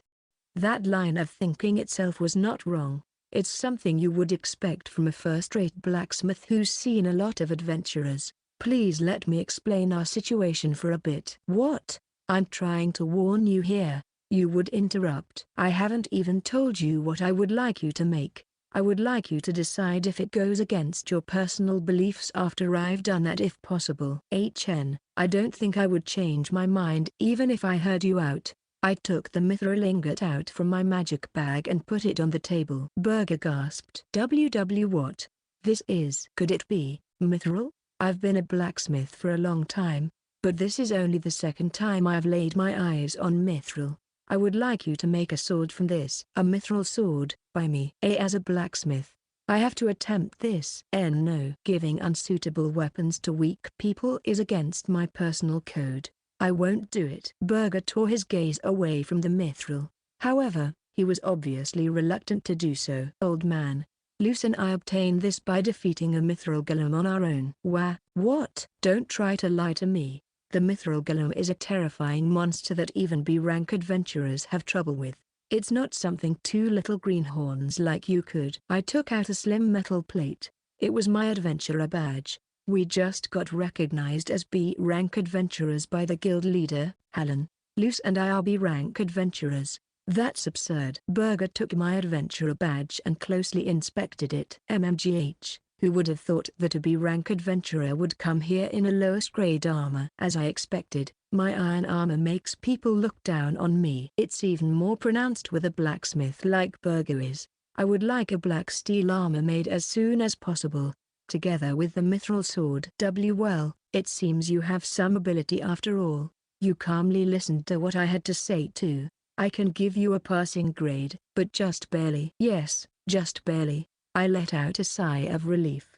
I wasn't sure for a bit there, but it seems he will do the job for us. That's right, Elmer-san. Why don't you have the rune of destruction embedded into the mithril sword while it's being made? I guess so. If it's a mithril weapon, then I will be able to use it for a good while. Its attacks bonus will be quite high too, so there shouldn't be any problems with having it embedded. I nodded in agreement, then took out the rune of destruction and handed it over to Berger. Rune of destruction, market value 20 million gold. A rune that brings destruction. It increases the embedded weapon's attacks bonus by 30%. A single weapon can only have one rune embedded. We got this one as a drop item from a cry. Why, you even had a rare item like this on you? I didn't expect this to end up being such a large job, Berger whispered as he cautiously raised the rune of destruction to his eyes. After that, I also managed to hand over the black steel items and put in a commission for making a black steel armor. Berger even muttered a few words of relief that I wasn't planning on fighting in this iron armor even after this.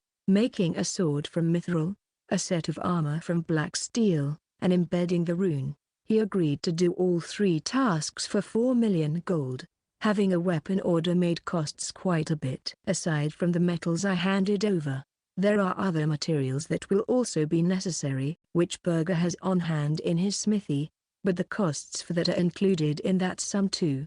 Chapter 24, Magic Swordsman Hilda. Luce and I spent the few days it took Berger to complete our commission with sightseeing and gathering information in La Colina. We even tried looking for a Reaper Assassin skill book that will be needed for Luce's future build in underground shops, but we had no luck with that. That being said, we have no hope of getting enough money for the Reaper Assassin in the short run, so even if we did manage to find one, we could only gnash our teeth in frustration at most. I almost went on to buy some moderately useful skill books that were pretty cheap with the purpose of selling them somewhere else, but Luce ended up talking me out of it. The trading of skill books is kind of a gray area. The customers don't really get punished if a shop owner gets caught, but if the authorities find out that an adventurer made a lot of money with business like that, then they most likely wouldn't just leave them alone entirely. If I get into buying and selling too much, then I would most likely get caught by the guards sometime in the future. If I get caught in La Colina and they find out that I'm an offspring of a noble, then the Howlett family would take advantage of the situation and include my former family and make it into a big incident. I don't even want to think about what face guild leader Helen would make if she'd find out that I was caught for dealing in skill books. On the day the mithril sword was promised to be complete, Luce and I made our way towards Berger's smithy. I think I could have sold their Spirit Fist skill book somewhere else for a lot more if I explained its strengths. Their Spirit Fist skill tree allows you to obtain basic hand-to-hand skills, and also gives a small boost to your defense. However, getting those basic hand-to-hand skills are virtually meaningless. The reason is because those skills only work if you don't use any weapons, which means that you don't get the attack bonus or reach advantage they could provide. The hand-to-hand style also has some advantages in later stages, but Spirit Fist only lets you get the basic skills. The defense boost is one of the least popular stat increases too. However, if you keep investing in Spirit Fist, then in the end you will get stun resistance and confusion resistance, and although those sound quite plain, they are also pretty powerful. So in Magic World there were a number of top players that included Spirit Fist in their builds. Especially in this world, where death means the end, stun resistance and confusion resistance should provide a great payoff. I was excited when I saw it going for a cheap price of 10 million gold, which was almost at its market value. But please stop with that resale topic already, Elma-san. Luce had a bitter smile on her face. I now know that the risks don't outweigh the possible gains, but still. Just, as a former gamer, I'm itching to do something with it. Determining the value of items and trading them to make more gold is a basic skill of a Magic World player. It's just when I think about the fact I could have made 10 or maybe even 20 million gold just from reselling it. 20 million gold? Luce's eyes were wide open. When I saw the Spirit Fist on sale for such a discount, I was excited. I could now appreciate why the old granny at the Broken Grimoire Company was so underhanded about the money. Moving large amounts of money must be a kind of hobby for her by now. I can't even imagine how much gold she must have squirreled away somewhere. Elma-san, I don't know about selling it, but how about we buy it after all, just in case, you know. But the risks. This time it was my turn to respond with a bitter smile. While we were talking, we reached Burger's smithy. Well then, the black steel armor will take a bit more time to be ready, so let's take a look at the Mithril sword for now. My steps were light. I always get the most excited when it's time to get some new equipment or skill tree. The door is open, it seems. That's strange. It's usually closed. You just don't get it, old man. I'm not saying to just hand it over. I just want you to sell me that sword. The only one who could handle that mithril sword in this city's adventurers guild is none other than my esteemed self. A voice could be heard from within the smithy. I have no weapons to sell to someone like you. This is an order-made weapon to begin with. Just get the hell out of my shop already. I can simply take care of that by paying off their material costs. I'm telling you that I'm willing to fork out some bonus for it too.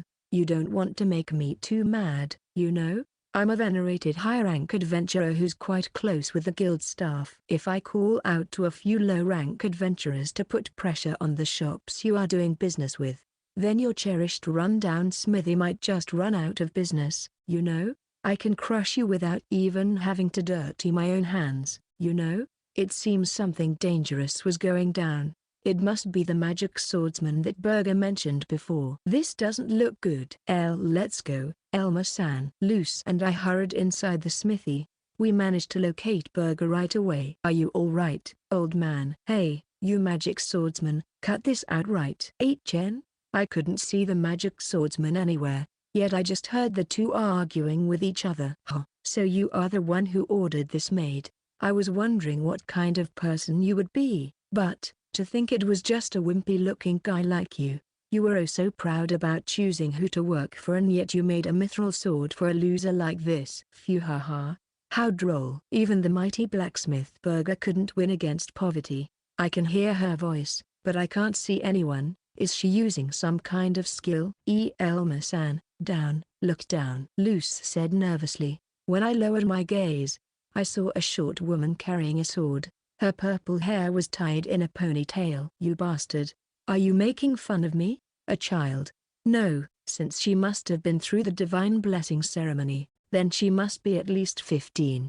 I'm 17. She was glaring at me with fierce, sandpaper eyes. She was clearly irritated judging by her voice. She was also surprisingly older than me. It seems you are looking down on me. Have you heard about the magic swordsman with the alias of Black Flame Sword? It's an alias we heard about while we were gathering intel in the city. The Black Flame Sword, an alias that belongs to one of the very few A-rank adventurers here in La Colina. We heard that this adventurer was from here, but frequently traveled far and wide, and only recently returned to this city. A-rank adventurers are usually at least level 90. She doesn't look like some capable of self-restraint either. If this becomes an argument, then she might kill me in the spur of the moment. Why hide it? My name is Hilda, that famous adventurer, the Black Flame Sword's #1 disciple, trying to intimidate us. The magic swordsman, or rather, Hilda, declared in a pompous tone while pointing at herself with her thumb. I see. Wow, that's amazing.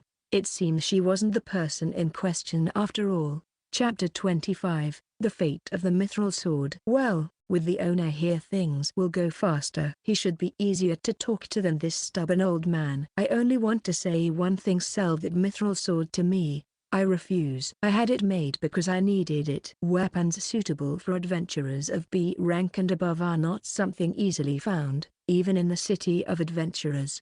If we let this one go, then who knows when we'll have the next chance to get one. Also, we are in no way obligated to sell it to her to begin with.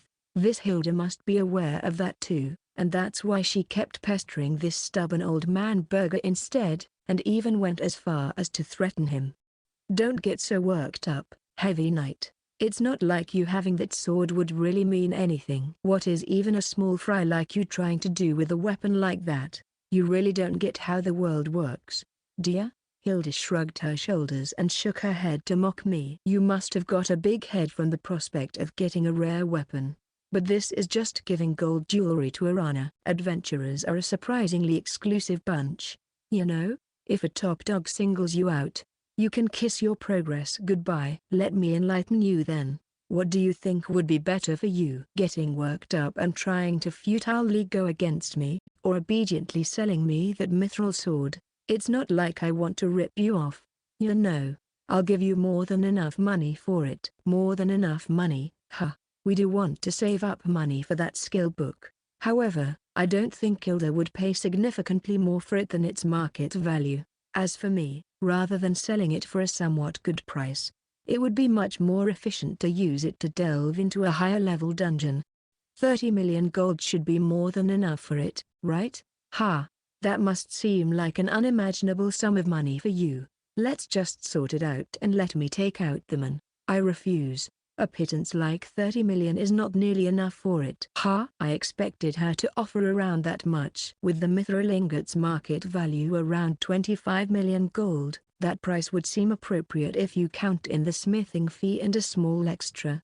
However, there is also a highly valuable rune embedded in it too, not to mention that without this sword, the rank of dungeons we could visit would decrease by 1. If I consider the lost opportunity cost, there is no way I would just nod to a 30 million gold offer. Hey, kid. Although this brat looks and acts like a runt, her abilities are the real thing. She's a B-rank adventurer, with a solo Dream Lord subjugation on her record. However, her character is absolutely rotten. You might not want to go against her like this. Burger told me nervously. Isn't it because you dislike people like this that you refuse to make something for her? Well, I also don't like her. I have no intention of negotiating either. I'm prepared for whatever may come of this. But, you two are still young. You should avoid making a troublesome enemy like this within the guild. If it comes to that, then we will just move to a different city again. I don't think I'm weaker than this one anyway. In terms of adventurer rank, I've just become a B rank too. In terms of levels, I should also be more than able to fight her. I don't like her looking down on me like this without any basis. You bastard. You say some funny things. A shitty nameless heavy knight says that he's stronger than me? Hilda started laughing while covering her mouth. No, that's a fake laugh. Her aim must be to get me to lower my guard. Just as I jumped back, Hilda moved. She pulled her sword out and pointed it at my chest. The smithing tools on top of the table fell down from her movement. Huh, nice reflexes. As expected of someone who would talk back to me like that. However, your status is just too pitiful. That's the limit of a heavy knight, I guess. Good for you. Huh? If you've managed to piss me off even more, then I might have just killed you on the spot. You know? Hilda stepped back from me and put her sword away into its sheath. It didn't seem like she had any intention of actually following through, but she also had no compunction about pointing a blade at someone. If you hold on to a weapon that's unfit for you, it will just lead to your death. Just sell it to me obediently. Hey, are you alright, Elmer-san? Luce rushed up to me in a panic. What do you think you're doing all of a sudden? So noisy. I just showed him the difference in our abilities. How unexpectedly nice of me, right? As I left my fighting stance, I kept glaring at Hilda. Just because you launched a surprise attack, that doesn't mean it managed to prove anything. A fight between adventurers depends a lot on their respective classes. Depending on the matchup, The distance between the participants and other various conditions could make all the difference. They even say that it's impossible to set up a truly equal duel between people. In simple terms, in Magic World the winning chances of a duel between a magic user and melee fighter was decided solely on their relative distance at the start of the duel. The farther apart they started, the larger chance the magic user had, of course. This should have easily proved the difference in our abilities. Don't try to deflect with some weird logic. Or if I fight you in even terms, then will you give up that mithril sword and let me have it? If that's the case, then I will face you anytime. It's not like I could lose against a heavy knight like you, huh? What I said was simply the common view on the topic. Nonetheless, since there is nothing in it for me even if I manage to win that duel, I will have to refuse. Yap, yap, yap, just shut up already. I told you already that's impossible. If I lose for some reason, then I will not just give up on the mithril sword, but I will even pay its market value to you. There, now you have no outs left anymore, right? Hilda licked her lips and sent a scornful smile at me. You shouldn't take her up on it, kid. The magic swordsman class specializes in one-on-one fights. Going by your logic, it would be unfair to try and compare your abilities in a straight fight to begin with. Berger looked worried.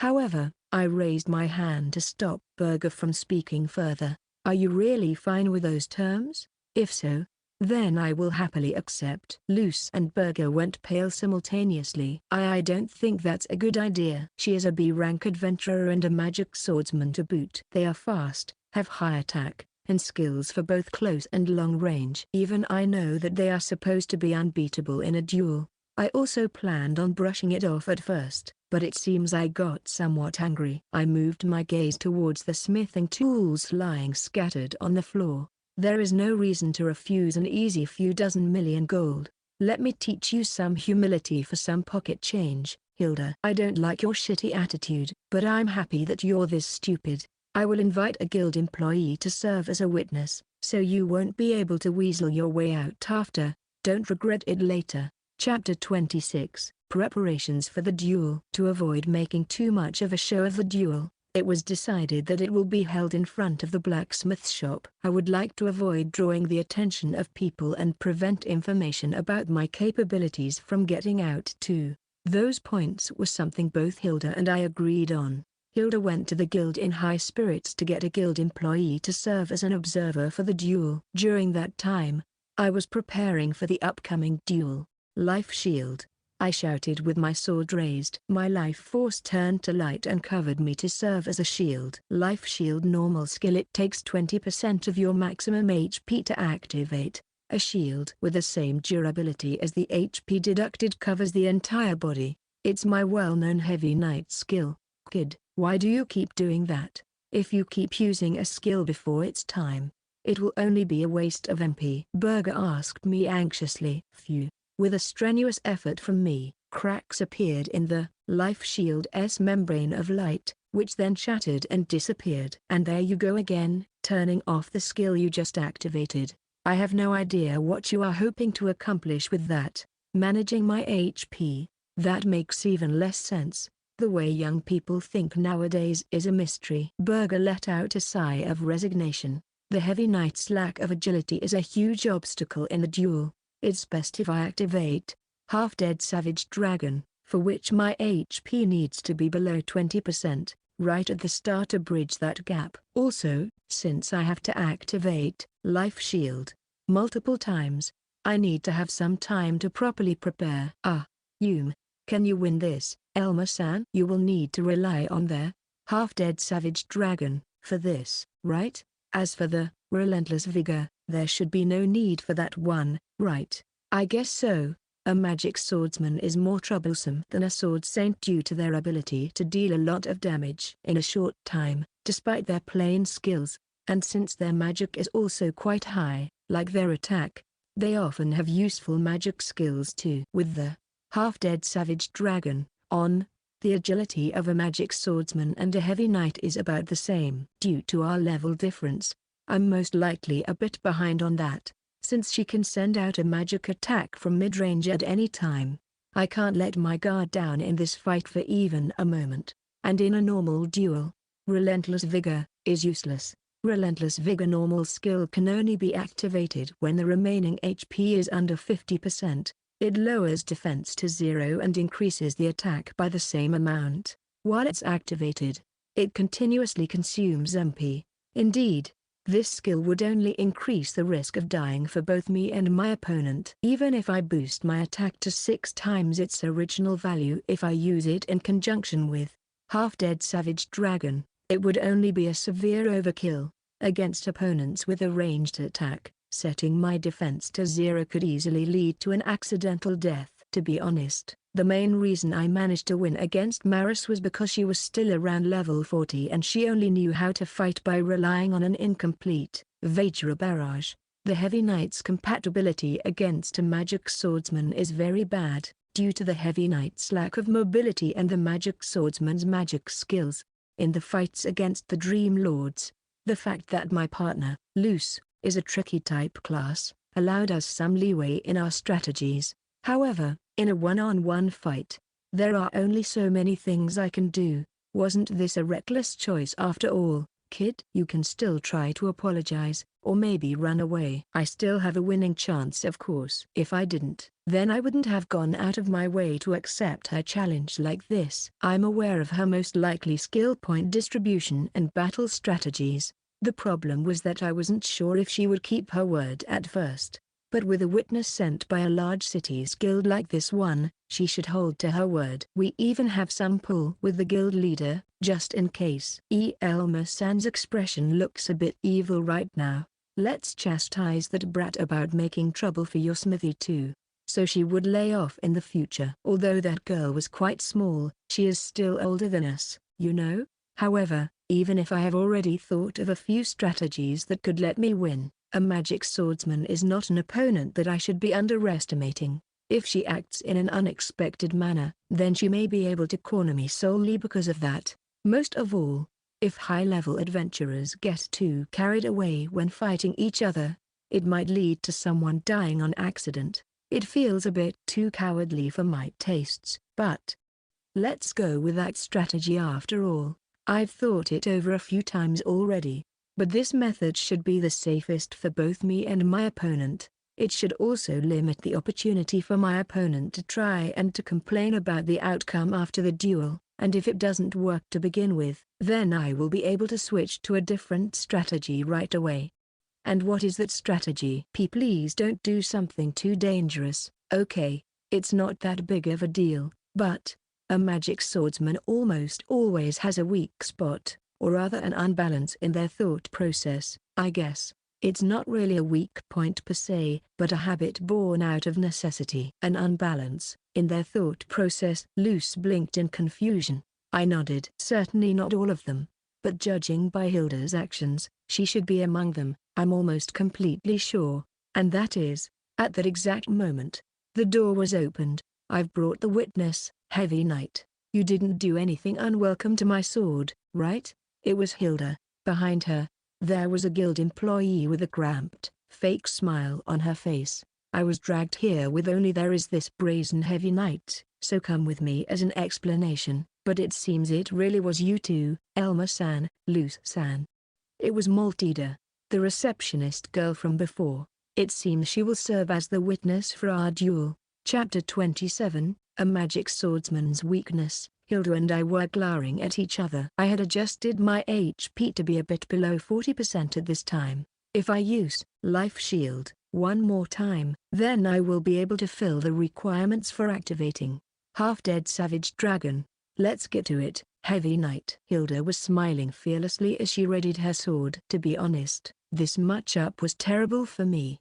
At this level, if a Heavy Knight were to fight a magic swordsman, the most likely outcome is getting their HP whittled down by continuous magic attacks, and even if they go on the offensive, their opponent would just shut them down with their sword skills. However, nearly all magic swordsmen have a certain tendency in their thinking, and Hilda is most likely a prime example of that. I want to confirm something with the guild's witness before the duel. What is it, Elma-san? Maltida looked anxious. She most likely didn't want to accept the role of a witness for this duel. The reason why the guild provides a witness to duels is to prevent disputes and personal altercations from getting out of hand, right? However, since skills will be used during the fight, there is still a remote chance of something bad happening. What happens if one of the participants ends up dying? Maltida had a reluctant grimace on her face. We serve as witnesses with the understanding that the participants are fully aware of the possible risks. If you are worried about that, you can still call this off now. Nah, it's just good to have confirmation. Let's just start right away, Hilda. Hearing what I said, a vein popped out on Hilda's brows. What a cheap taunt. I planned on being somewhat circumspect. But I'm not that patient, just as the witness said. I'm fine with that understanding too. We stood still with a certain distance between us. It seems the distance was set in consideration of a magic-focused class. Luce, Berger and Maltida were anxiously waiting for the outcome of our fight.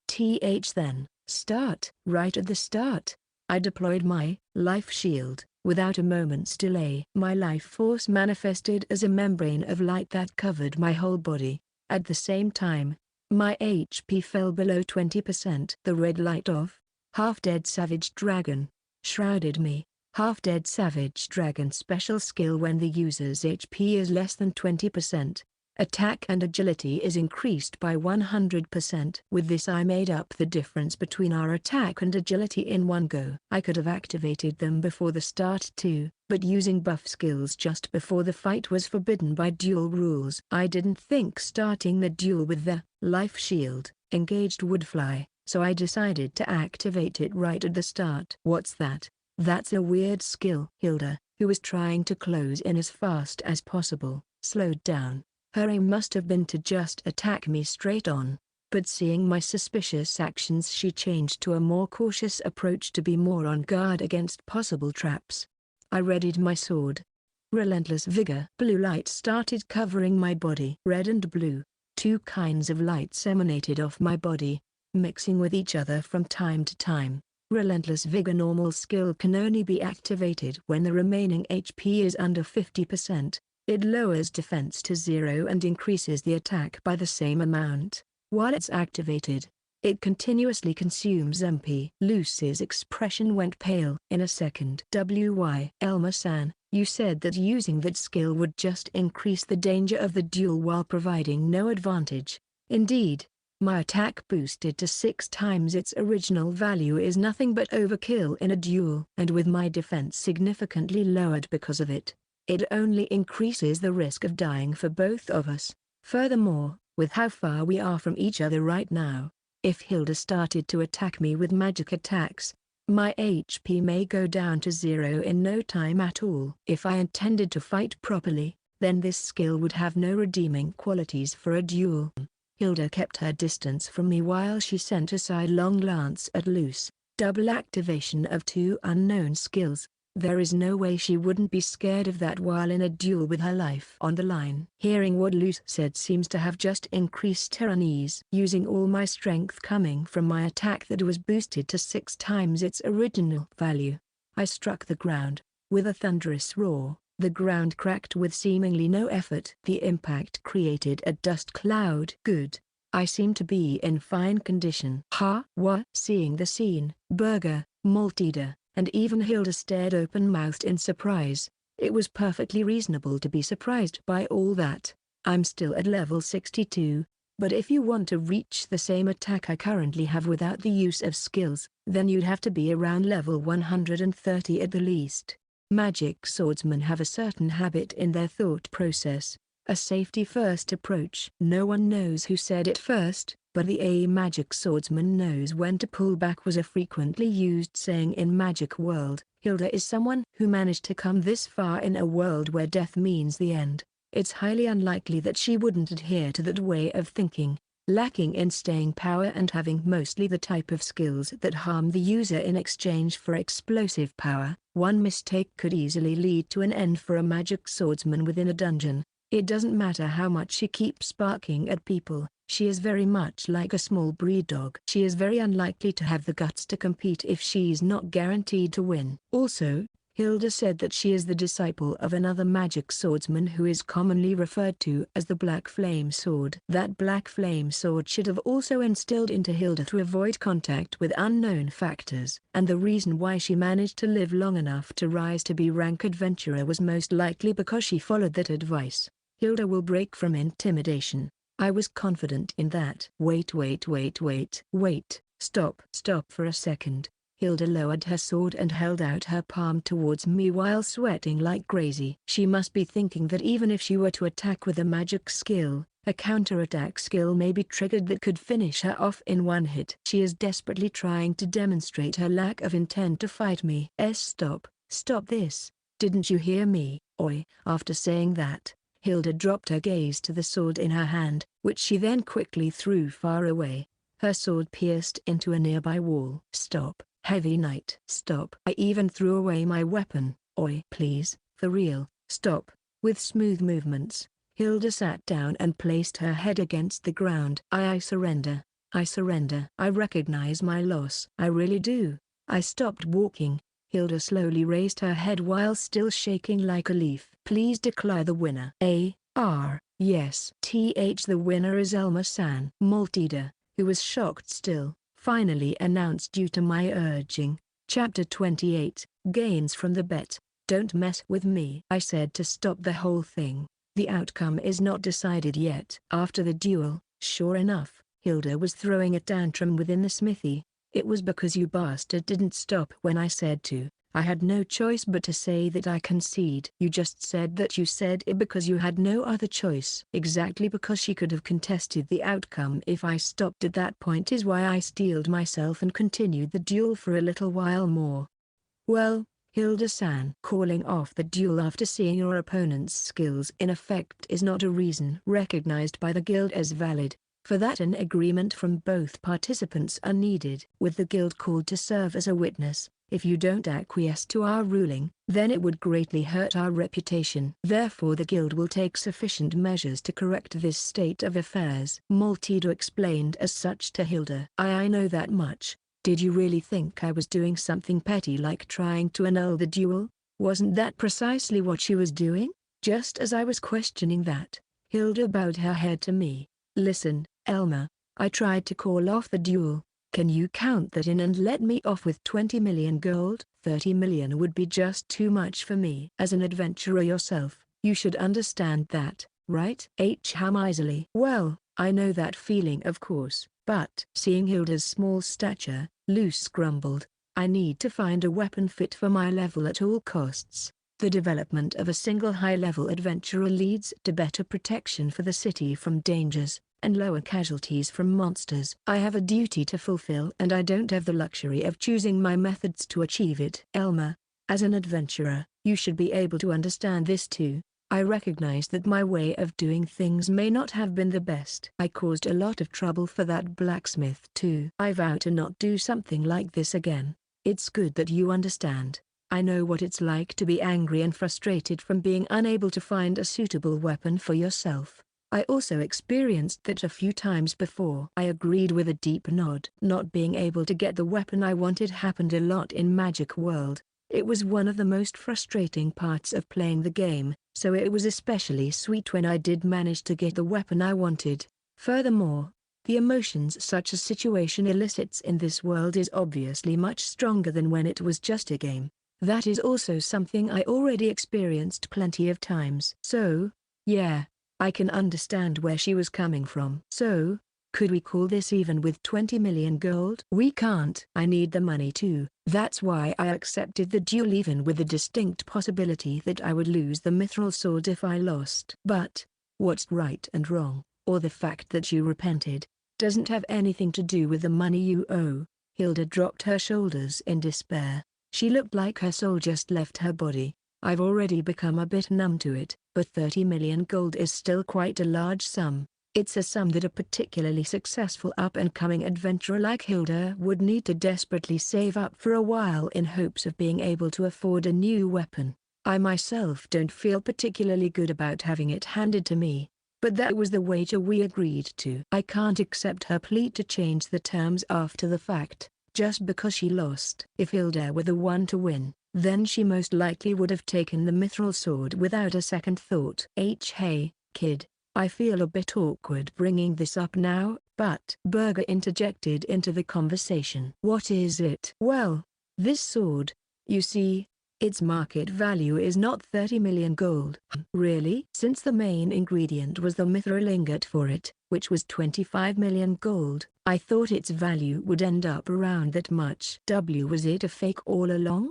Hilda suddenly got all energetic. Well, you can easily check the market value by yourselves, so I suggest all of you just do that. Burger moved further into the shop.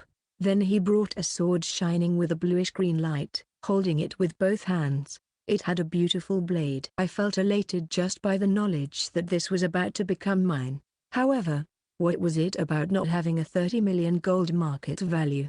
Mithril sword recommended level 70 attack plus 46 market value 51.5 million gold. A magical sword that shines with a strong light of mana. It's made of mithril, a valuable rare metal. People are certain to give you greater respect as an adventurer if you have this on you. Also, there is a rune of destruction embedded in it. The attack bonus and the price had some absurd numbers next to them. Come to think of it, the price of the rune of destruction needs to be counted in too. One of the reasons I blew off Hilda's first offer was because of the rune that was embedded in the sword. I completely forgot about that just now. Oh, my bad. Hilda, it was 51.5 million gold. 51.5 million gold? Don't mess with me. There is no way I could pay that. What's with that stupid price? Hilda's face was crimson red from anger. That's not a price I can just simply nod to and accept. Please,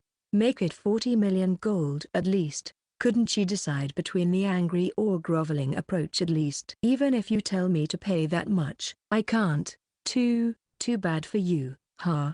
How could a single adventurer pay 50 million gold just like that? For B-rank adventurers and above, we are able to loan a certain amount of money, since their ability to pay it back is recognized. Although with 20 million gold in question, there may be a need for an item as collateral or have your movements restricted. Hearing Maltida's words, Hilda's face went bluish pale, turning red and blue. It's like she's a heavy knight. I am starting to feel a bit bad for her. I guess so. I said various things too, but honestly, my main objective was to just rake her over the coals a bit. I said I didn't care about right and wrong, or that she has repented already. But that was a lie. My main aim was to prevent her from making any more trouble for the smithy in the future. I'll take that 1.5 million gold off and call it even with 50 million gold. Hilda dropped her head even further. Elma-san, that's not that much of a discount. Loose, your money sense is starting to go numb. 1.5 million gold is a lot of money, know that. That's true, I know that, but I wanted to save some money for eventually getting the Reaper Assassin in the future, but it seems we won't need to worry about it. For the time being, with an extra 50 million gold in pocket, we should be able to at least start the negotiations for it. Even if we are up against someone like that greedy grandma from the Broken Grimoire Company. Chapter 29, Black Flame Sword. The next day, I was called over to the reception desk by Maltida. Elma-san, right? I need to notify you that Hilda-san has fulfilled the aforementioned 50 million gold payment. You can ask for it anytime you need. So she really managed to gather all that money, huh? It hasn't been even 2 days since then yet. In the worst case, I was prepared for her to delay paying it as much as possible. The guild is quite experienced with dealing with disputes between adventurers. The guild can even revoke an adventurer's permit to enter dungeons if it comes to that. To begin with, dungeons are a resource that belongs to the Lord, which is made available to the adventurers through the guild's handling. Well, that's true. Generally, unless you register at the Adventurers Guild as an adventurer, you won't be able to enter a dungeon. From that point of view, the basis of an adventurer's livelihood is invariably controlled by the nobility. That being said, the Lord and the adventurers are in a give-and-take relationship, If the Lord takes advantage of that privilege, then he may find his territory unable to defend against a monster calamity, ultimately leading to its destruction. However, it still serves as the ace in the hole for the guild against adventurers that don't follow regulations. No wonder it's that effective of a threat. It seems they collected the money from Hilda by threatening her with getting her access revoked to dungeons. But how did Hilda manage to gather that 50 million gold? From what she said, she shouldn't have been able to get more than 30 million gold this soon. Adventurers also possess resources that are different from hard currency. If we pay no attention to the fact if the person dislikes the method or not, in most cases it's more than possible for them to produce the money. What does that mean exactly? Elmer-san, look. Luce pulled on my sleeves as she whispered the last part. When I looked at the direction Luce was pointing, I saw Hilda walking within the guild. She had a black steel sickle and a bear shield on her. When I saw those unfitting items on her, I immediately realized what happened. It was the most stereotypical make-do equipment of the recently bankrupt that she was wearing. Even in Magic World, there were players sometimes walking around in equipment like that. They would be wearing whatever equipment they still had on hand after losing their main weapons due to money problems. The black steel sickle, that's not a custom weapon, but still has a pretty good attacks bonus. Then the bear shield, which has an okay performance, but is quite affordable. In the center of the shield, a large drawn chibi face of a bear could be seen. I was doubtful if there was a single adventurer that could bear the embarrassment of wearing something like that, but I never would have thought that Hilda would be one. She was blushing from embarrassment though, and kept sending killing intent-filled glares at her surroundings. Ah, I see.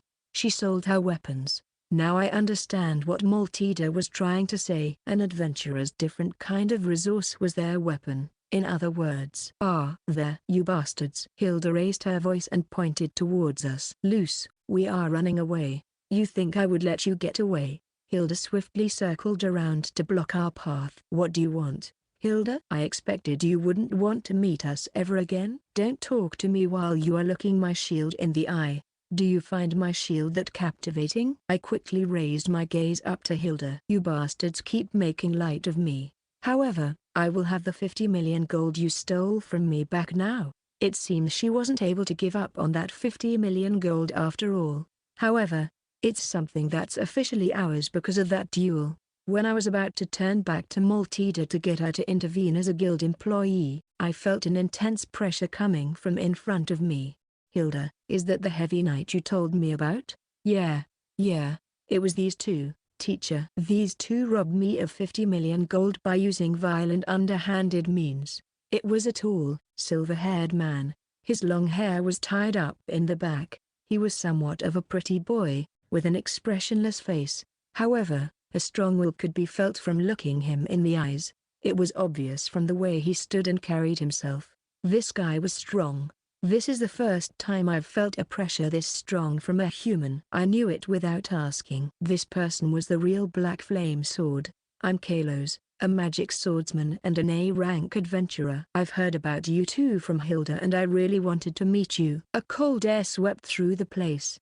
I felt that it was made obvious that he's on a completely different level just by coming face to face with him like this. Going against someone at his level with my current strength would be all but impossible. I'm sorry, but I need to confirm something with you first. Is it true that you cheated Hilda out of 50 million gold somehow? We were threatened to hand over the Mithril sword, which somehow led to us holding in a duel to resolve the situation. That was the outcome of that duel. The Black Flame Sword was someone truly strong, one of the few A-rank adventurers, of which there weren't that many of, even in this city of adventurers. Fundamentally, the guild is still at a higher standing compared to him, but when it comes to an irreplaceable battle resource like an A-rank adventurer, it's not that straightforward. I honestly don't know how much effect hiding behind the guild would even have at this point. I see, just as I expected. Kalos nodded quietly, then made a fist and dropped it straight onto Hilda's head.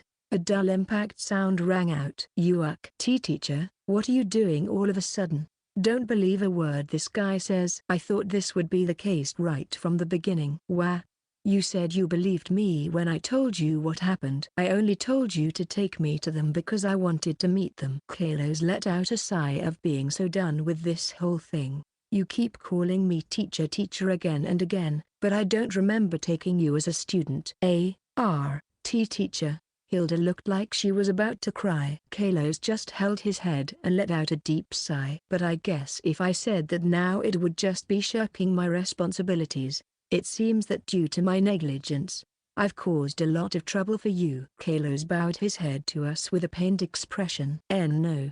It's not a big deal. I only accepted the duel because I couldn't help but respond to her provocation. If I really wanted to, I could have refused it. If he starts apologizing to me about that, then I would be the one to feel bad instead. You are a good guy, Elmer. I even thought of it as a good chance to make some pocket money, so you shouldn't judge me so highly. He is such a good guy that I have no idea how his disciple ended up like that. He's being so honorable.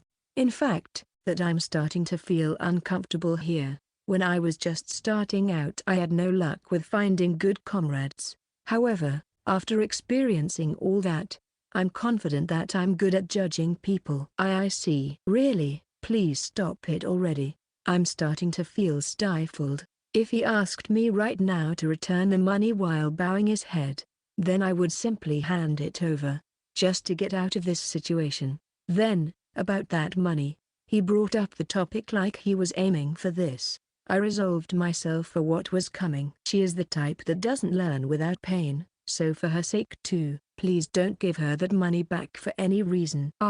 Okay. I nodded slightly. Chapter 30, An Important Talk. You said you wanted to meet us. What was the reason for that? I was simply curious about you as an adventurer myself. Also, well, it's not something I would like to speak out loud about here. We haven't had lunch yet. Would you two care to accompany us? We don't really mind, I guess, I answered Kalos after checking with Luce with a glance. After that, we were brought by Kalos to an inn. It was apparently an establishment that Kalos frequently visited, so we were led to a back room. Teacher, were you really that interested in these guys? Well, their abilities are something I can acknowledge at least, Hilda said in an annoyed tone. For some reason, Hilda ended up coming with us too. So, what is that you don't want to talk about at the guild? It appears that recently a number of monster calamities appeared one after the other near La Colina. Monsters would evolve without apparent cause or overflow from still fresh dungeons.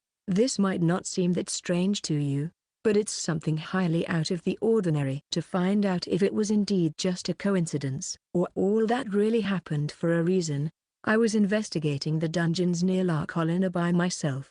Suddenly a topic that was much more important than I expected came up.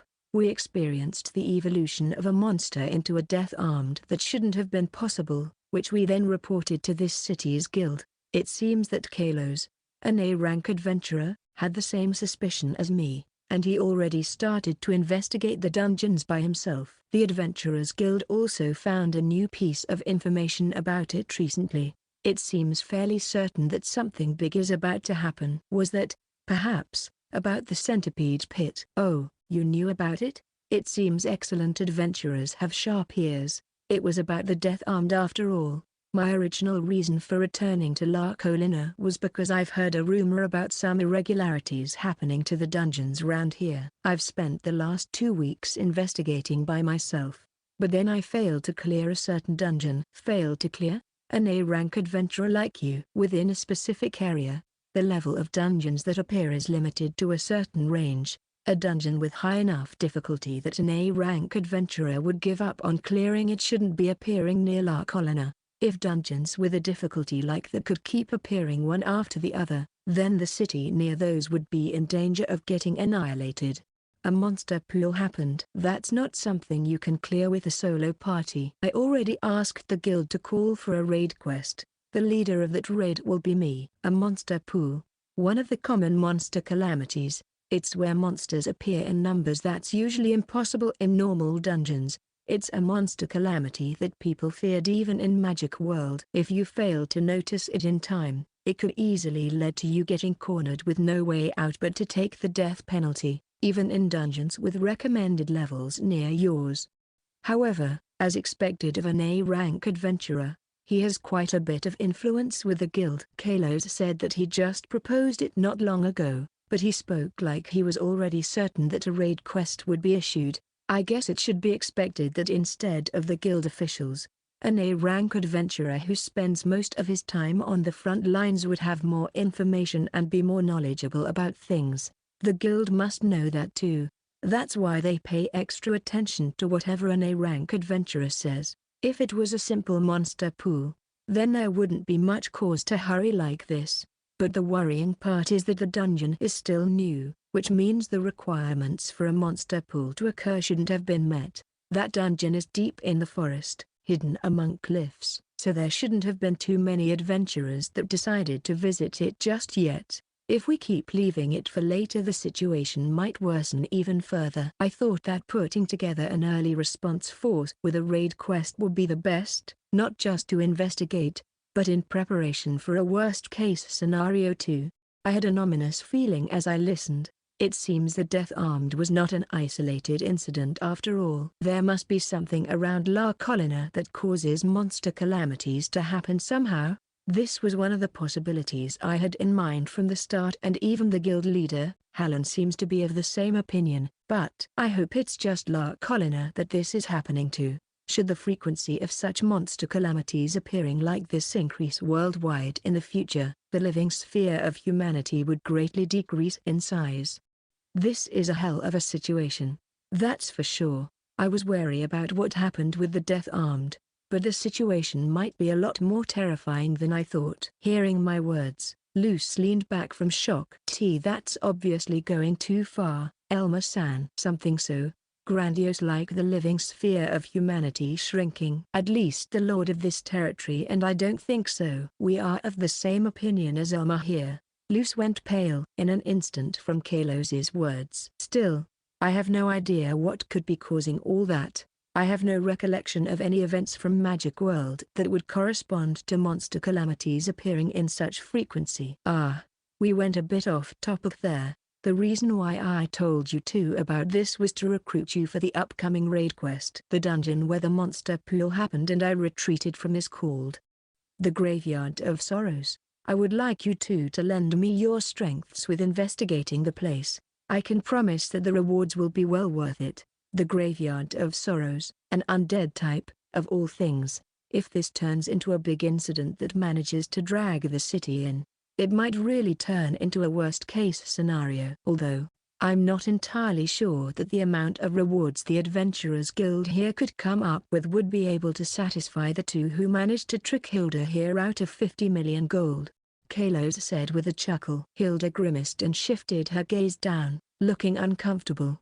What should we do, Elma-san? Normally, we could just refuse, but there are a number of worrying factors. An A-rank adventurer would be with us. It would be Hilda's magic swordsman teacher, who managed to properly instill in her when to pull back. He shouldn't be doing anything reckless. However, I still had a bad feeling about this whole thing. Even so, I think I still would like to accompany you. If there is really something troublesome that's about to occur to the world, then I'm probably the only one, with my memories of playing Magic World to hell and back, that could stop it. I'm confident in that. If I were to distance myself from the problem and then something really happened, the situation might have already devolved to the point where nothing can be done anymore. If Elma-san thinks that's the best course of action, then I of course will participate as well. Thank you both. I will be meeting with the Marquis, Lord Howland, tomorrow. We should talk more about the details after that. Kalos had a relieved smile on his face. If it's teacher's request, then I will take part too. Of course, it's been a while since I fought on teacher's side. You don't need to force yourself to come though, Hilda. Teacher, I am a B-rank adventurer already. There shouldn't be a reason to keep me from. A sense of caution is the most important for the raid quest this time. If someone were to just rush ahead, it might turn into a disaster. The best way to deal with a monster pool is excellent teamwork, you see. He probably means that it's her personality and not strength that doesn't match the requirements as expected from her teacher. He knows Hilda very well. Chapter 31, on the way to the graveyard. A few days later, Luce and I were heading towards the Graveyard of Sorrows from La Colina under the command of Kalos. 20 adventurers were mobilized overall. There were a few C-rank adventurers among us, but most of us were B-rank adventurers. Being able to hire this many higher-rank adventurers, cities with money to burn are sure something. The reason why the guild prepared a force this large was most likely due to Kalos persuading them of a need for it. Elmer-san, there is no need to be so mean. I wasn't making a dig at Rondhelm with that or anything. Also, the Edvin family is pretty well off too. It's just that they don't work as close with the Adventurers Guild like they do here in La Colina. Teacher, was there really a need for all these people? I really doubt that. We don't need so many useless baggages with us. Bringing a few people that can use white magic with us would have been just fine. We gathered a bit more people than what we should need. It's somewhat far from here, so the situation might have worsened while I was away from it. Kalos and Hilda were walking a bit further ahead of us. Apparently Kalos didn't really want to bring Hilda with us, but then she begged enough that Kalos didn't have any other choice but to include her in the raid quest in the end. Why does the disciple of the Black Flame Sword have a sickle as a weapon? I dunno, maybe she switched to a sickle-based skill tree? The other adventurers kept pointing at the back of Hilda, gossiping about her with quiet murmurs. I quickly averted my gaze. Hilda's equipment was still the black steel sickle and the bear shield. Hilda bowed her head to ask Kalos to lend her a spare sword, but he then said that she should remain like that to not forget the lessons learned from the duel. Still, having her participate in a raid quest in equipment like that sounds a bit too harsh to me. Her skills as a magic swordsman are a bit too costly to use and provide too much of a backlash as well. With that equipment, she won't be able to make good use of her skills at all. She'll be fighting only supported by her basic stats. Perhaps her teacher feels that she will be less likely to act recklessly like this. I wonder why Kalos-san accepted that Hilda-san as his disciple? Luce mumbled with a small frown. Sorry for being that, Hilda. Hilda was standing in front of us all of a sudden. I am sorry, Hilda-san. I didn't really mean it that way. Luce hurriedly tried to backpedal. After Hilda managed to shut Luce up, she moved her glare towards the adventurer duo that was gossiping about the mystery of her equipment. Those two also quieted down right away. However, the more I see Hilda trying to be intimidating like that, the more she reminds me of a small dog. I haven't really done anything to be called her teacher though. Kalos also fell in step with us. Seeing Kalos join us, Luce's expression relaxed obviously. With Kalos present, Hilda should be more docile. I consider the magic swordsman a strong class. However, it's not at all energy efficient. Yet thanks to its high offensive power, the breadth of enemies it can take down is wide. This can easily lead to disagreements with other party members due to differences in how to approach things. If left alone, this could lead to the person unable to achieve anything notable, which leads to them getting isolated within the guild, which may as well mean their end as an adventurer. The final result is most often the person taking extreme chances while going solo and dying alone. What Kalos was talking about just now was something that happened sometimes even in Magic World. While everything is going well, the party would support each other. Yet once it turns into an argument, they would start bringing up each other's shortcomings, breaking up the party in short order. This happens here as well, similarly how it did while it was just a game. In this world where working as an adventurer is literally a matter of life or death, the arguments that spark between people with incompatible personalities that team up only due to desperation almost always lead to a serious mudslinging contest. Like Kalos just said, a magic swordsman's lack of energy efficiency and its ability to take down a wide range of opponents are characteristics that could easily lead to disagreements on how to deal with things. Especially since in Magic World, the best way to level up was to come up with a way of defeating higher level opponents, rather than hunting a lot of lower level ones. For a magic swordsman, the most efficient way of operating would be to let their teammates take down the enemies along the way and only actively fight against the most powerful monsters, but rarely such things would be allowed to happen. The difference in each member's basic interests would always lead to friction. Kalos said that he wasn't blessed with good teammates when started out either. He must have experienced a lot of arguments back then. If you get too impatient, you become unable to see the world from other people's perspective. I was the same once. I felt that no one understood me and I was over-eager to leave my mark. I was always complaining about people being selfish, while acting selfish myself. Even now, I wish that someone would have been there to calmly offer me some advice. That's my reason why I called out to Hilda. It seems Kalos also had it rough before he reached his current position. But Kalos is really a person of character. I'm glad that the first A-rank adventurer we've met is such a decent person. My teacher is such a generous, strong, and nice person. He's so amazing. Am I right? It would be nice if his disciple would learn to be more like him though. What did you say? I let out a sigh. Luce brought up the question of why Kalos would make Hilda his disciple. The reason seems to be because he thought that the most likely outcome for her was getting killed by monsters due to recklessness. And as someone with the same class, he couldn't just leave her be. However, after hearing all that, I can somewhat understand why Hilda's personality is the way it is. What's good for a magic swordsman might not be what's good for the party. Because the optimal strategy within a dungeon is a magic swordsman, leaving the small fry entirely for others to take care of and then only contributing to the fight against the main target, is also the most efficient method for leveling. That being said, meekly letting someone else have the benefits might lead to getting branded as a useless tagalong in the end. To make it as an adventurer, a certain chutzpah might perhaps be necessary. Kalos sans wild days. I can't imagine it at all, Luce whispered after Kalos and Hilda went ahead to lead the way. Indeed, I also can't imagine that mild-mannered Kalos getting into an argument with his party members, or kicking up a fuss about something at a smithy or within the guild. Well, I think he must have exaggerated his past a bit to make Hilda's actions seem more reasonable. Chapter 32, Group Battle. As we reached the depth of the forest where the Graveyard of Sorrows was, our group came across a horde of undead that escaped from the dungeon. A wolf with a decayed body charged at us. Monster Mad Wolf level 52 HP 102 MP 62 a level 52 right away. If monsters on this level were to overflow from a dungeon near Rondon, it would become a matter for the Lord to intervene for sure. Even though La Colina has a lot of higher rank adventurers, if something were to disturb the balance, I can easily see the whole territory suffering a disaster. They are currently managing to handle the high-level dungeons that appear in this territory, but this once again reminded me that all that is built on a precarious balance.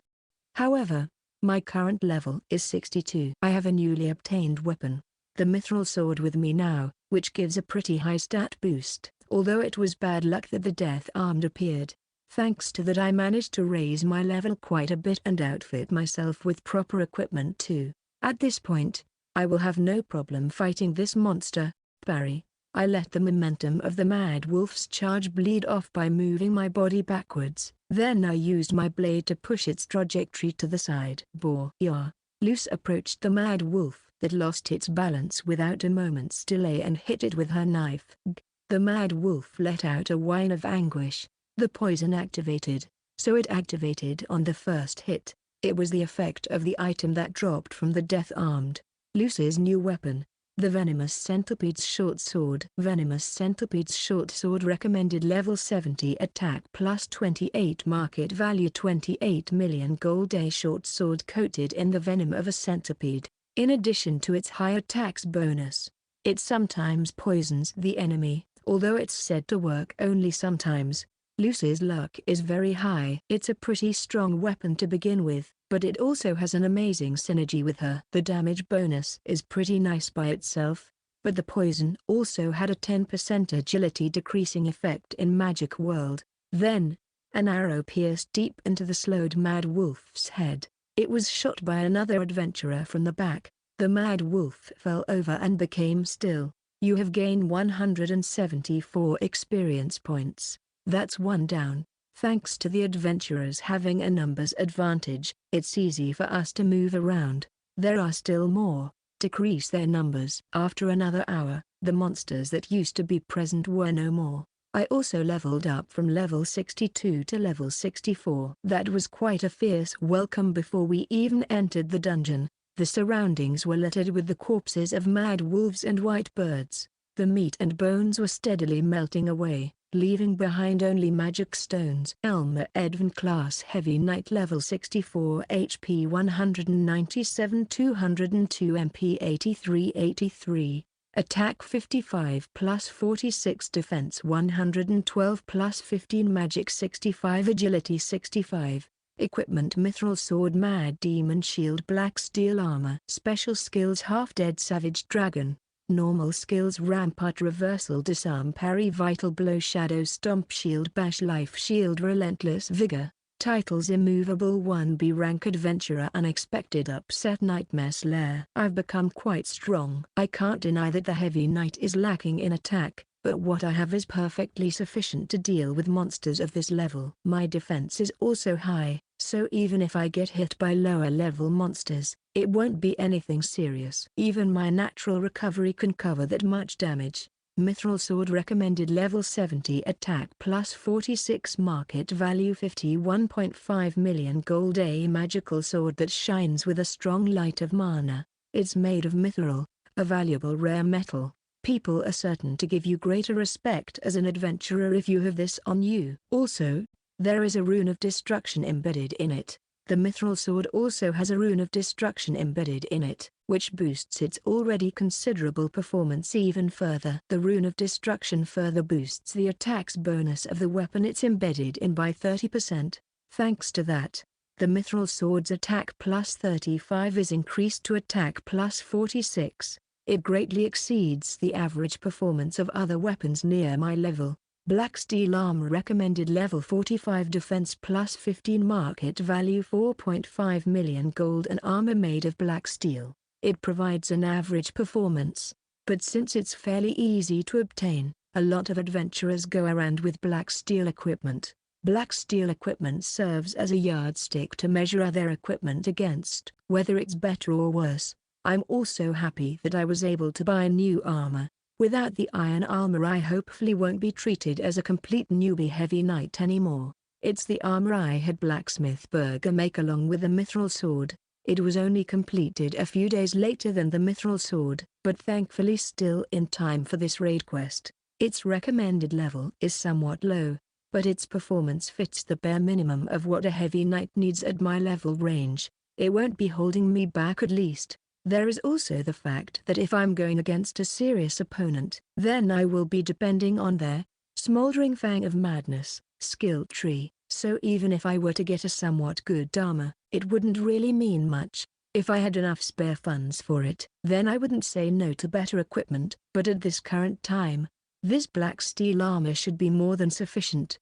Chapter 33, Raid Members. It seems the venomous centipede's short sword works quite well. Right loose. I'm not one of the classes with high firepower, so a knife that inflicts abnormal conditions on hit is very welcome. It makes me feel like I've become strong all of a sudden. Luce cheerfully answered. I saw you take some damage, but are you alright? I just got a bit carried away from having a new weapon. Still, we don't know what monsters we will be coming across after this. So should I use a heal potion, just in case? It takes a bit for those to take effect after all. Heal. At that moment, Luce's body was covered by a white light. When we turned around, a girl with a large staff in her hands was standing there. Her eyes looked like they were half closed and she had a benevolent expression on her face. Thank you very much. My name is Mabel and my class is Priestess. I've been brought along because I have a healer class, but I'm still a C-rank adventurer. Please take care of me, B-rank adventurer Duo-san. Well, we were only recently promoted too. I'm Elmer, a heavy knight, and this is Luce, a clown. We are pleased to meet you too. During a raid quest, whether you can trust your teammates or not is an important issue. The more people there are, the less they are able to cooperate properly. It's not rare for people to even give up entirely on teamwork in such cases, but there are still sometimes adventurers that would rush in recklessly or make a fuss about something out of self-centered egotism. It's good to see that at least one of the important white mages seems to be a reliable person. Don't make one of the crucial healers use her MP for nothing before we even enter the dungeon." A man with a bow on his back interjected. The atmosphere turned cold in a moment. It was a brown-haired man with a snake-like expressionless face. He seemed to be around 30 years old. If I remember right, it should be a B-rank adventurer with a class of hunter called Celt. He's one of the higher-level adventurers among those that volunteered for this raid quest. We are outside, so it's easy to fall back. She wouldn't have even gotten injured if she kept close enough to the core group. You should have just ignored someone who charges in blindly like that right at the start. To think that the healer that got hired is someone who can't even pace herself. Ah, I'm sorry about that, Celt-san. I'll do my best to think before I act in the future. Mabel bowed her head repeatedly. That's hindsight to logic. It's not wrong to prioritize cutting down the numbers first when up against so many monsters at once. If it turns into a prolonged fight, then the risk of a monster hitting a weak point and causing significant damage by chance goes up. At least it's not something you should go out of your way to scold someone about. What you did is even more pointless, even during a raid quest. I intervened in the conversation. You don't know anything, do you? We are in for the long haul with this raid quest, partly because of the monster pool, but also because we need to investigate if there is anything suspicious within the dungeon. This is a lot different from an ordinary exploration. Don't make a scene just because your pride got hurt. Newbie. Using his years of experience as a shield, he moved on to a pointless argument. Now I'm sure what his aim was. You came to bother us, so you could gain the initiative. Celt broke into a grin from my words. With his previous words, Celt created an atmosphere where he could influence the actions of the healer and reined in the frontliner adventurers at the same time. A healer is an essential part of group battles. If you can designate who gets healed and when, you can direct the party in a way that you get most of the experience points and items. What he said to Luce also served the same purpose. If the frontliners get disheartened and shift their focus to simply tanking the enemy, then Celt with the class of hunter who can kill monsters from the back line will be the one to gain the most. He can effortlessly increase the number of times he can deal the finishing blow on monsters and gain the most experience points. Don't try to make stuff up to make me look bad here, kid. You don't want more experienced adventurers singling you out, right? Be smart about this. Trying to intimidate me. Celt patted my shoulder with quite a bit of force. After that he turned his back to us. Well then, we got quite a haul of drop items here. The rule was that the one who delivered the last hit gets the drop item to avoid disputes, right? Then don't mind if I help myself. Celt gave a casual wave back at us. He managed to finish off quite a number of monsters in that last battle. It seems he targeted the half-dead monsters to get as much experience and drop items as he possibly could. Doing something like that to some degree would be understandable, but he's especially blatant about it, as if he's deliberately saying that he doesn't care about being hated for it. But those items dropped only because of my skill. Luce complained quietly. During this raid quest, it was decided that as long as it's not a markedly strong opponent, that one who manages to take down the monster gets their drop items. With that already decided, it would be hard to argue for an exception to that. However, this method of distribution is also quite unfavorable for the healer and support classes too. What a thoroughly unlikable guy. Although, it's undeniable that Celt is very much used to situations such as this. I didn't think that a resident of this world that doesn't have the knowledge that can be expected from a player would be able to make use of the rules of this world to this extent. I may have underestimated the wit of the adventurers that live in this world. You shouldn't mind it too much either, Mabel. It was his intention to complain about something and use that to try to intimidate us right from the beginning. It's fine. As someone that works as a healer, I frequently have the misfortune to come across people like that, Mabel said with a courageous smile. Then she opened her half-closed eye and glared at the back of Celt. That guy is the type that calms down in the end if I act subservient but keep putting off healing him for some reason or another. When we enter the dungeon, a hunter like him won't be able to avoid taking some damage if he wants to earn experience points, and the defense of that class is quite low. Mabel's shoulders shook a bit from her quiet but malicious laugh. I see. I still want to get along with you two, so please take care of me." "Yes, we would very much like that as well. Perhaps the adventurers that manage to survive in this world for a long time are even more tenacious than I thought. Now that I think about it, the reason why Mabel used white magic on Luce was most likely to establish a favorable relationship with some reliable adventurers. The timing of that heal was indeed too early if I consider what we're about to face." Chapter 34, Splitting into Groups. After going around, or sometimes coming to blows with, the undead wandering the area, we finally reached the entrance of the Graveyard of Sorrows. As expected, I suppose, the Graveyard of Sorrows we came to investigate was deep within a dense forest. The sky was covered with bluish-black leaves and the ruined gravestones standing intermittently around us gave off a gloomy atmosphere, a truly depressing place. In the center of the gravestones a rainbow-colored whirlpool was floating in the air. It was the familiar entrance of a dungeon. The type of dungeons that appear depends on the mana of each place. The reason why an undead-type dungeon spawned at an abandoned graveyard like this was most likely due to getting influenced by the mana of the forgotten dead. Of course, in Magic World that was only set dressing and was strictly just flavor text. Couldn't they handle this place with a bit more care? Even a dungeon appeared because of it, Luce said quietly while looking at the gravestones. Maybe there was a village nearby a long time ago, which was either destroyed, or perhaps the inhabitants were taken in by La Colonna. In a place like this where high-level monsters tend to roam, it's all but impossible to move the graves. Also, if this place wasn't affected by wandering souls of the forest, then all it would have done is change the type of dungeon that appeared in the end. We will be investigating the Graveyard of Sorrows in 5 groups of 4. To most efficiently search the place, each group will travel on a different route and rendezvous before the end. Kalos, the leader appointed by the guild for this time, explained to us. He had a bundle of maps in his hand. Even dungeons that have the same name differ greatly in their internal structure. A so-called procedurally generated content. Apparently thanks to the previous investigation and the information sold to the guild by other adventurers, the interior of the Graveyard of Sorrows was mostly known already. What comes now is that these 20 people will scour the place for possible reasons as to why a still fresh dungeon had an unusually large number of abnormal events happen to it. Depending on what the investigation finds, we may also set out to take down the Dream Lord with human wave tactics. There were no limits to how many people could enter a dungeon at one time in Magic World, so it was possible to depend on numbers to take down a Dream Lord.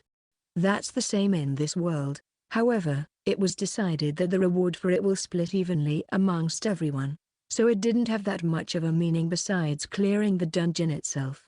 Without having the city put a reward on it, the profit ratio is simply awful. Using numbers to take down a Dream Lord is not an efficient tactic to begin with, since most of the time it's not the HP or MP of the boss that's the most troublesome, but the attack, defense, and agility, and also the various skills it may have. Of course, having more numbers is better, but bringing people who are not high enough level only makes it more likely that the battle will result in a mountain of corpses.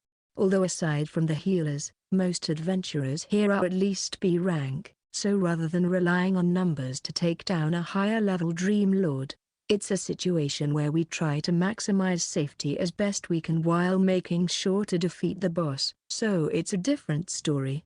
The Dream Lord of the Graveyard of Sorrows is a Bone Knight called Nightbone. It's a level 70 opponent, so it's very unlikely we could lose if we all work together to take it down. There may be people here that could even defeat it alone. Kalos kept on explaining.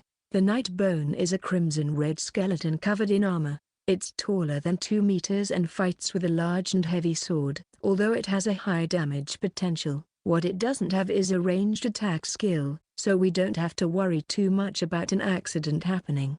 Indeed, it's at a lower level than even the rock centipede's evolved form, the Death Armed. That one was level 75. Even without fighting it with a large group, even Luce and I alone could deal with it by ourselves. Even so, this dungeon is in a state where anything could happen. I would like everyone to avoid running ahead by entering the Lord's room. If someone does that anyway, Then I will have to report it to the guild as intentionally disrupting this raid quest. Well, that's an obvious thing. The main objective of this raid quest is the investigation itself, so it would be especially bad if someone were to just waltz into the Dream Lord's room and defeat the Nightbone. As for choosing who belongs in each group, I've done that by considering everyone's class, level, and previous relations. Kalos announced the group composition and gave out a map with their route marked on it. My group had Luce and Mabel, the priestess. Also, Kelt, the hunter.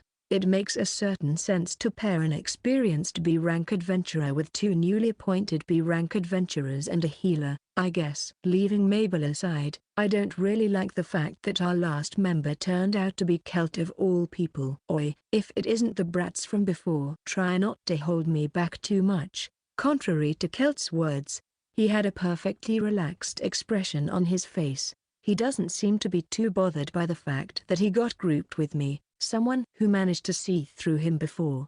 Perhaps he is confident that due to the difference between our positions and life experiences, he could deal with me if it comes to that. Meanwhile Luce was glaring at Kelt with her arms crossed, trying to intimidate him. Yay!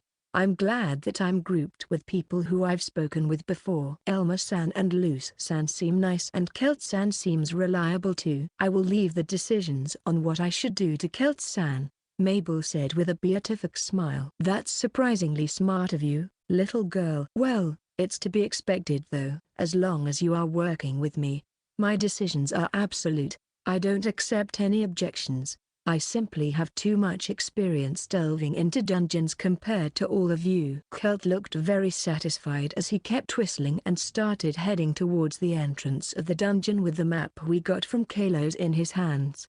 Mabel kept looking at the back of Kelt with a slight smile on her face. But of course I will do just as the experienced Kelt-san said. I will make sure to keep in reserve the MP I would be using on Kelt-san, Mabel whispered quietly. After a few quiet giggles she then hurried after Kelt. Truly, she has a delightful personality. Elma-san, is that girl really okay? Well, as long as we don't betray her, she shouldn't do anything drastic. I answered Luce's query. I'm happy that I can accompany teacher. This must mean that you recognized me as your disciple. As I said already, I don't remember ever becoming your teacher. With you only armed with a sickle like this, I couldn't just saddle another group with you, since you would only be a hindrance like that. As we turned back from hearing Hilda's loud voice, we heard Kalos saying some pretty scathing words to her. Teacher, if that's what you really think, then, a sword. We have some leeway in terms of fighting strength during this raid quest. So it's best if you keep to your sickle like that, which is perfect for preventing you from rushing ahead.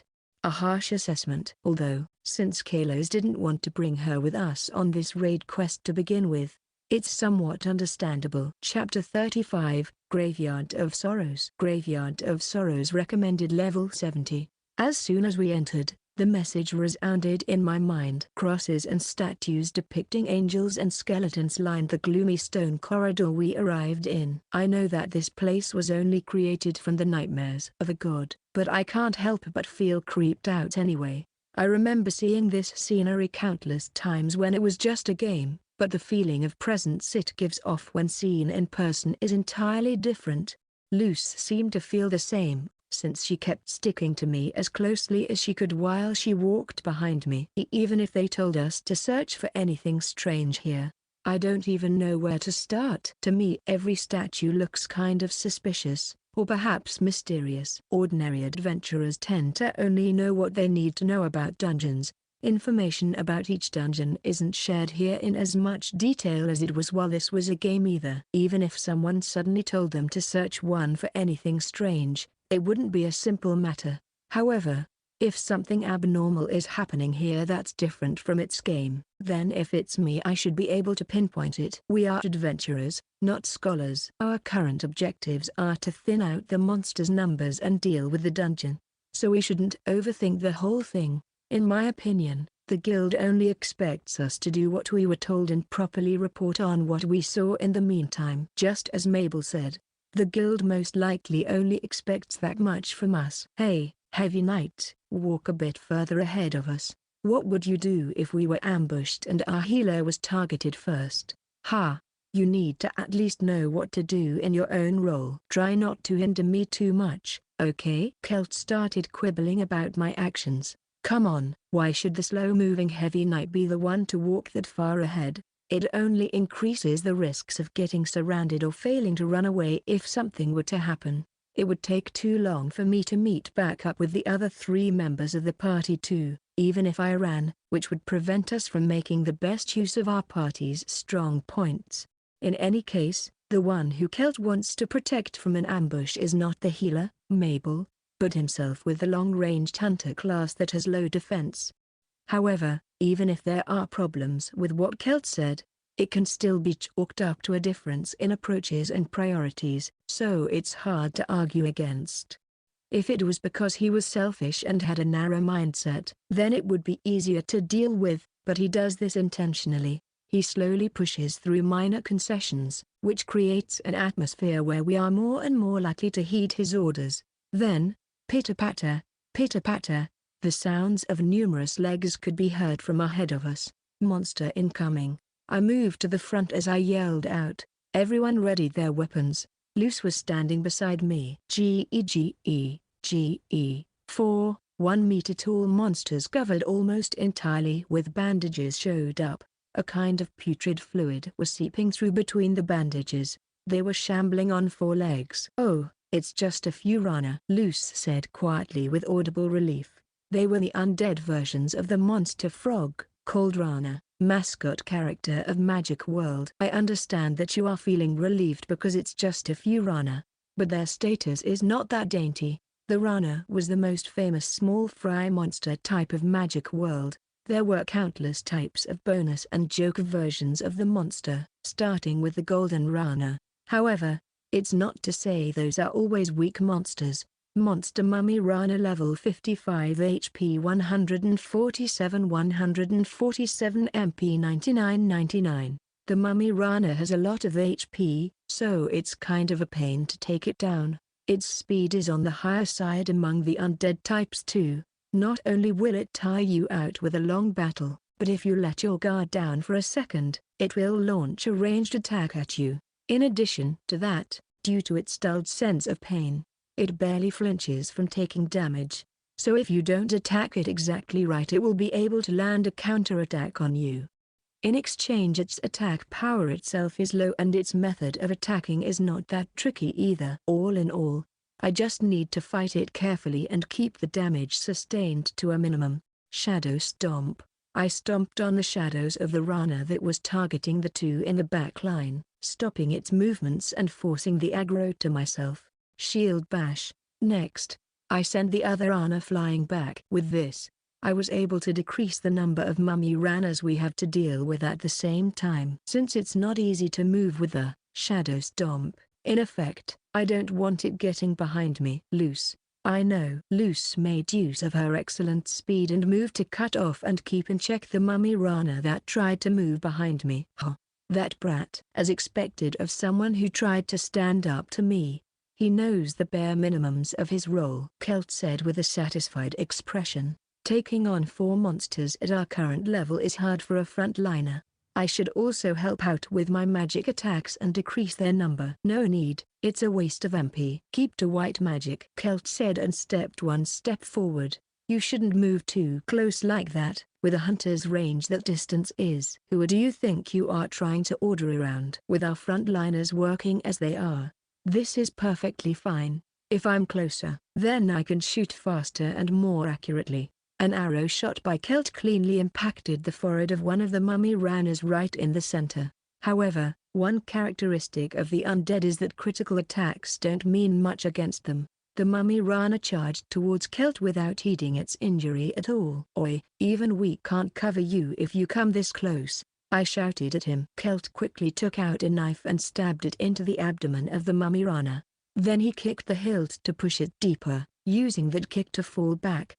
Then, after gaining some distance, he put another arrow into its chest without a moment's delay. Gug. Even the mummy Rana let out a shriek after that attack. Don't just stand there, cover me, clown. The reason he forbade Mabel from using magic attacks and got closer so he could shoot faster was not because that was best for the party, but because he wanted to rack up as much damage dealt as he could and gain as many drop items and experience points as possible.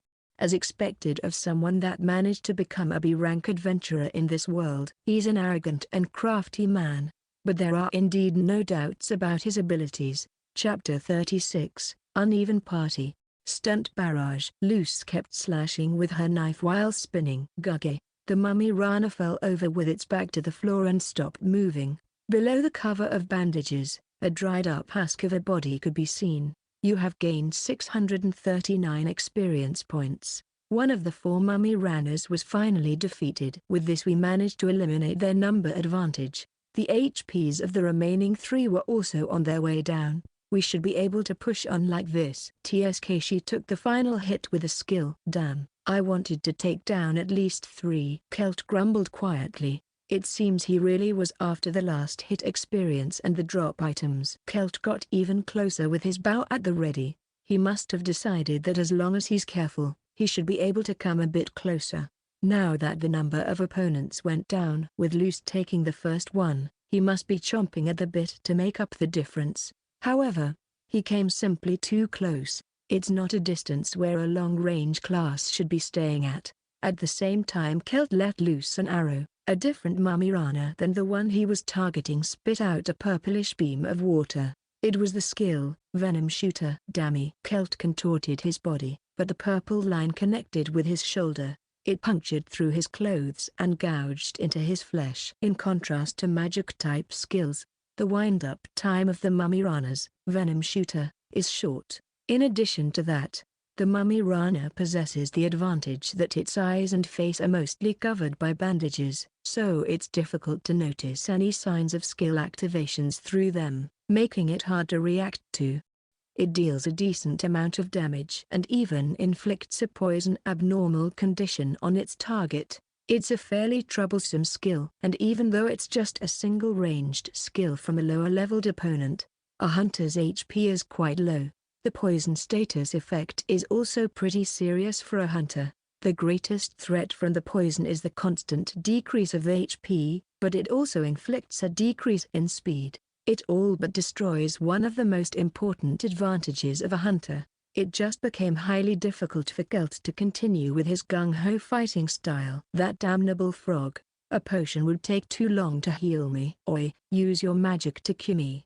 You have poison heal, right? Kelt ordered Mabel. That is something I can't do right now. Mabel replied in a troubled manner. What did you say? Poison heal. Takes some to cast, and if Luce-chan is a clown with low HP somehow gets hit more than one time, I won't be able to cover her, which could lead to our front line collapsing. That's not a front line that would break in a moment from opponents at those levels. Don't just pile assumptions on assumptions like that. I also can't use poison heal one after the other when we are up against an opponent with a poison attack. If you get hit again before the fight ends, I will have to use even more of my MP. Another thing is that the frontliners are much more in danger from poison than the backline. In this situation I would rather hold off healing the backline until after the fight, since that would be much more efficient. Kelt was glaring menacingly at Mabel, but then his expression suddenly softened. I got it, priestess girl. You are bothered by the fact that healers only get a smaller share, right? I will make sure you get some extra later, okay? I'm not telling you to play favorites with me. It's easier to work with a flexible adventurer that listens to what someone more experienced has to say, right? I kept an eye on them while I was fighting the mummy ranas. Kelt was speaking very smoothly. He tried shouting at first, and when it didn't work, he moved on to trying to placate her right away. That guy is really experienced in this. According to psychology, people tend to trust someone more when just after getting yelled at they get treated nicely, due to the release of tension. If he keeps playing a verbal tug-of-war like this in the middle of combat, it could lead to a serious accident. It might be too dangerous to let Kelt have free rein like this. Kelt-san, I can't do something like that. You might be a lot more experienced with delving into dungeons, But as a healer I take pride in my ability and decisions. Even if you laugh at me and say that it's inefficient, I want to prioritize the safety of our teammates. That is my policy, Mabel answered resolutely. Kelt looked like he bit into a lemon as he clicked his tongue. I thought of Mabel as just a reliable black-bellied healer, but I might have misunderstood her somewhat. After that, every time I glanced at Mabel during the fight, she was wearing a cold little smile as she kept her gaze on Kelt's back. I remembered what she said before we entered the dungeon. That guy is the type that calms down in the end if I act subservient but keep putting off healing him for some reason or another. I almost believed there that it was her real self just now, but this current situation is exactly what she said she would do. Only someone with the same class could know what's the best move in each situation. Until now I thought that Mabel-san was a bit scary, but it seems she is a passionate and gentle person instead. It seems Mabel made a deep impression on Luce. I couldn't say anything to that. Rather than Kelt, Mabel might be the one who was more crafty and even more troublesome. Chapter 37, Priestess Mabel's Talents. After that, Luce and I worked as the bulwark to defeat the remaining 3 Mumirana. With Kelt unable to come forward due to being poisoned, he became a tad more well-behaved and remained in the back line, allowing us to move easier. You have gained 651 experience points. The body of the 4th Mumirana lying on the floor started to melt and disappear into thin air. In the end, all of them were finished off by Luce and me. From behind the dissatisfied Kelt, Mabel waved at us with a smile. By the time Kelt turned back towards her, she already stopped waving and changed her expression. Good work. You too. Do you need healing? No. We didn't take too much damage, so potions should take care of it. Recovery items in Magic World all needed time to take effect. They can, in effect, only increase the natural recovery rate, so it doesn't really amount to much during combat. You can't know when the next enemy will show up in a dungeon, so healing via magic is still the preferred method. Elma-san, let's gather the magic stones. Some weird items have dropped. I kept looking at the Mumirana's corpse. From the 4 corpses, 3 have dropped some kind of black mushroom. Those items have a much higher drop chance compared to weapons, but getting this many from small fry monsters is still out of the ordinary. What's with this drop rate again? Are we being haunted or something? Kelt kept glaring at the remains of the Mumirana in jealousy. Although the drop items belong to the adventurer who dealt the last hit, magic stones will be exchanged at the guild as a party, then the rewards will be distributed in proportion to each of our levels. From that point of view, drop items are even more welcome now than during an ordinary dungeon exploration. I also pick up the black mushrooms at the same time as the magic stones. On their cap, something like a human face could be seen. Zombie mushroom, market value 400,000 gold. A fragrant mushroom. Just as its appearance suggests, it's extremely poisonous. It is said that any human that breathes in its spore becomes a zombie, but it's not nearly that toxic. Only insects or small animals are in any kind of danger of becoming a zombie because of it. After I checked their information, I threw them into my magic bag. Will we be really fine if we pick those up? No problem. Even small animals need to be weak and inhale its spores from close up for it to work. Who would be buying something like that? It is some kind of use in alchemy, apparently. Those are so-called material items. While Luce and I were talking about the items, Kelt did not give up and approached Mabel yet again. Let's stop with the pretenses already. I thought you were a second-rate priestess, but it's my loss. I capitulate. What are you talking about, Kelt-san? I've been an adventurer for a long time now. It was good acting on your part, but I can tell that you just made up some reason so you could delay healing me. Those two already know each other, so I don't want to end up on the outs by myself. Let's just bury the hatchet, okay? Even you don't want to go out of your way to pick a fight with a well-connected guy like me. Am I right? Kelt put a hand on his magic bag. He probably intends to try bribing her again. I will get angry, Kelt-san. I'm responsible for people's lives here. The healers for this raid quest will also get a bonus from the guild this time. I'm more than satisfied by that and don't want to snatch other people's share too. I understand the feeling of wanting to grab as much as you can since you are risking your life here. I'm not saying you are wrong to do that. However, I don't want you trying to involve me in it too. Mabel, who was quite meek until now, suddenly raised her voice. Her face went red from anger and she also started to breathe faster. Some tears could be seen welling up in her eyes too. It seems Kelt didn't expect Mabel to raise her voice, so he was taken aback. He was trying to ignore the whole thing, but his expression still ended up looking mighty awkward. What's up with you, TSK? Getting worked up over nothing like that. You just don't get it. We just both lose out this way. It's a miracle you managed to reach C rank with naive thinking like that. Kelt threw out a parting shot and all but ran away from Mabel. Oi, you've already finished collecting, right? Then it's time to go. Kelt took out the map, then walked to the branch in the corridor and started comparing it with our surroundings. Mabel approached me and Luce with a smile on her face. If I were to accept a deal like that, then the risks of them developing a grudge or spreading unnecessary rumors goes up by a lot. It's an iron rule for a healer to avoid revealing their inner thoughts if they are treated with hostility even once, no matter how suspicious they become. I see. I don't want to do something unnecessary either, but Kelt-san was the one who started it, so he's in the wrong here. Healers need to negotiate frequently and being underestimated leads to continuously getting the short end of the stick. Mabel looked at Kelt, then she put a finger in front of her lips and made a shushing sound. Of course, we won't say anything. Hearing my words, Mabel had a satisfied smile on her face. Like hell will I say anything after that. If we get her mad at us, then who knows what she could do in the future.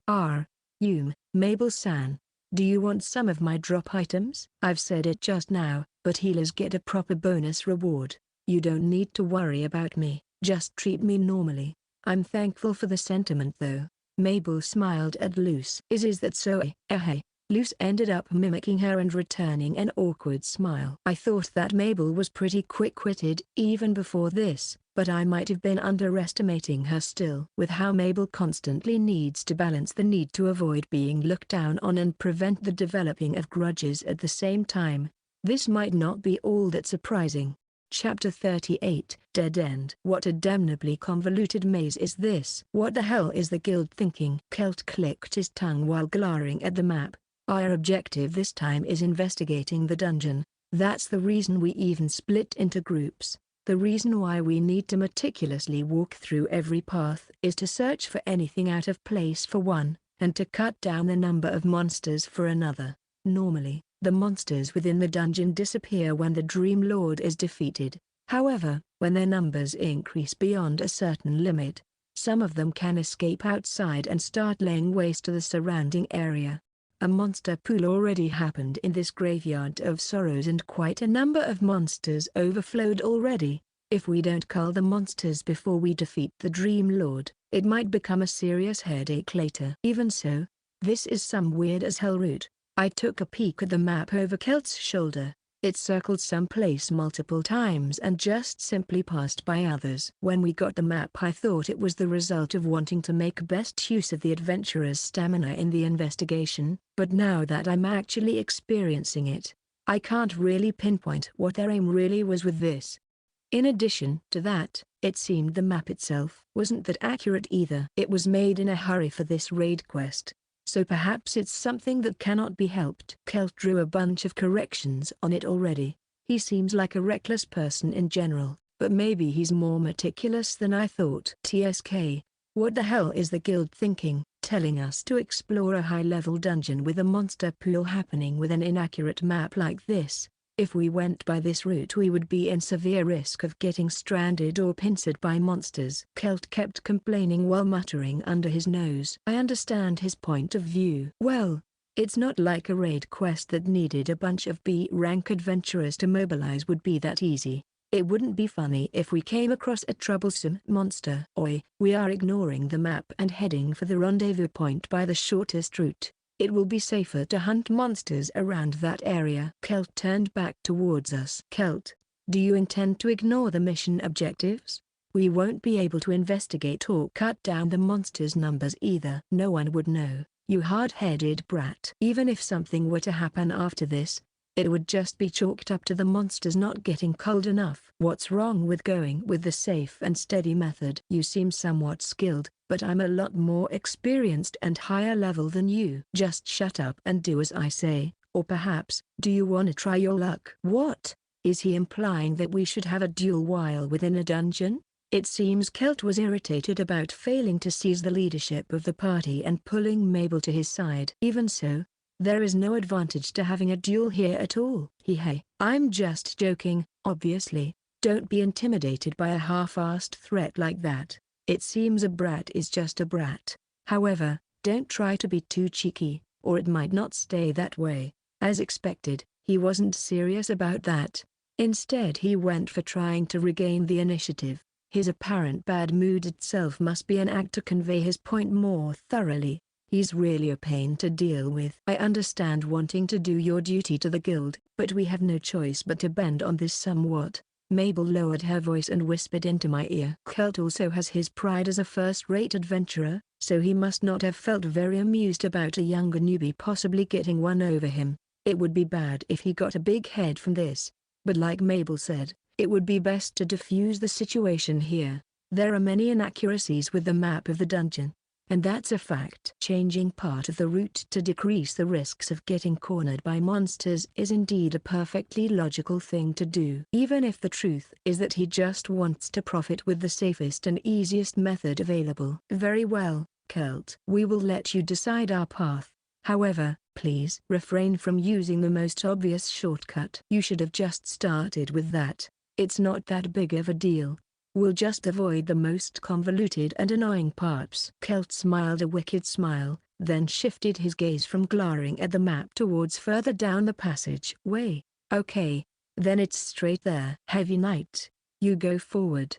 Of course, there would be no use complaining here. I let out a sigh and walked forwards according to Celt's instructions. I didn't think anything too bad would come from changing our route, but something weird happened right away. Heavy Knight, next is left. Celt's irritated voice impacted my back. Isn't that weird?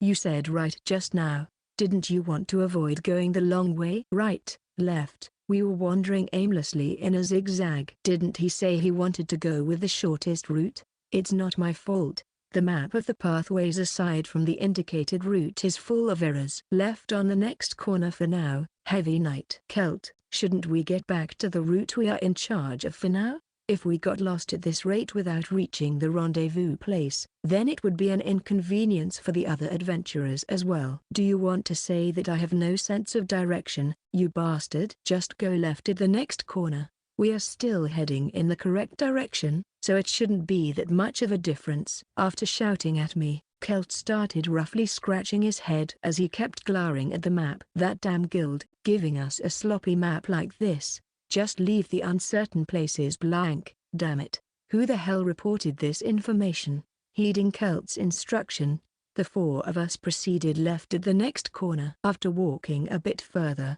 we noticed that the corridor was a dead end. I placed my hand on the far wall. A bunch of human skulls were entombed into the wall at regular intervals. It was a famous sight in the Graveyard of Sorrows, even when it was just a game, although it has nothing to do with the oddities happening to the place. Eek. I think I might get nightmares about this. While Luce said this timidly, Mabel was observing the wall of skulls with great interest next to her. It seems Mabel was really this hardcore. I'm more scared of the fact that we ended up in a dead end when moving according to what our more experienced adventurer teammate said. We should turn back and slip out before a monster appears, I said while glaring at Celt. Perhaps due to the awkwardness, Celt himself kept silent as he kept jotting down notes on the map with a frown on his brow. Well, this was most likely a mistake on the guild's side, rather than Celt's. It seems someone did a pretty sloppy job. Some mistakes can be expected, since a map is made according to the reports of adventurers, but they are pretty conspicuous this time. I was concerned about our route being pretty complicated, but perhaps it was made that way to avoid the parts that were reported by unreliable adventurers.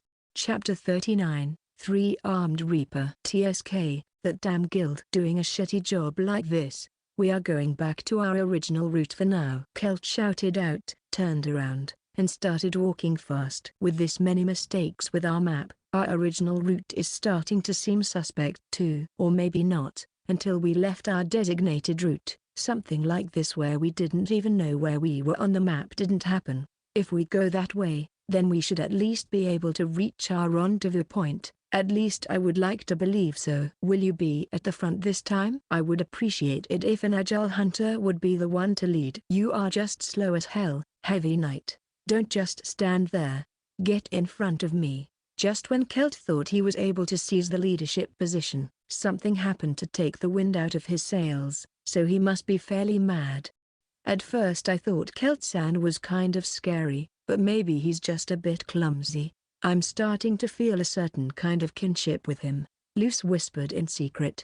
It seems Kelt was able to hear her, because he turned round to glare at Luce with a severe expression. Luce quickly faced forward with awkward movements, desperately trying to laugh it off with an obviously fake laugh. It was then that Kelt's face went white. There is a damn monster incoming. It must have come from one of the branches in the corridors. About the same time Kelt managed to ready his bow, a strange-looking swordsman appeared from around the corner. It had no head, but even so, it was still taller than me in that state. Its body was full of stitches, crudely connecting 3 arms to its body. Each one was holding a sword. Its warped and eerie appearance spoke volumes about how dangerous this monster was. Monster Patchwork level 67 HP 228 MP 66. A patchwork. An enemy that's stronger than the Dream Lord of the Centipede Pit, the Rock Centipede, which was level 60. My level went up since then. But this monster doesn't have an unfortunate weakness like the Rock Centipede either. Also, this monster is even more dangerous than its level would suggest due to its stats and skills. Eek. Just what is that monster? Luce let out a scream. That's an unpleasant monster to come out at a time like this. That's the sentry of the Graveyard of Sorrows. There is always a single one of them in the dungeon and it can detect adventurers in a wide range and wanders the place looking for them. The size of the dungeon is pretty vast. What's more, there are 20 adventurers that entered the dungeon at once this time. Counting all that, having this guy fixate on us and even catch up just as we find ourselves in a dead end cannot be called anything other than rotten luck. Normally, the patchwork is extremely slow, so it's not that hard to shake it off. Fighting a patchwork is not recommended to begin with, so running away as soon as you come across it is the generally accepted method of resolving the situation. Since most of the time when you come across it you will get chased by it, it can be called a gimmick that bolsters the horror vibes of the Graveyard of Sorrows. However, this is a dead end unfortunately. Even if we tried to run away, we would need to get past it, and the Heavy Knight and Priestess have slow movement speeds. Although they are still faster than the patchwork, it takes some time to put enough distance between them. If we were to run around with that guy glued to our backs, then we would most definitely run into another monster before long, getting us surrounded. We'll need to defeat it. The patchwork has low agility, but has high other stats in turn, and it's also pretty blessed with skills. It's an opponent who can take away your entire HP in a blink of an eye if you let your guard down. This will be a hard-fought battle.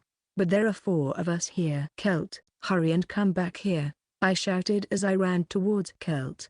Don't blame me for this. Oh okay. This is only an unavoidable fight for you two who have low agility. The very first thing they teach you after you join the guild is to avoid unfavorable fights. Kelt turned back to us with a tight expression. Just as I processed his words, Kelt bent forward and curled into a crouch, then kicked off from the ground and sprinted in a zigzag. Fleeing Hare, a hunter's skill. It momentarily increases the user's movement speed in exchange for being defenseless in the meantime. It's mainly used to put distance between the enemy and the user, or perhaps straight up run away altogether. The patchwork swung one of his blades in reaction to Kelt's movements, but it fell short by just a bit. He neatly landed behind the patchwork. Kelt, this is not my fault.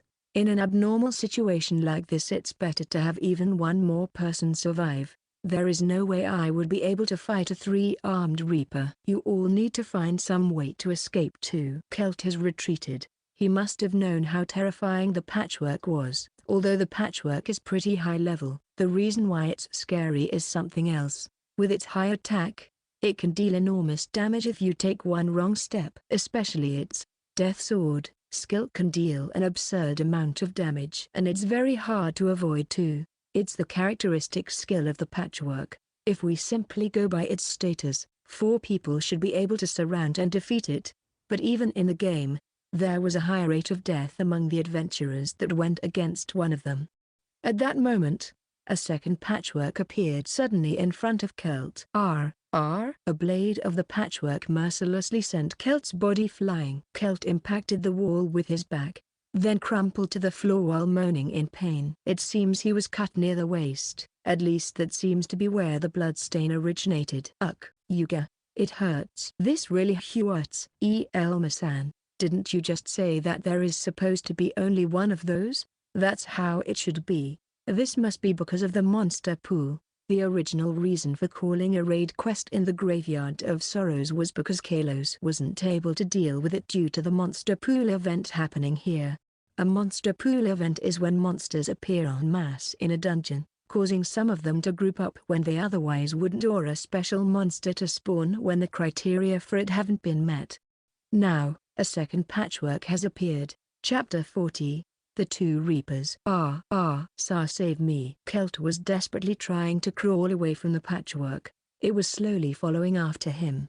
We could have done something about a single one, but a second one is obviously too much, Mabel said while clutching her staff to herself. Luce, can you distract the one that's targeting Celt? And Mabel, you should hurry and heal him. I can't go to help him with another patchwork in the way. Mabel was the one who reacted first to my words. Also, I might do it for Elma-san or Luce-san, but I won't go out of my way to put myself into danger to cover for someone whose first reaction was to betray the party. Even if I use my MP to heal him, he will obviously try to run away again as soon as no monster is targeting him. I'm not saying to let him die because I don't like him or anything. I don't care if he wants to act like a greedy bastard and nab anything he can while ignoring his teammates, but then he needs to be prepared to be ignored in turn. Celt went pale from Mabel's words. It's not like he did something that would warrant him dying, right? All Celt did was doing as he pleased within the rules of this raid quest. Some of the things he did was certainly a breach of manners, but none of it reached the level of an actual crime he would need to answer for. His reluctance to fight a monster that could kill a nimble hunter like him with any single one of its skills, all the while needing to cooperate with slow-moving classes, is more than understandable. Furthermore, this situation will be quite grim if we are missing even one member. Indeed, I can't guarantee that Celt wouldn't try to run away again. We just have to trust that he's principled enough to stay. Among us, Celt is the highest level. If we were to lose our strongest asset right now, our winning chances would go down by a lot. You talk like we could deal with 2 patchworks if there were 4 of us. We can. I will take command. Celt seemed to be excessively scared of the patchwork, but that's most likely because detailed information about them is not widely known in this world. All they know about is parties getting chased and adventurers getting savagely killed by its terrifying skills. Although it can deal heavy damage in one hit, it's not an opponent we can't defeat with our current forces. Yuck. How the hell can you state that so definitely? Overwhelmed by my declaration, Mabel's words lost their momentum. But she won't even be able to reach Celt in time if she have to slip by the other patchwork. Elma-san, use that skill please. Luce seemed to know what I was thinking and asked me first. To reach Celt in time to save him, it would take too long if she had to slip by the patchwork in front of us by running. It would be too little too late by then. As I readied my shield, Luce jumped off from the ground. Shield bash. I pushed out with my shield as hard as I could. Luce kicked off from the shield and flew far. Using that momentum, she activated her acrobatic steps and started running on the wall, neatly avoiding the patchwork in front of us. With the same movements, she slashed into the back of the patchwork that was near Celt. The second patchwork swung its blade at the same time it turned around to face Luce. Luce pulled back just in time to barely avoid its sword. With this, that patchwork's focus shifted onto Luce for now. Why you really came to save me? No way. Just why? I just betrayed you and tried to run away by myself. Celt staggered to his feet while keeping pressure on his waist with a hand. Elmer-san is a nice person, but he's not blind to reality either. We did not expect you to put your life on the line and fight to defend the party to begin with, so you couldn't have betrayed our trust in the first place. Elmer-san is the type to lend a helping hand to those who need it regardless of something like that. He is just that kind of person. Luce paused after that and started glaring at Celt. But I'm not as nice or principled as Elmer-san. If you try to run away again, causing us trouble, then my poisoned knife will find its way into your back. Celt-san.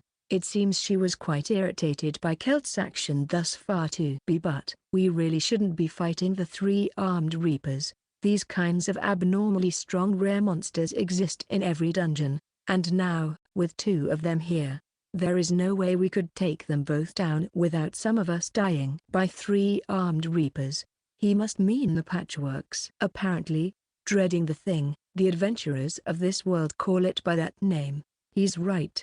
It's not possible for us to take on two monsters of this level with our current party. Elmer-san, do you have some kind of plan? Mabel asked me in a dubious tone. I nodded once, then ran ahead. I slashed at the patchwork standing in front of us with my mithril sword.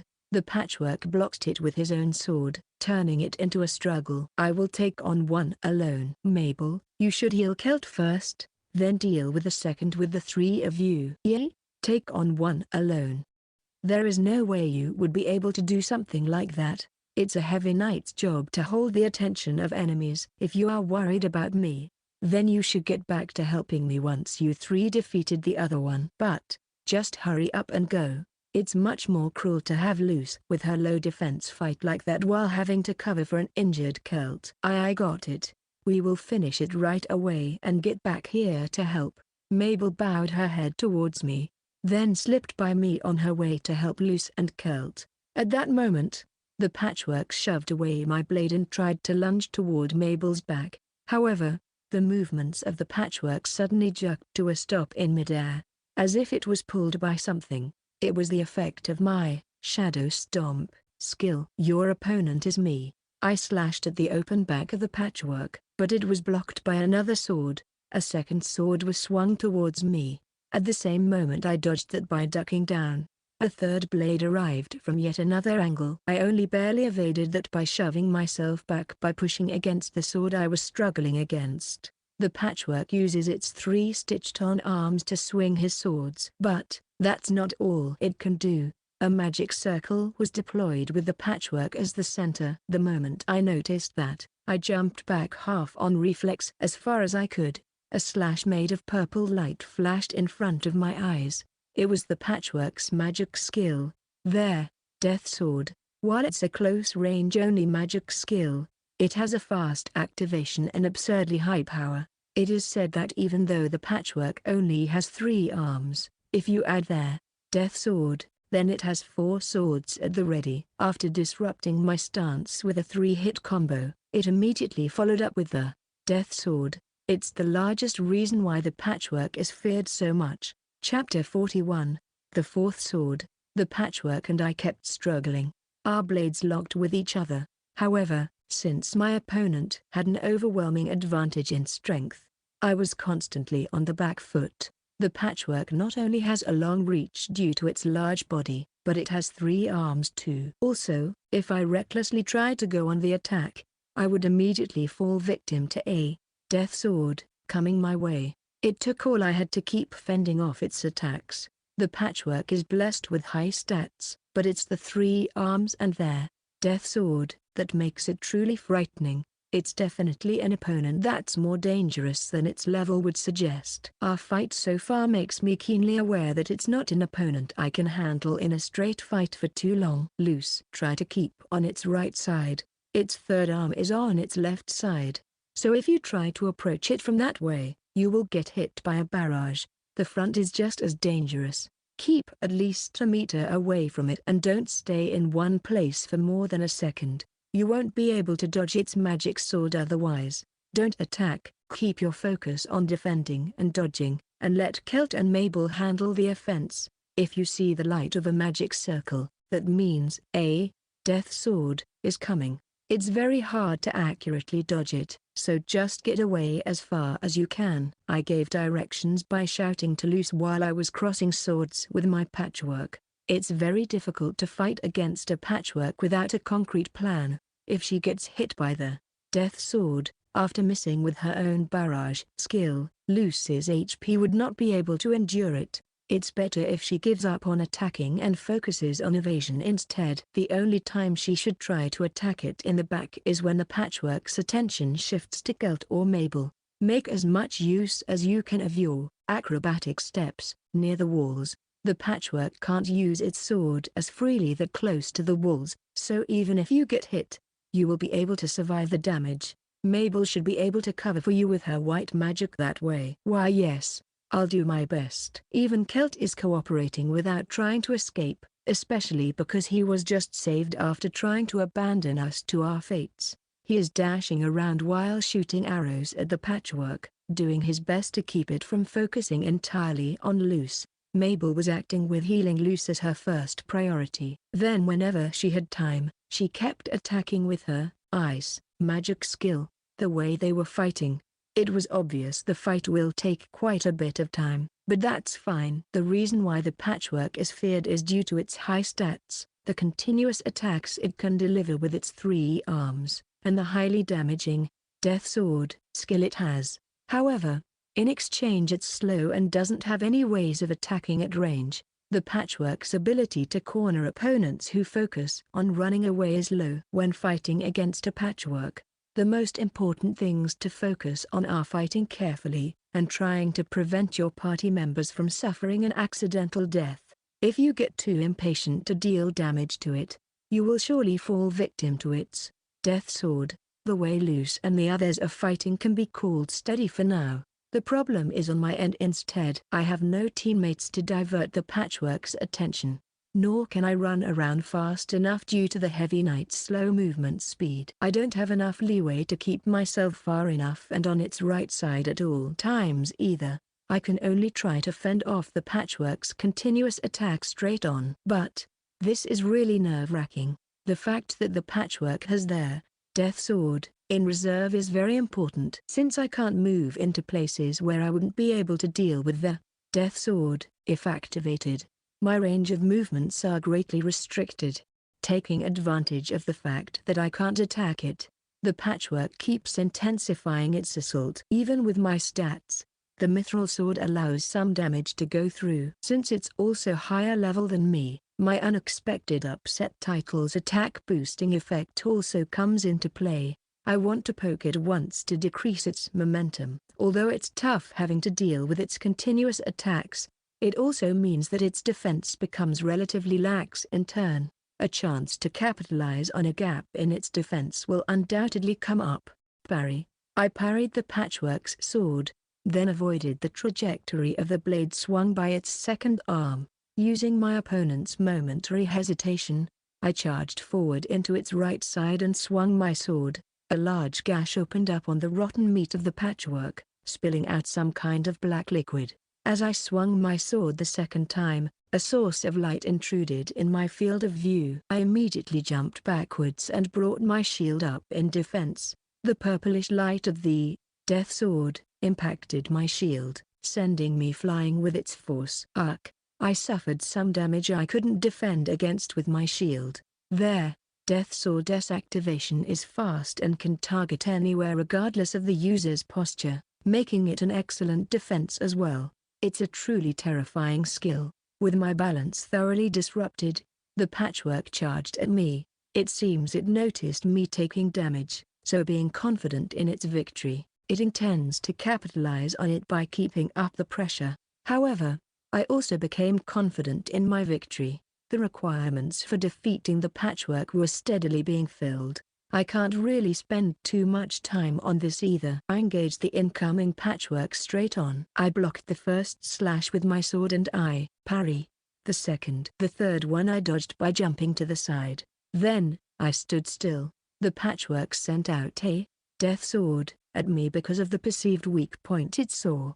A blade made of purplish light closed in on me. I blocked it with my shield, but I couldn't defend against it entirely, causing me some damage. I couldn't handle it anymore and let go of my shield.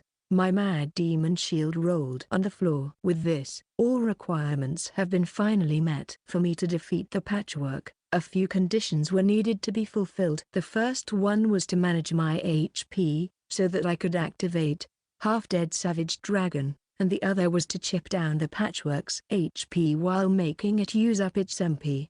Their Death Sword is a powerful skill. Its activation time is extremely short and it's terrifyingly strong too, with its 3 arms also in the picture. It's basically impossible to find an opening in a one-on-one fight with a frontal attack. However, there are obviously some disadvantages to it in exchange. Monster Patchwork level 67 HP 189 228 MP 1266. Their Death Sword takes 18 MP to activate. With the patchwork not having that much MP, it can only use it 3 times at most. That's the reason why I deliberately showed it some openings, to manage my HP and make it use up its Death Sword shots. Furthermore, once a patchwork falls below 1/3 of its max HP, it mostly gives up on attacking and shifts to a more defense-centric fighting style. If that happens, it turns the fight into a drawn-out slog. I needed to take down its HP to a level where I could defeat it in one go with the help of Half-Dead Savage Dragon, and make it use up the MP it needs to activate Death Sword. This was the sequence of events that needed to happen for me to be able to defeat the patchwork. Life Shield. My life force manifested and covered my body with a radiant defensive membrane. Life Shield normal skill. It takes 20% of your maximum HP to activate. A shield with the same durability as the HP deducted covers the entire body. And with that, I can activate another one of my skills, Half-Dead Savage Dragon special skill. When the user's HP is less than 20%. Attack and agility is increased by 100%. Red light started covering my body. I could feel the power welling up inside me. I will put an end to this. I kicked the floor and charged in. With the patchwork's current HP, I will be able to defeat it in 2 hits. Our swords collided. However, my movements were faster now. I didn't lose out in terms of strength anymore either. I was able to fend off all 3 swords. The patchwork's body stiffened. With it lacking a head, I couldn't tell by its expression, but it seemed to be overwhelmed by the change in my movements. You don't have a 4th sword at the ready now. A blade flashed out sideways. A large gash appeared on the torso of the patchwork, spilling out a black sludge. I immediately dashed to the right of the patchwork. It tried to pursue me right away, swinging its swords towards me. I did not dodge, but deliberately stopped running and blocked it. My life shield broke, the impact sending me flying. Where I landed was right behind the patchwork. I knew that if it tried to hit me from that angle, then this is where I would end up. There were other possible ways of finding an opening without using up my life shield, but time was the most important right now. This is the end. I swung my sword that was covered in a red light. The 3 swords slipped from the patchwork's fingers, and its large body ended up on its knees to the floor. You have gained 4,349 experience points. Your level has increased from 64 to 66. You have gained 2 skill points. It was a very troublesome monster, but somehow I was able to overcome it by myself. Chapter 42, The Victim of the Fight. Now we just have to take care of the second patchwork loose and the others are dealing with. While I took a moment to have a breather in front of the remains of the patchwork, I turned towards the others. The patchwork was swinging its 3 swords. Loose kept dodging those to the right, while Kelp tried to impede its movements by targeting its back and arms with his arrows. It seems Mabel was running low on MP already, so she stopped attacking with her ice, and kept focusing on healing Loose. Kelp-san, can't you take over for a bit? Loose-san is obviously at her limit already. You can be really nasty when you take off your sheep's clothes, you damn priestess. Hunters don't work like that. Just be happy that I can divert its attention this much at all. His attitude got even worse somehow, but it seems Celt was staying with us for now. But at this rate my MP will run out and we will get wiped out. If it comes to that, then I will use my fleeing hair to run away. I could be running away right now, so just be thankful that I'm still here with you all in a deadly situation like this. It was clear that Luce was under a lot of pressure, but it seems they managed to avoid anyone dying. Even without too many chances to go on the offensive, they not only managed to chip away its HP to less than half its maximum, but the patchwork only hit a single death sword shot left too. If I enter the fight right now with my half-dead savage dragon active, we should be able to take it down in no time. So I started running towards them. Kaya. At that moment, Luce failed to dodge her opponent's sword and tried to block it with her knife, but she lost out in strength and got thrown back into a wall. Luce-san, priestess girl, this happened because you kept rushing me. This is bad. She won't be able to dodge the next attack from that position. The patchwork must be pissed at her too, having to chase after her all this time. It will be going for a sure kill move with his skill. Just as I feared, a magic circle was deployed. I won't make it at this distance. Luce, run! I shouted as loudly as I could. Luce tried to stand up as fast as she could, but their death sword was clearly faster. It happened then. TSK, fleeing hair. Celt kicked off from the ground, curled up his body and jumped forward. At first I thought he was trying to run away, but that wasn't the case. He arrived with a slide to where Luce was, pushing her out of the way. See Celt-san, thank you very much. I'm a shameless person, but I don't intend to be an ungrateful one. I was laughing to myself when I saw you go out of your way to try to save someone who just abandoned you. The higher rank an adventurer is, the more they tend to be assholes. If you want to make it as a B rank, then watch yourself in the future, Celt said with a forlorn smile. In the next moment, a purplish blade of light tore into his body. Crimson-red blood splashed out. Celt's body rolled down to the floor. You did good, Celt. I used all my power to cut into the defenseless back of the patchwork. A large gash appeared in the rotten meat of its back and one of the arms that was stitched to it went flying. The stitches of the patchwork opened, allowing its large body to fall apart. You have gained 2,478 experience points. We finally took down both patchworks. I'm glad I was able to tell them how to deal with the death sword that tends to kill people that have never seen it before. It's easy to comprehend in theory that it's best to stretch out the fight when going against an opponent that has a skill that can deal so much damage that it can almost be called an instant death skill. But mentally you can easily find yourself impatient to finish it faster. The fact that Luce trusted me and that the more experienced Celt stopped Mabel from overextending were important in this fight. See Celt-san is not moving. With a pale face, Mabel moved Celt's body into a sitting position. It was my fault, because I was too impatient. Celt-san fell victim to. I thought he was an egotistical person. So why did he? Well, I can somehow see what his thought process was. The hunter class has a tendency towards being a jack-of-all-trades class. Its main strength are its mobility and its ranged attack. But since it lacks in attack power, without any decisive blows available to it, it works best as a support DPS. Generally, the best use of his abilities in a party is making use of his mobility to cover for his teammates in a wide area, while distracting and steadily chipping away at each monster's HP. However, even though being able to cover multiple people in a wide range is one of the class' main strengths, he can also pretty blatantly decide whether to take a last hit or let someone else have it. If he keeps letting others have them, then they will just keep taking advantage of him. However, if he snatches away even one of them, the others might hold a grudge about it. If he gets hated anyway, then he must have thought that he might as well go all the way. Doing something like that in half measures would have been even harder on him, and this world isn't nice enough that he would be able to make a living if he just keeps letting others have all the monsters all the time. I'm a shameless person, but I don't intend to be an ungrateful one. Celt said this at the end. Perhaps he decided that he wouldn't start out by making compromises. since that would just make others look down on him.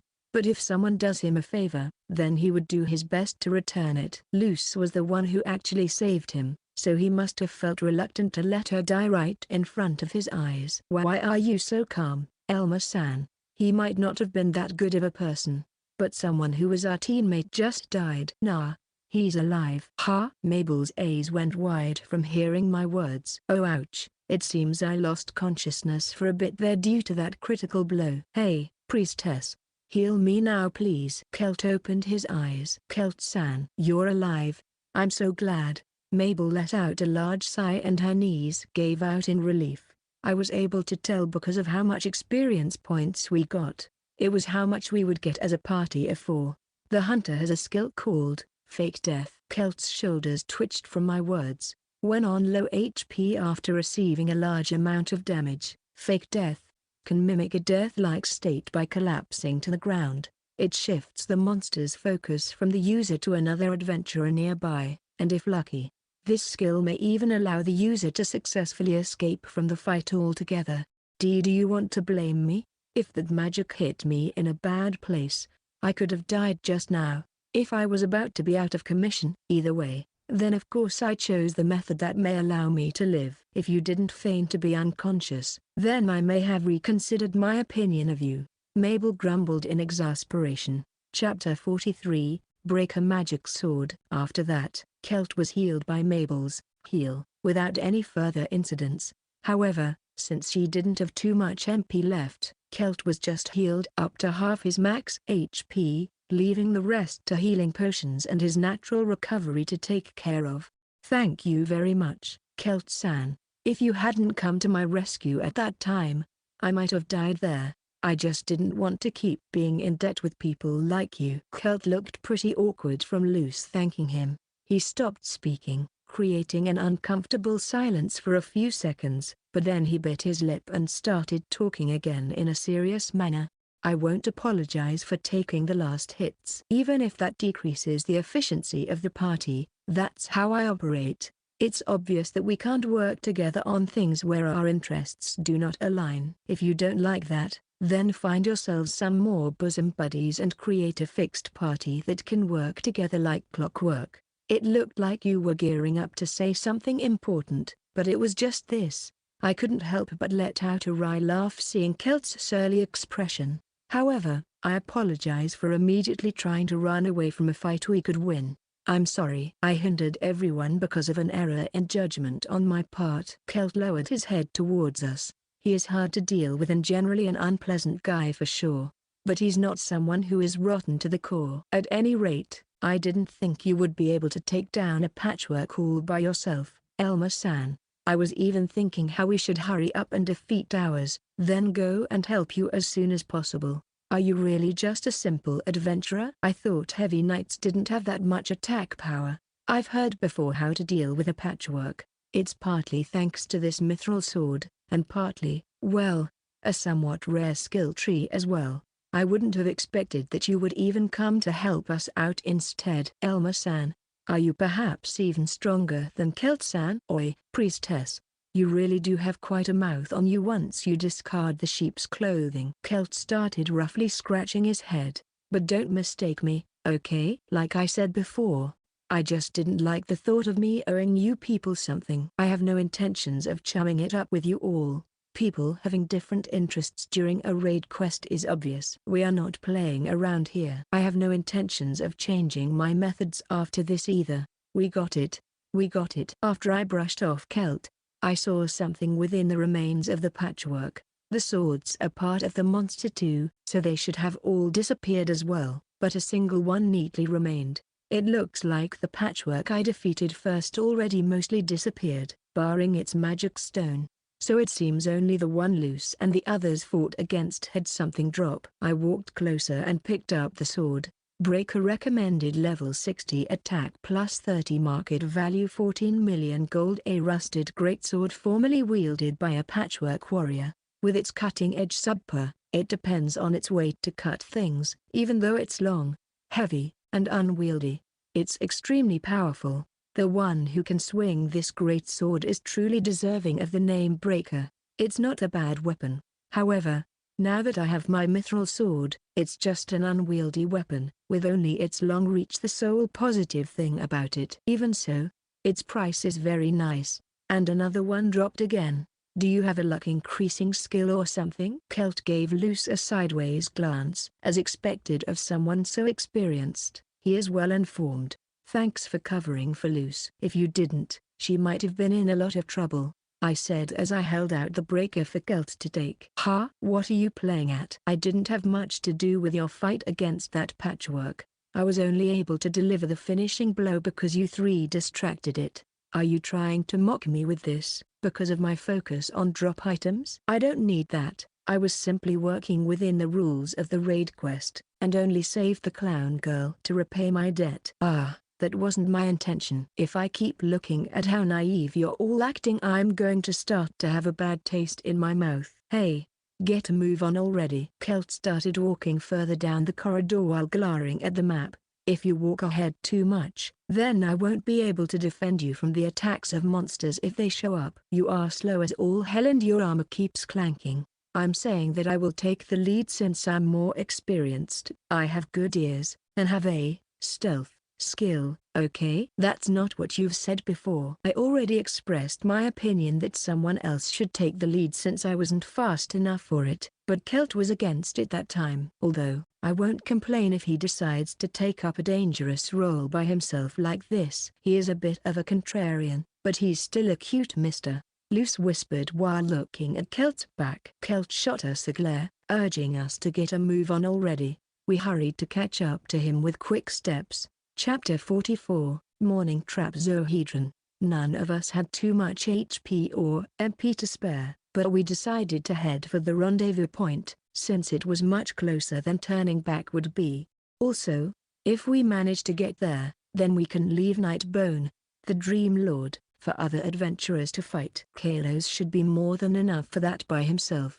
The number of monsters are fewer than I expected. I expected there to be more, since even Kalos couldn't deal with them by himself. But since a bunch of high-level adventurers entered recently, monsters should be pretty scattered right now. Bumping into two patchworks at once despite that can only be called bad luck. Celt returned after walking further down the corridor once. We will be going right on the next corner. There is a group of monsters to the left, so don't be making any noise now. Celt, haven't you gone too far ahead just now? I have enhanced hearing and sixth sense with stealth in the picture too. It's safer to be farther away from you all to scout instead. The risks of a monster coming after me if it notices me is also low that way. If it wasn't for that stupid map leading us into a dead end, I wouldn't have ended up making a spectacle of myself like that. Walking in the front, Celt answered my question. Enhanced hearing is a skill that lets someone be aware of the general location of monsters further away, while sixth sense sometimes lets the user know the location of dangerous monsters or items. So that's why you were gripping that map so tightly, although I would have rather you told us about that before this. Mabel griped with some exasperation. Like hell I would say anything about it. If you've used that as a reason to put me in the front, then I wouldn't be alive right now. My HP is low and, depending on the corridor, I might not be able to run away in the tight confines of the dungeon, even if I know where the monsters are. Hunters work best outdoors, not inside a cramped dungeon. Celt was glaring at Mabel. That's, well, sorry about saying things without thinking. Even though Mabel was a priestess, she also had some thoughts on the subject. It's something I've observed in the adventurers of La Colina, be they a magic swordsman, hunter, or priestess. Everyone tries their very best to hide their strengths and weaknesses. With our current MP, even small fry monsters could be a problem. If they manage to surround us the next time it turns into a rout, we might get wiped out entirely. So, I'll draw the short straw this time. I ended up making a huge debt too, and you guys are the first ones in a while who I think I can trust to keep me alive, Celt said while scratching the bridge of his nose, looking uncomfortable. Also, I can't just keep being a petty asshole with someone as impressive as you in the party, Elmer. I didn't think you would be able to beat one of those by yourself like it was nothing. I wouldn't call it easy at all. It was a hard-fought victory even though I was aware of the patchwork's hidden strengths and weaknesses, its ways of attack, and a reliable method to defeat it. How I envy a guy like you who can just fight head-to-head, all bright-eyed like that. Honestly, it's enough to make a guy jealous. Celt let out a sigh with a bitter smile on his face. Seeing that, Luce immediately went pale and grabbed one of my arms and kept clinging to it. I won't let you have Elma-san, Celt-san. How the hell did you interpret what I just said to reach that conclusion? Celt narrowed his eyes and glared at Luce. At that time, Celt's left eyelid twitched. That made him turn around and head for another corridor right away. What happened? My sixth sense reacted to something. Apparently, there is a rare item nearby. A dungeon acting abnormally can also create unexpected rare items, not just a massive number of monsters. However, we don't have too much leeway, so I'll leave the decision to Elma this time. I'm of the opinion that we should go for it, since I can't sense any monsters on the way either. A rare item. We don't know what could happen even without that in the picture. I think we should prioritize meeting up with everyone else first. Normally, Mabel would be right here. However, even after considering that, Celt thinks otherwise. I tend to lean towards Mabel's opinion more. But Celt, lead us there, please. That's unexpected. I thought you were gonna go for the safer option. If it's an expensive item, then it might be something that was left by deceased adventurers that entered ahead of us. I would like to collect it if possible. Also, never mind. We will be able to see soon. This investigation into the Graveyard of Sorrows was originally to find out what may have caused the abnormalities in the nearby dungeons. There is a possibility that all that was caused by some kind of item or items. However, if that really ends up the case, then it will also serve as confirmation that it was caused by humans. The party followed Celt for a while. We found the item we were looking for before long.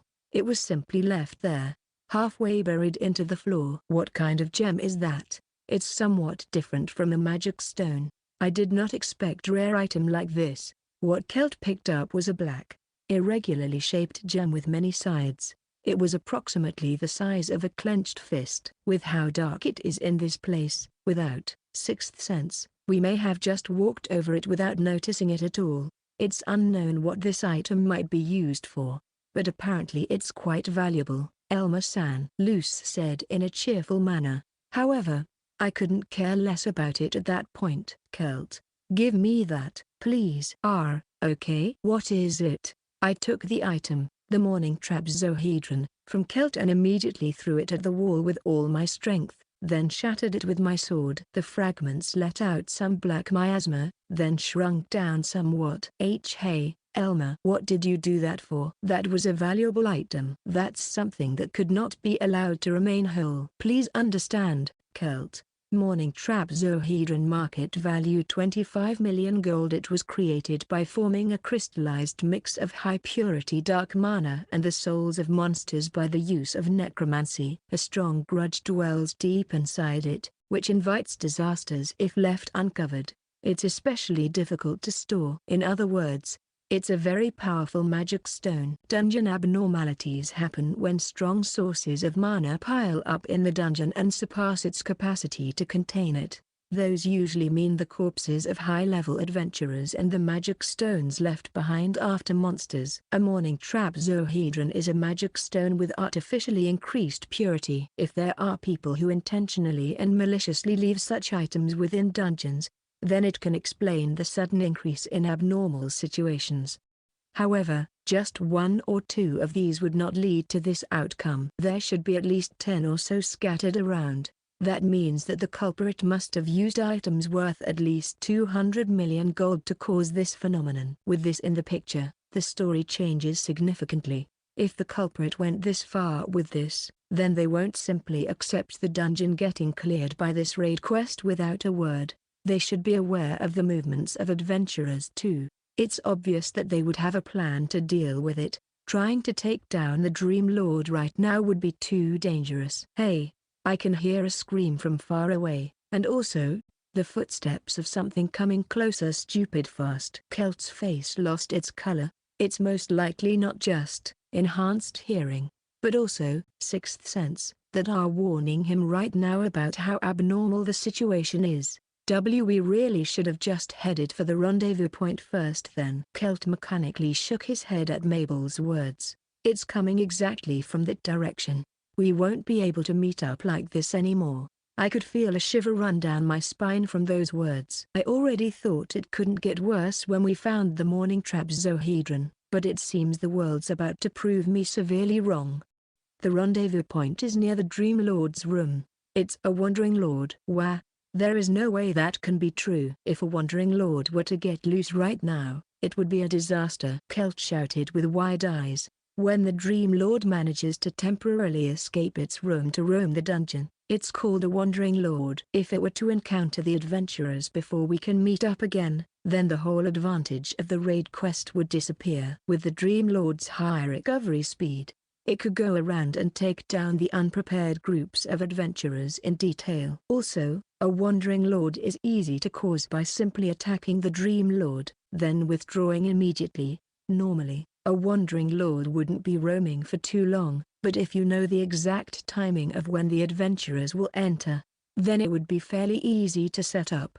We can't even alert each other to the danger. Trivia note: probable inspiration source for the trapezohedron H.P. Lovecraft Wiki. Chapter 45, Strategy Session. It would be absurd to expect us to fight the Dream Lord in this situation. The Night Bone is level 70. Fighting it would be too reckless. If we can't meet up with others, then all we can do is run away. After saying that, Celt's expression twisted. It seems he realized it too. We can't run away. Not only is the map frequently inaccurate, but even the marked route is unfit for us right now. If we keep to that easygoing route with a bunch of detours, then it will be able to catch up to us for sure. Also, a Wandering Lord is able to track the mana of humans and go after them. And since it's getting closer, that means it has its eyes on us already. If this is also something that the culprit managed to set up, then they really prepared well. That damn guild. If I live through this, then I will squeeze as much reward money out of them as I can. Celt was holding his head. There is another concerning point. Celt said that he heard fast footsteps coming closer, but the Night Bone should not be that fast. It's a giant skeleton with high attack power as its advantage. And now that you mention it, the footsteps I heard seemed like it belonged to some kind of four-legged monster. But then, just what? The Night Bone most likely underwent an evolution. That means that even I don't know what we could be up against. Celt let out a strange amalgam of a scream and a sound of surprise. It's the same that happened with the Death Armed. The Dream Lord has undergone an evolution. The best course of action is to avoid evolutions. Even when this was a game, intentionally causing an evolution was simply too costly for mediocre gains, and since the replicability of it was doubtful, it wasn't even recorded in detail. Even I don't know all the possible evolutions for the Dream Lords. If a Dream Lord that was already level 70 to begin with underwent an evolution, then it's impossible for us to do something about it. It should be around level 85 at this point. I just finally became level 66. Normally, it's not an opponent we could take on. However, I have Relentless Vigor and Half-Dead Savage Dragon. Thankfully, thanks to Celt, we were informed of its existence beforehand. I will tell you too about everything loose and I can do. I hope you can do the same and reveal your status to us. After that, let me think up a strategy with that in mind to take down the Dream Lord with my guidance. I signal Luce with a glance. Luce nodded back in confirmation. Wah, for an adventurer, their status is their lifeline. If the details on everything you can and can't do gets leaked, then you won't be able to find a proper party anymore. They will just order you around as they please and you won't be able to do anything about it. A party is just playing at getting along and not a true team. That's common sense in La Colina. Hiding details about yourself like that was simply impossible when this was a game. But in this world the spread of information is very limited. Any half-hearted information sharing could backfire instead by leading to misunderstandings. And since the death penalty is death itself, it's a pretty big taboo to attempt a fight where you might lose. There is no sugarcoating it. When the worst comes to worst, everyone's first priority is for themselves to escape, even if they are the only ones that do. The concept of making use of every member's maximum potential in a fight is a foreign concept here. If you need something like that to succeed, then you shouldn't have gotten into such a situation in the first place. We can't win against something like that. It's on an entirely different level from a patchwork. We won't even be able to put a scratch on it by ourselves. I have a skill that can deal damage to it. If you manage to create an opening for me, then I will be able to take down the Dream Lord for sure. Heavy Knights can deal damage to opponents on a much higher level than themselves. That's the reason why it was called the strongest class in Magic World. Also, Celt, you said it was to return a favor, but you covered for loose at the risk of your life. I already thought of you as a true teammate. Was I wrong in that? TSK, what a naive brat. But, I understand. I can put my faith in that naivety and that strength of yours. I will resolve myself and listen to your orders, Elmer. Celt gave in finally. I will do the same, of course, without throwing a stupid tantrum like Celt, even with Mabel's consent also in the bag. Everyone showed our statuses to each other and shared our information. We also talked about our fighting styles and in which situations we would be the most useful for a short while. Being able to increase your attack to 6 times its original value by adjusting your HP with a skill. That's simply absurd. This is the first time I've heard about a skill composition like this. I knew about the existence of a luck-focused skill tree, but this is the first I've heard of someone making use of it to this extent. Although what I did hear about it was that if you put too many points into its luck aspect, then your attack power will inevitably suffer, which will make it all but impossible to raise your levels. The two of them were apparently surprised by what skills we had. So it's a fairly well-known pitfall. I also almost fell victim to it before. Luce stuck out her tongue. Then, Elmer, do you think we have a chance? The outlook is bleak, but we can't do anything else but face it with everything we have. I opened my status. Skill trees, remaining skill points 16, Vow the Heavy Armor, 34 100ths, Beginner Swordsmanship, 550, Smoldering Fang of Madness, 1570. After I managed to confirm the statuses of Celt and Mabel, I was able to decide what skill to get next. Skill trees, remaining skill points 9, Vow the Heavy Armor, 41 100ths, plus 7 Beginner Swordsmanship, 550, Smoldering Fang of Madness, 1570. With Vow the Heavy Armor, reaching 41 100ths, you have gained the normal skill, Protect. Protect normal skill. It deploys a barrier that stays on the target for a certain period of time that will decrease the damage dealt by the next attack by 30%. The exact time usually denoted by certain period of time was generally 3 minutes when referring to how long a skill effect persists. And this skill was not an exception to that either. Although it can be useful, it creates an opening when used and also takes up some MP, and since its effect can run out before you know it, it tends to create more problems than it solves if it's used without serious thought. However, its ability to cut down the damage of an attack made by a higher-leveled enemy to the point where you can survive a hit is very important. From that point of view, it has good synergy with Smoldering Fang of Madness, too. It can allow you to safely gather information on the target, or you can use it to fulfill the activation conditions for the half-dead Savage Dragon.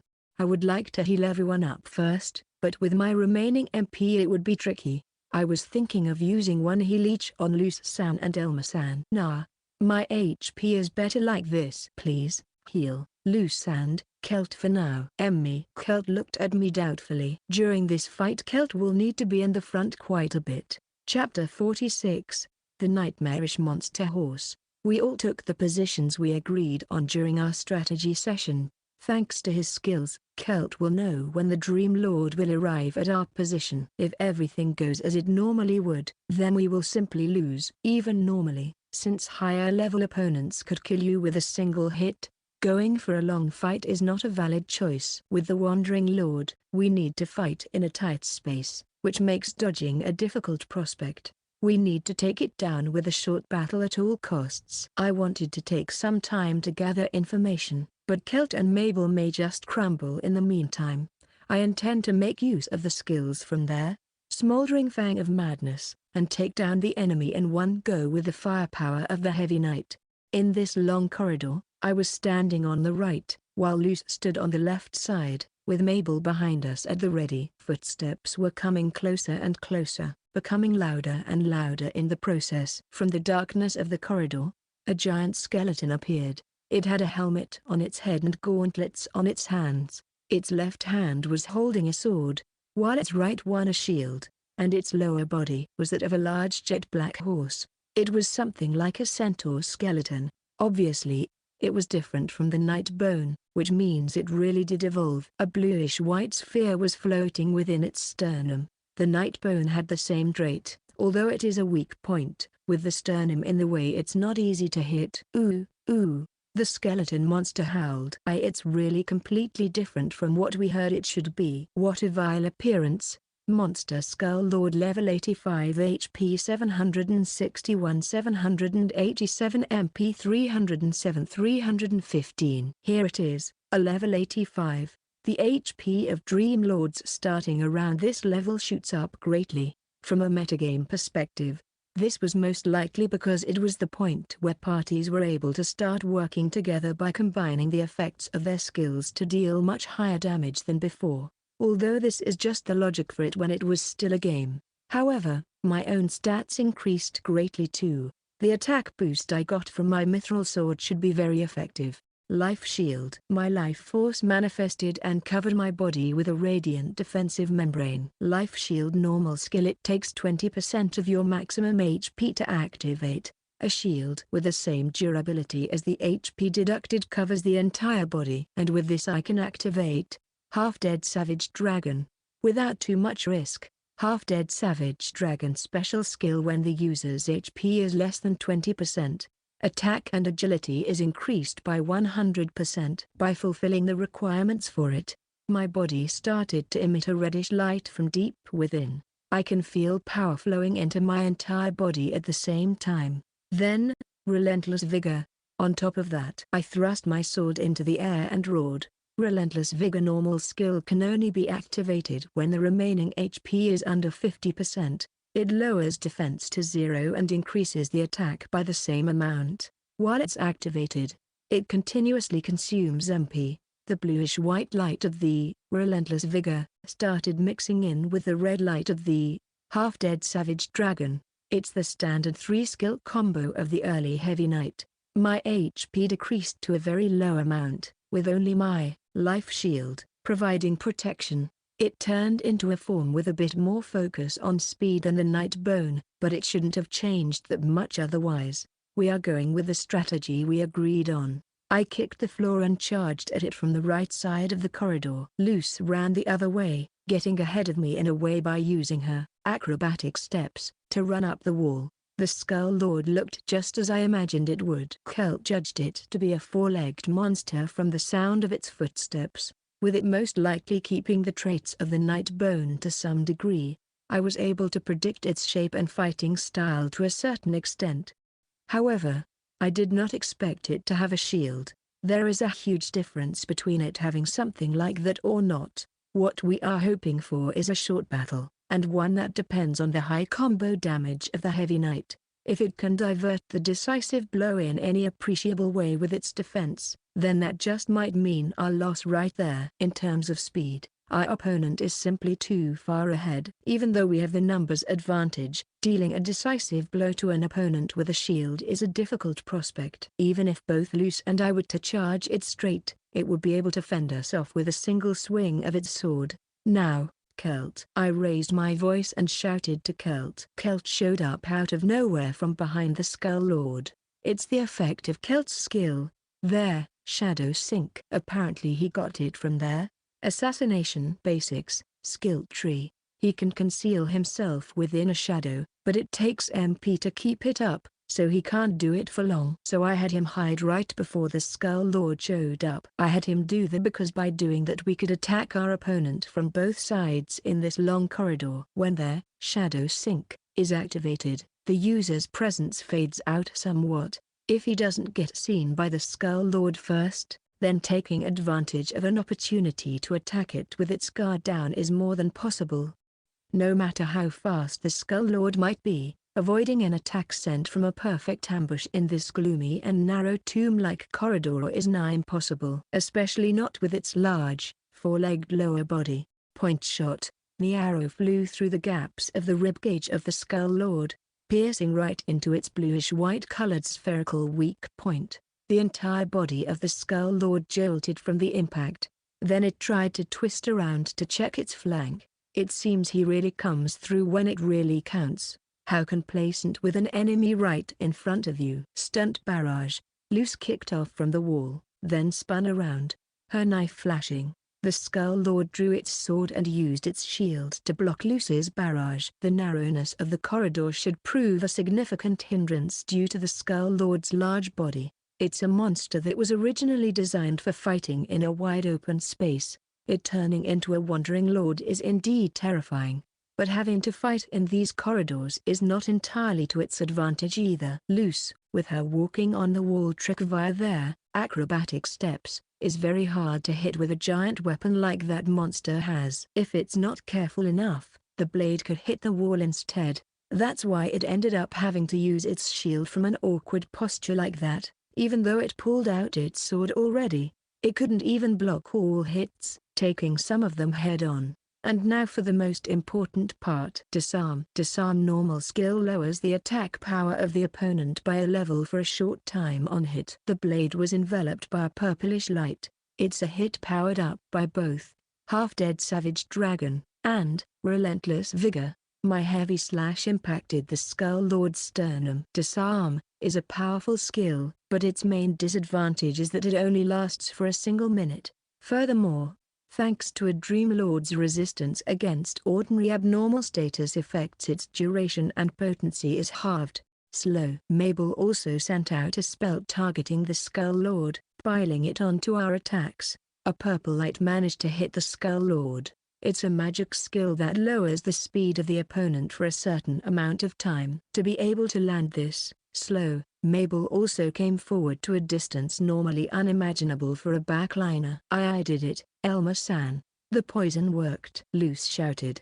It's thanks to the centipede's venomous short sword's poison effect that has a low probability to activate. This extra effect had excellent synergy with Luce's great fortune, and the multiple consecutive hits done by stunt barrage, the attack decrease, movement speed decrease, and the poison status effect all managed to activate. However, with the Dream Lord's resistances those effects are limited and will run out before long too. But even so, it's much better than not having them at all. The poison is only at a level where a Dream Lord's resistance and its self-recovery cancels it out entirely. However, the poison also has a movement speed decreasing effect. This time that will be the more important aspect. We were able to make best use of our advantage from the ambush to pile on a few types of debuffs and land a hit from a heavy knight. For now, everything happened just as I predicted. However, the problem is what comes after this. We played all our cards to create an ambush to lay on those debuffs. The time those effects will remain will vary from 30 seconds to 90 seconds. If we run over that limit, then the four of us will be killed in the blink of an eye without any chance of resisting. We need to keep striking at it with everything we have. Chapter 47, A Life or Death Battle in 60 Seconds. Go all out with your attacks. We have 1 minute to deal with it. I raised my voice. With the Skull Lord under the effect of 3 different types of debuffs and with its movement speed decreased, this is our best and last chance to take it down.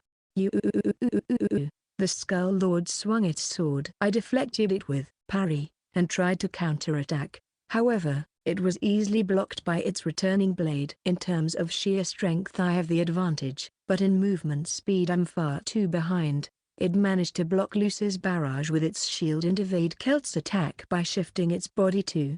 Without taking it off guard, Kelt's arrows failed to deal not just decisive damage, but barely any at all. Its skeletal body is much weaker to direct impacts, rather than piercing damage. It only needs to shift its body a minute to mount to block the attack targeting its weak point, the core, with its sternum. It currently has multiple debuffs on it, so its stats are much lower than normal. And yet even while weathering an all-out attack from 3 people, it shows no signs of breaking. Damn it. Even if I shoot its horse-like lower body, it doesn't even twitch. Celt gave voice to his irritation. The difference between our level granted power is simply too big to think it would fail to show a single weakness even after all that. It seems like we are the ones who are being pushed back instead. After sending loose flying with its shield, the Skull Lord sent out a sharp slash in my direction. I can't parry that. I quickly threw my mad demon shield into the sword's path, barely making it miss by a hair's breadth. I can't let it break my life shield just yet. I haven't seen the Skull Lord's skill yet and haven't found a weak point either. However, the time keeps ticking and ticking even now. The first effect to run out will be the disarm. We are getting pressured even with that, so if the attack decreasing effect runs out, we will lose in the exchange of blows. I kicked the ground and circled around to the Skull Lord's flank while maintaining my distance. Maybe the Skull Lord took the stopping of my attacks as an opportunity. It raised its sword high. The tip of the sword lit up with lightning. I can vaguely recall something like that. It should be the skill. Lightning ground impact. This is bad. Everyone get back and jump in the air, I yelled in a loud voice. In the moment, the Skull Lord thrust its sword into the ground. Lightning raced through the surrounding ground, creating a shock wave. I was nearly at a point-blank range, so I had no way of avoiding it. Blown away by the shockwave, I was slammed against the wall behind me. A crack appeared in the magic shield covering my body. Then it simply vanished. My lifeline, my life shield, was used up. Luce used her acrobatic steps to run up the wall and head for the ceiling, but she was also caught by the shockwave and blown away. She was far enough that it shouldn't be a fatal wound, but she most likely won't be able to return to the fight right away. Although Mabel was at a safe distance, she won't be able to help out with her current MP either. With Celt fighting at a distance farther away than Luce and I, who were in melee range, he was able to escape it by stabbing one of his daggers into a wall and standing on top of that. Don't look down on a seasoned adventurer who survived for a long time, you damn skeleton bastard. In the next moment, the blade of the Skull Lord knocked down Celt, who was defenseless off the ground. Celt crumpled to the floor, covered in blood. Celt. It was a direct hit from a higher-level Dream Lord. Even though its power was decreased by disarm, it's not something a lightly armored hunter could take. The Skull Lord started coming at me right away. I used parry to divert the first hit from its sword. I tried to get in closer to force some kind of opportunity, but my slower speed and the reach difference made it extremely difficult. Without any time to actually get closer, its second swing came at me. I concluded that even if I try to use parry again, I won't be able to divert it this time, so I forced myself to jump back fast enough that I ended up rolling on the floor, but I managed to avoid its blade. The Skull Lord's hit broke the floor where I just was. Its attack power went back to full. The largest weakness of the disarm was its short effect duration. I used it so we could find a way to somehow win this, but against a Dream Lord its effect is suboptimal to begin with. We were at our limits even before this, but now it regained its full strength. I used strength and skill to make up for the difference in speed to successfully use parry, but I won't be able to do the same after this. That means that now that the disarm has expired, the poison status effect with its movement speed decrease will run out soon too. A large swing of the Skull Lord is approaching. Even though I wasn't able to regain my balance just yet, the Skull Lord obviously intends to finish me off with this blow. Since I was such a thorn in its side until now, its focus is entirely on me. Now, Celt, go to hell you damn skeleton. An arrow pierced into the Skull Lord's core.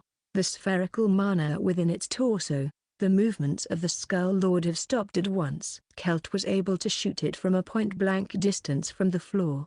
How complacent of you bastard to simply put me out of your mind, even though I fell down right behind you. That's right, the Skull Lord's focus was entirely on me. Normally, it would be impossible for the Skull Lord to take its attention off someone who was at a point-blank range to it. It's the effect of Kelt's skill. There, fake death. Kelt used fake death right when he was hit by the Skull Lord's attack to escape its attention. I had Mabel recover Kelt's HP to nearly full before the battle. In addition to that, I also used protect on him to decrease the damage caused by the first hit he received by 30%. There, protect's effect only lasts for 3 minutes, but we had to take down the Skull Lord by the time the debuffs we managed to get on it with an ambush ran out anyway. It was a dangerous gamble even so. To fulfill the conditions for fake death to activate, to avoid using up protect beforehand, the first damage he took had to be a potentially fatal one. If he got hit by the shockwave of lightning ground impact, then it would have used up his protect, ruining our entire strategy. For Kelt that means that if my calculations were even a little off, he may not have gotten off with critical damage. The Skull Lord could have extinguished his entire HP in one go. I had confidence in managing my HP since I used to play Heavy Knight even when it was just a game, but this was an opponent I haven't seen before today. Dread and suspicion could affect a person's performance. Even in a situation like that, Kelt did his job perfectly. It's the end, Skull Lord. I kicked the ground and charged closer to the Skull Lord that was still frozen in a posture where it was about to swing its sword. I put everything behind the attack, targeting the skeleton. The extremely powerful hit supported by the half-dead savage dragon, and relentless vigor, destroyed the previously cracked bones of the Skull Lord, then cut apart its spherical core deep with it. The core halves started pulsing as they shrunk down. Then they exploded, blowing out the Skull Lord's torso. The skull and shoulder bones scattered to the ground. Then the horse-like lower body simply fell down to the floor. You have gained 9,057 experience points. Your level has increased from 66 to 71. You have gained 5 skill points. Smoke started pouring off the Skull Lord's remains. Then they simply disappeared into thin air. We really managed to win. If we failed here, then perhaps the majority of the raid quest participants, no, maybe even the city itself could have fallen into disaster. The Skull Lord was simply that dangerous of an opponent. Our current situation was also quite precarious. The requirement for the greatest dungeon disaster, Azork, or Dreambreak, was almost fulfilled. If it came to that, then it could have led to the ruin of La Colina, the city of adventurers. We really won. Against a higher-leveled opponent like that. I still can't believe it. Bonelessly drooping to the ground, Mabel let out some words of relief. Kelt didn't have the energy to even do that, so he kept staring at the ceiling with a relieved smile. Kelt, you did good too. Sorry about pushing a dangerous role like that on you, even though it shouldn't have been your responsibility. If you haven't managed to evade that lightning ground impact, then we would have lost any chances of winning. For real, I don't want to fight even one more down-to-the-wire battle like this one anymore. Kelt covered his eyes with a hand. Perhaps it was from the relief of getting through a battle to the death, or perhaps it was from the joy of victory, but some tears could faintly be seen.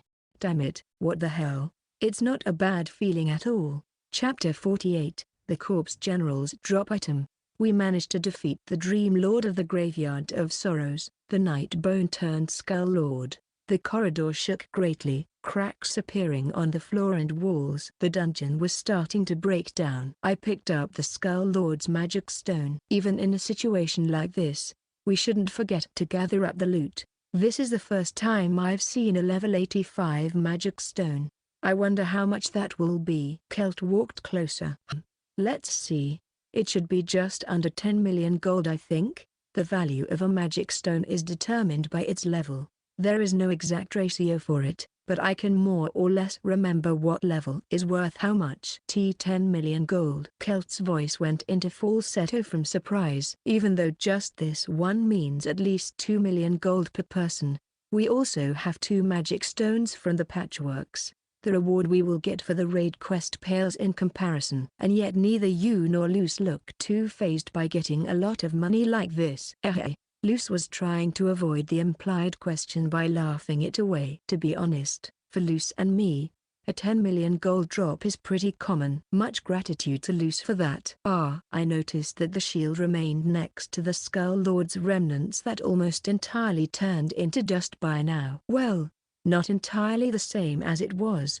A somewhat smaller version. It was made of carved bone, with a creepy skull design in its center. The Corpse General's shield recommended level 85 defense plus 88 market value 55 million gold. The shield of the Corpse General. It carries with itself a strong sense of malice, not letting through all but the most serious hits. I picked it up to check it from closer, unintentionally letting a quiet sound of exclamation escape from my lips. It's worth just above what I managed to rip off, acquire, as the result of a perfectly legal duel with Hilda. Selling this for a good price could cover the price of the Smoldering Fang of Madness skill book in one go. Even though Dream Lords do tend to drop items more easily, it really left something so conveniently as expected of a party with someone with the great fortune present. Are you thinking that you should have tried to force yourself to get the last hit? Mabel said with sarcasm after hearing what Celt said. If I tried something like that against a damn monster like that, then I would not be standing here right now. Celt bit his lip in an uncomfortable manner. However, you took the drop from the patchwork too. At least buy me a drink of something in turn, Elmer. I just checked its value. It was 50 million gold. 50 million gold? Even Celt's mood has suddenly changed from his joking tone just now. That creepy looking shield? It's really worth that much? Even Luce, who should be used to valuable drops by now, looked pretty startled, though I don't really want to sell it if I can help it. It's somewhat above my level, so it's a bit heavy, but this defense bonus is really attractive. With this I can retire my Mad Demon shield. Since that one only has a defense plus 25 bonus, it was already starting to get too difficult to even divert the attacks due to its limited performance. But with this I should be able to take those straight on and block most of the damage anyway. In this word, weapons above my level feel heavy, making them harder to use. However, even so, its abilities are very attractive. I will check with Luce to make sure, but I really don't want to let an item like this out of my hands if I can help it. However, I really feel bad if I end up getting everything like this. Even though I had the last hit, should we split its value somehow? Us healers get our rewards with all that calculated in. What's more, during the Skull Lord battle I was out of MP, so I couldn't even really help out and my level went up by 4. Even so, I almost feel bad to take advantage like that instead. And you have no obligation to give anything to the hunter son either. Mabel delivered another figurative stab into Celt. I think it wouldn't be so bad to show some appreciation still. Our surroundings were enveloped in a white light and the walls and floor were starting to disappear. It's almost time for us to get booted outside. We will meet up one more time to distribute our shares, but once we exit here, this is it for this party for now. Many things have happened, but I'm glad to have teamed up with you two. She kept sending those metaphorical stabs at Celt right until the end. Celt couldn't really say anything after all that happened, so he just had a sour expression on his face. I'm kidding. I'm also happy about teaming up with Celt-san. If it was anyone else, then we most likely couldn't have defeated that Skull Lord at the end, Mabel said after chuckling a bit. TSK, saying things you don't even mean, you black-hearted priestess. Celt just turned away, scratching at his head. It was a very amicable atmosphere, but there is a worrying point. We defeated the Dream Lord of the Graveyard of Sorrows, the Skull Lord, and cleared the dungeon. We've found evidence of what caused the numerous abnormalities in the dungeons in the area. However, the person who set up all this with malicious intentions should still be around here. Our bodies were starting to go see-through as well. Before we noticed, we were already at the entrance of the Graveyard of Sorrows, within the remnants of the ruined cemetery. What happened? Hey, somebody took down the Dream Lord first. That's against the rules. It seems there was an adventurer who really didn't know what was going on. Are we saved? A terrifying monster came out of nowhere.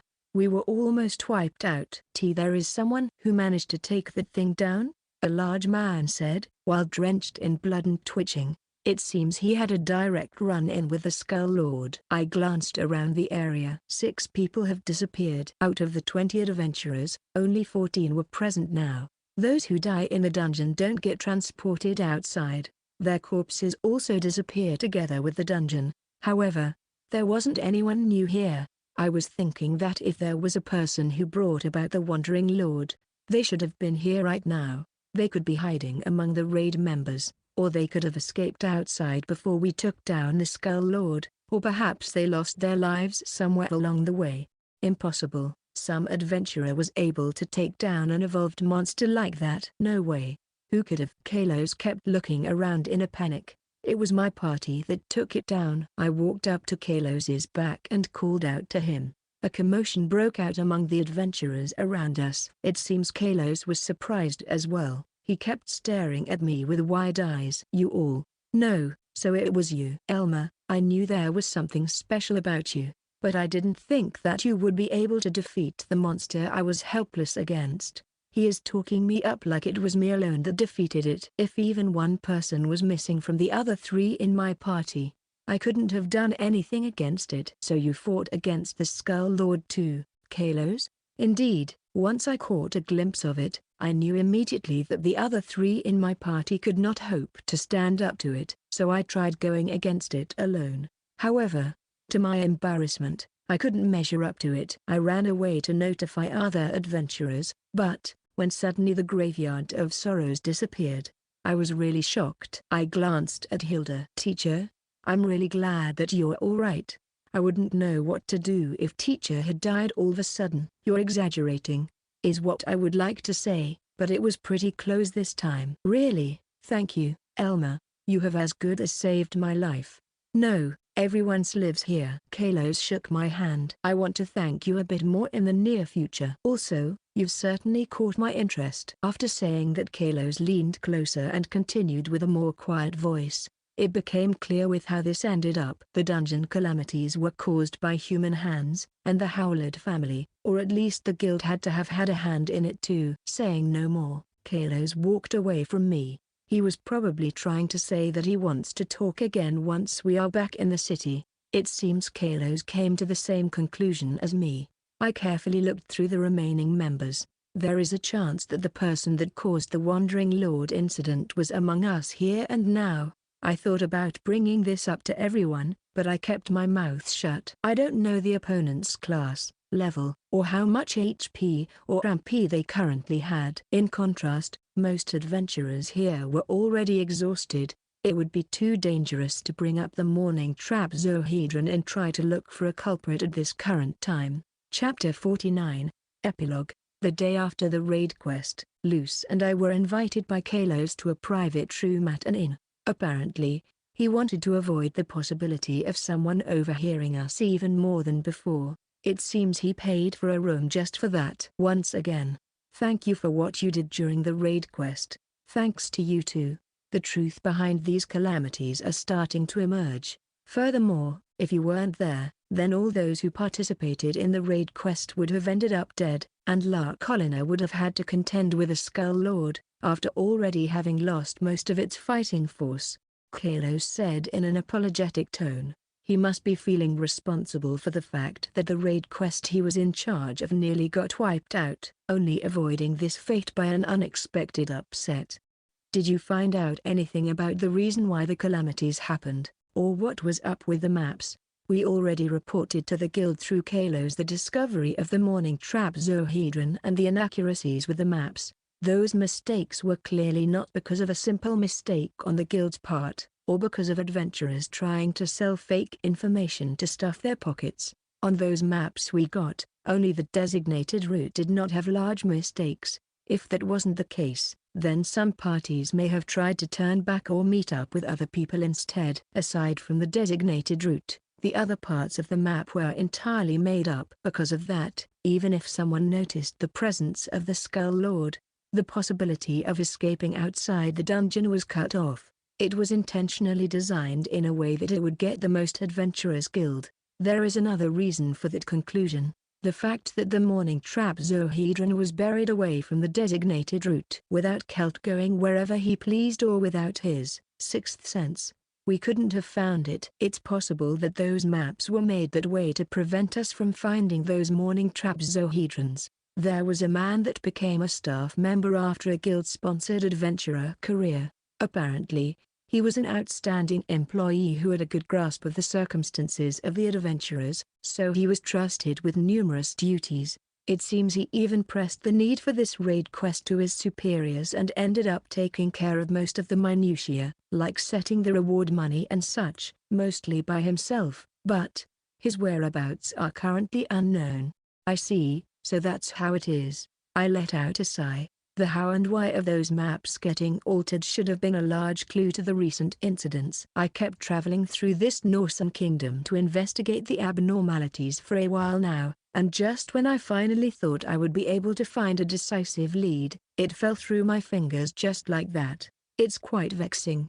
However, I'm confident that the culprit that took care of the loose end is the Howlett family, or perhaps a faction within the Howlett family. There aren't that many organizations in this kingdom that could enact a well-executed hidden plot like this. It's just like he said after we cleared the Graveyard of Sorrows, that the Howlett family is suspicious. If you think through it logically, then it seems to be the case. Without the support of a large-scale organization, scattering a bunch of morning trapezohedrons in various dungeons to overdrive them is not feasible. If you think about who could be behind such an organization that requires a lot of money, fighting strength and other various personnel, then the nobles are obviously the first to come to mind. That's why the Howlett family is the prime suspect in this case. However, the problem is the motive. If they keep causing serious calamities one after the other in dungeons, one wrong move could lead to the destruction of the entire territory. Even if it's to gather more information about the dungeons,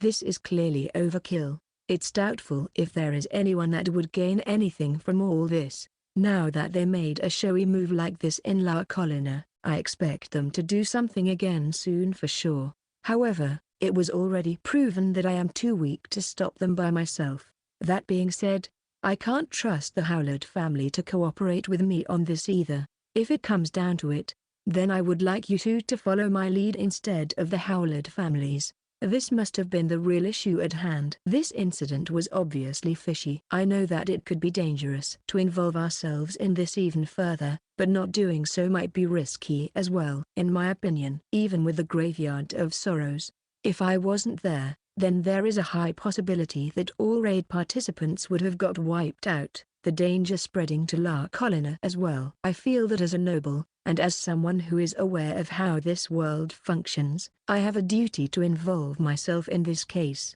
Got it? If you are fine with me, then I will be happy to assist. Me too. If there is something that I can help with, then by all means. Luce clenched her fist and declared, "Thank you. I'm happy that I've met you two here in La Colina." Kalos gave us a warm smile. With the talk over, Luce and I stood up from our seats. Then I put my hand on the door to open it. "Elmer, Luce," Kalos called out to us. We turned back towards him. The truth of the matter is that this large land of the Northern Kingdom is being protected by only a few hundred cream of the crop nobles, knights, and high-level adventurers. That's why I really look forward to your future exploits. We nodded at Kalos, then left the room behind us. With Luce next to me, we were walking the streets of La Colina. We promised to meet someone else after this about a different matter. All that talk was a little too complicated for me, but, in essence, there are some people that are trying to strengthen some monsters and set them on La Colina, right? Can't we do something about that? Our opposition is simply too big. We can't make any moves without decisive evidence. If they manage to find out that we suspect them, then it would only limit our movements. They may even move to forcibly eliminate us first. We have no idea about the size of their organization, nor what they are really after. We can only bide our time for now. However, that situation, it's as if their aim was to cause a Zork. Luce tilted her head in confusion. It's the second evolution of a Dream Lord. After hunting down a bunch of high-level adventurers, fulfilling its next evolution requirements, a Dream Lord goes on a rampage. The dungeon then breaks down, the Dream Lord leading an army of monsters and runs amok in the area. It's the worst outcome of a dungeon, which could easily destroy an entire city. If perhaps that was their aim all along, then perhaps they did not lock a bunch of high-level adventurers in the dungeon because they wanted to cut down on their numbers in La Colina, but to serve as a sacrifice to bring about the Zork. Although I still don't think that anyone would be able to gain anything from bringing about a Zork. For the time being, we were able to avert the tragedy that the Graveyard of Sorrows could have turned into, and were able to confirm the existence of a mysterious enemy, which was very much in doubt until now. It would not be an exaggeration to call it a significant victory. "Oh, you've arrived, Elmer and Luce. I got tired of waiting for you already." This wily woman kept bugging me, so even 10 minutes felt like an hour. Kelt waved at us. Mabel was standing next to him. Although the rewards for the raid quest were already handed out, this was something like a celebration for that. I clearly got the largest share due to my last hits, so to make up for that somewhat, I was about to treat everyone to lunch. Not like that would be able to compensate for that, but still, the blacksmith burger was complaining about the fact that La Colina's adventurer industry flourished too much, leaving only those that would try to line their pockets without doing any actual work. That may indeed be the case from a certain point of view.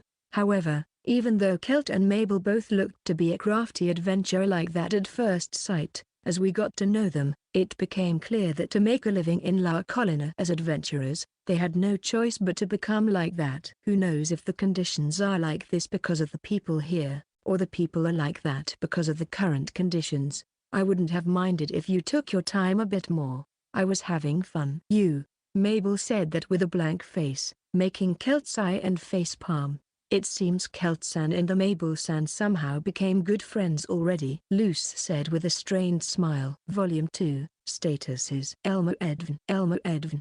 Class Heavy Knight Level 71 HP 241 MP 99. Attack 66 plus 46 Defense 132 plus 15 Magic 77 Agility 77. Equipment: Mithril Sword, the Corpse General's Shield, Black Steel Armor. Special Skills: Half-Dead Savage Dragon.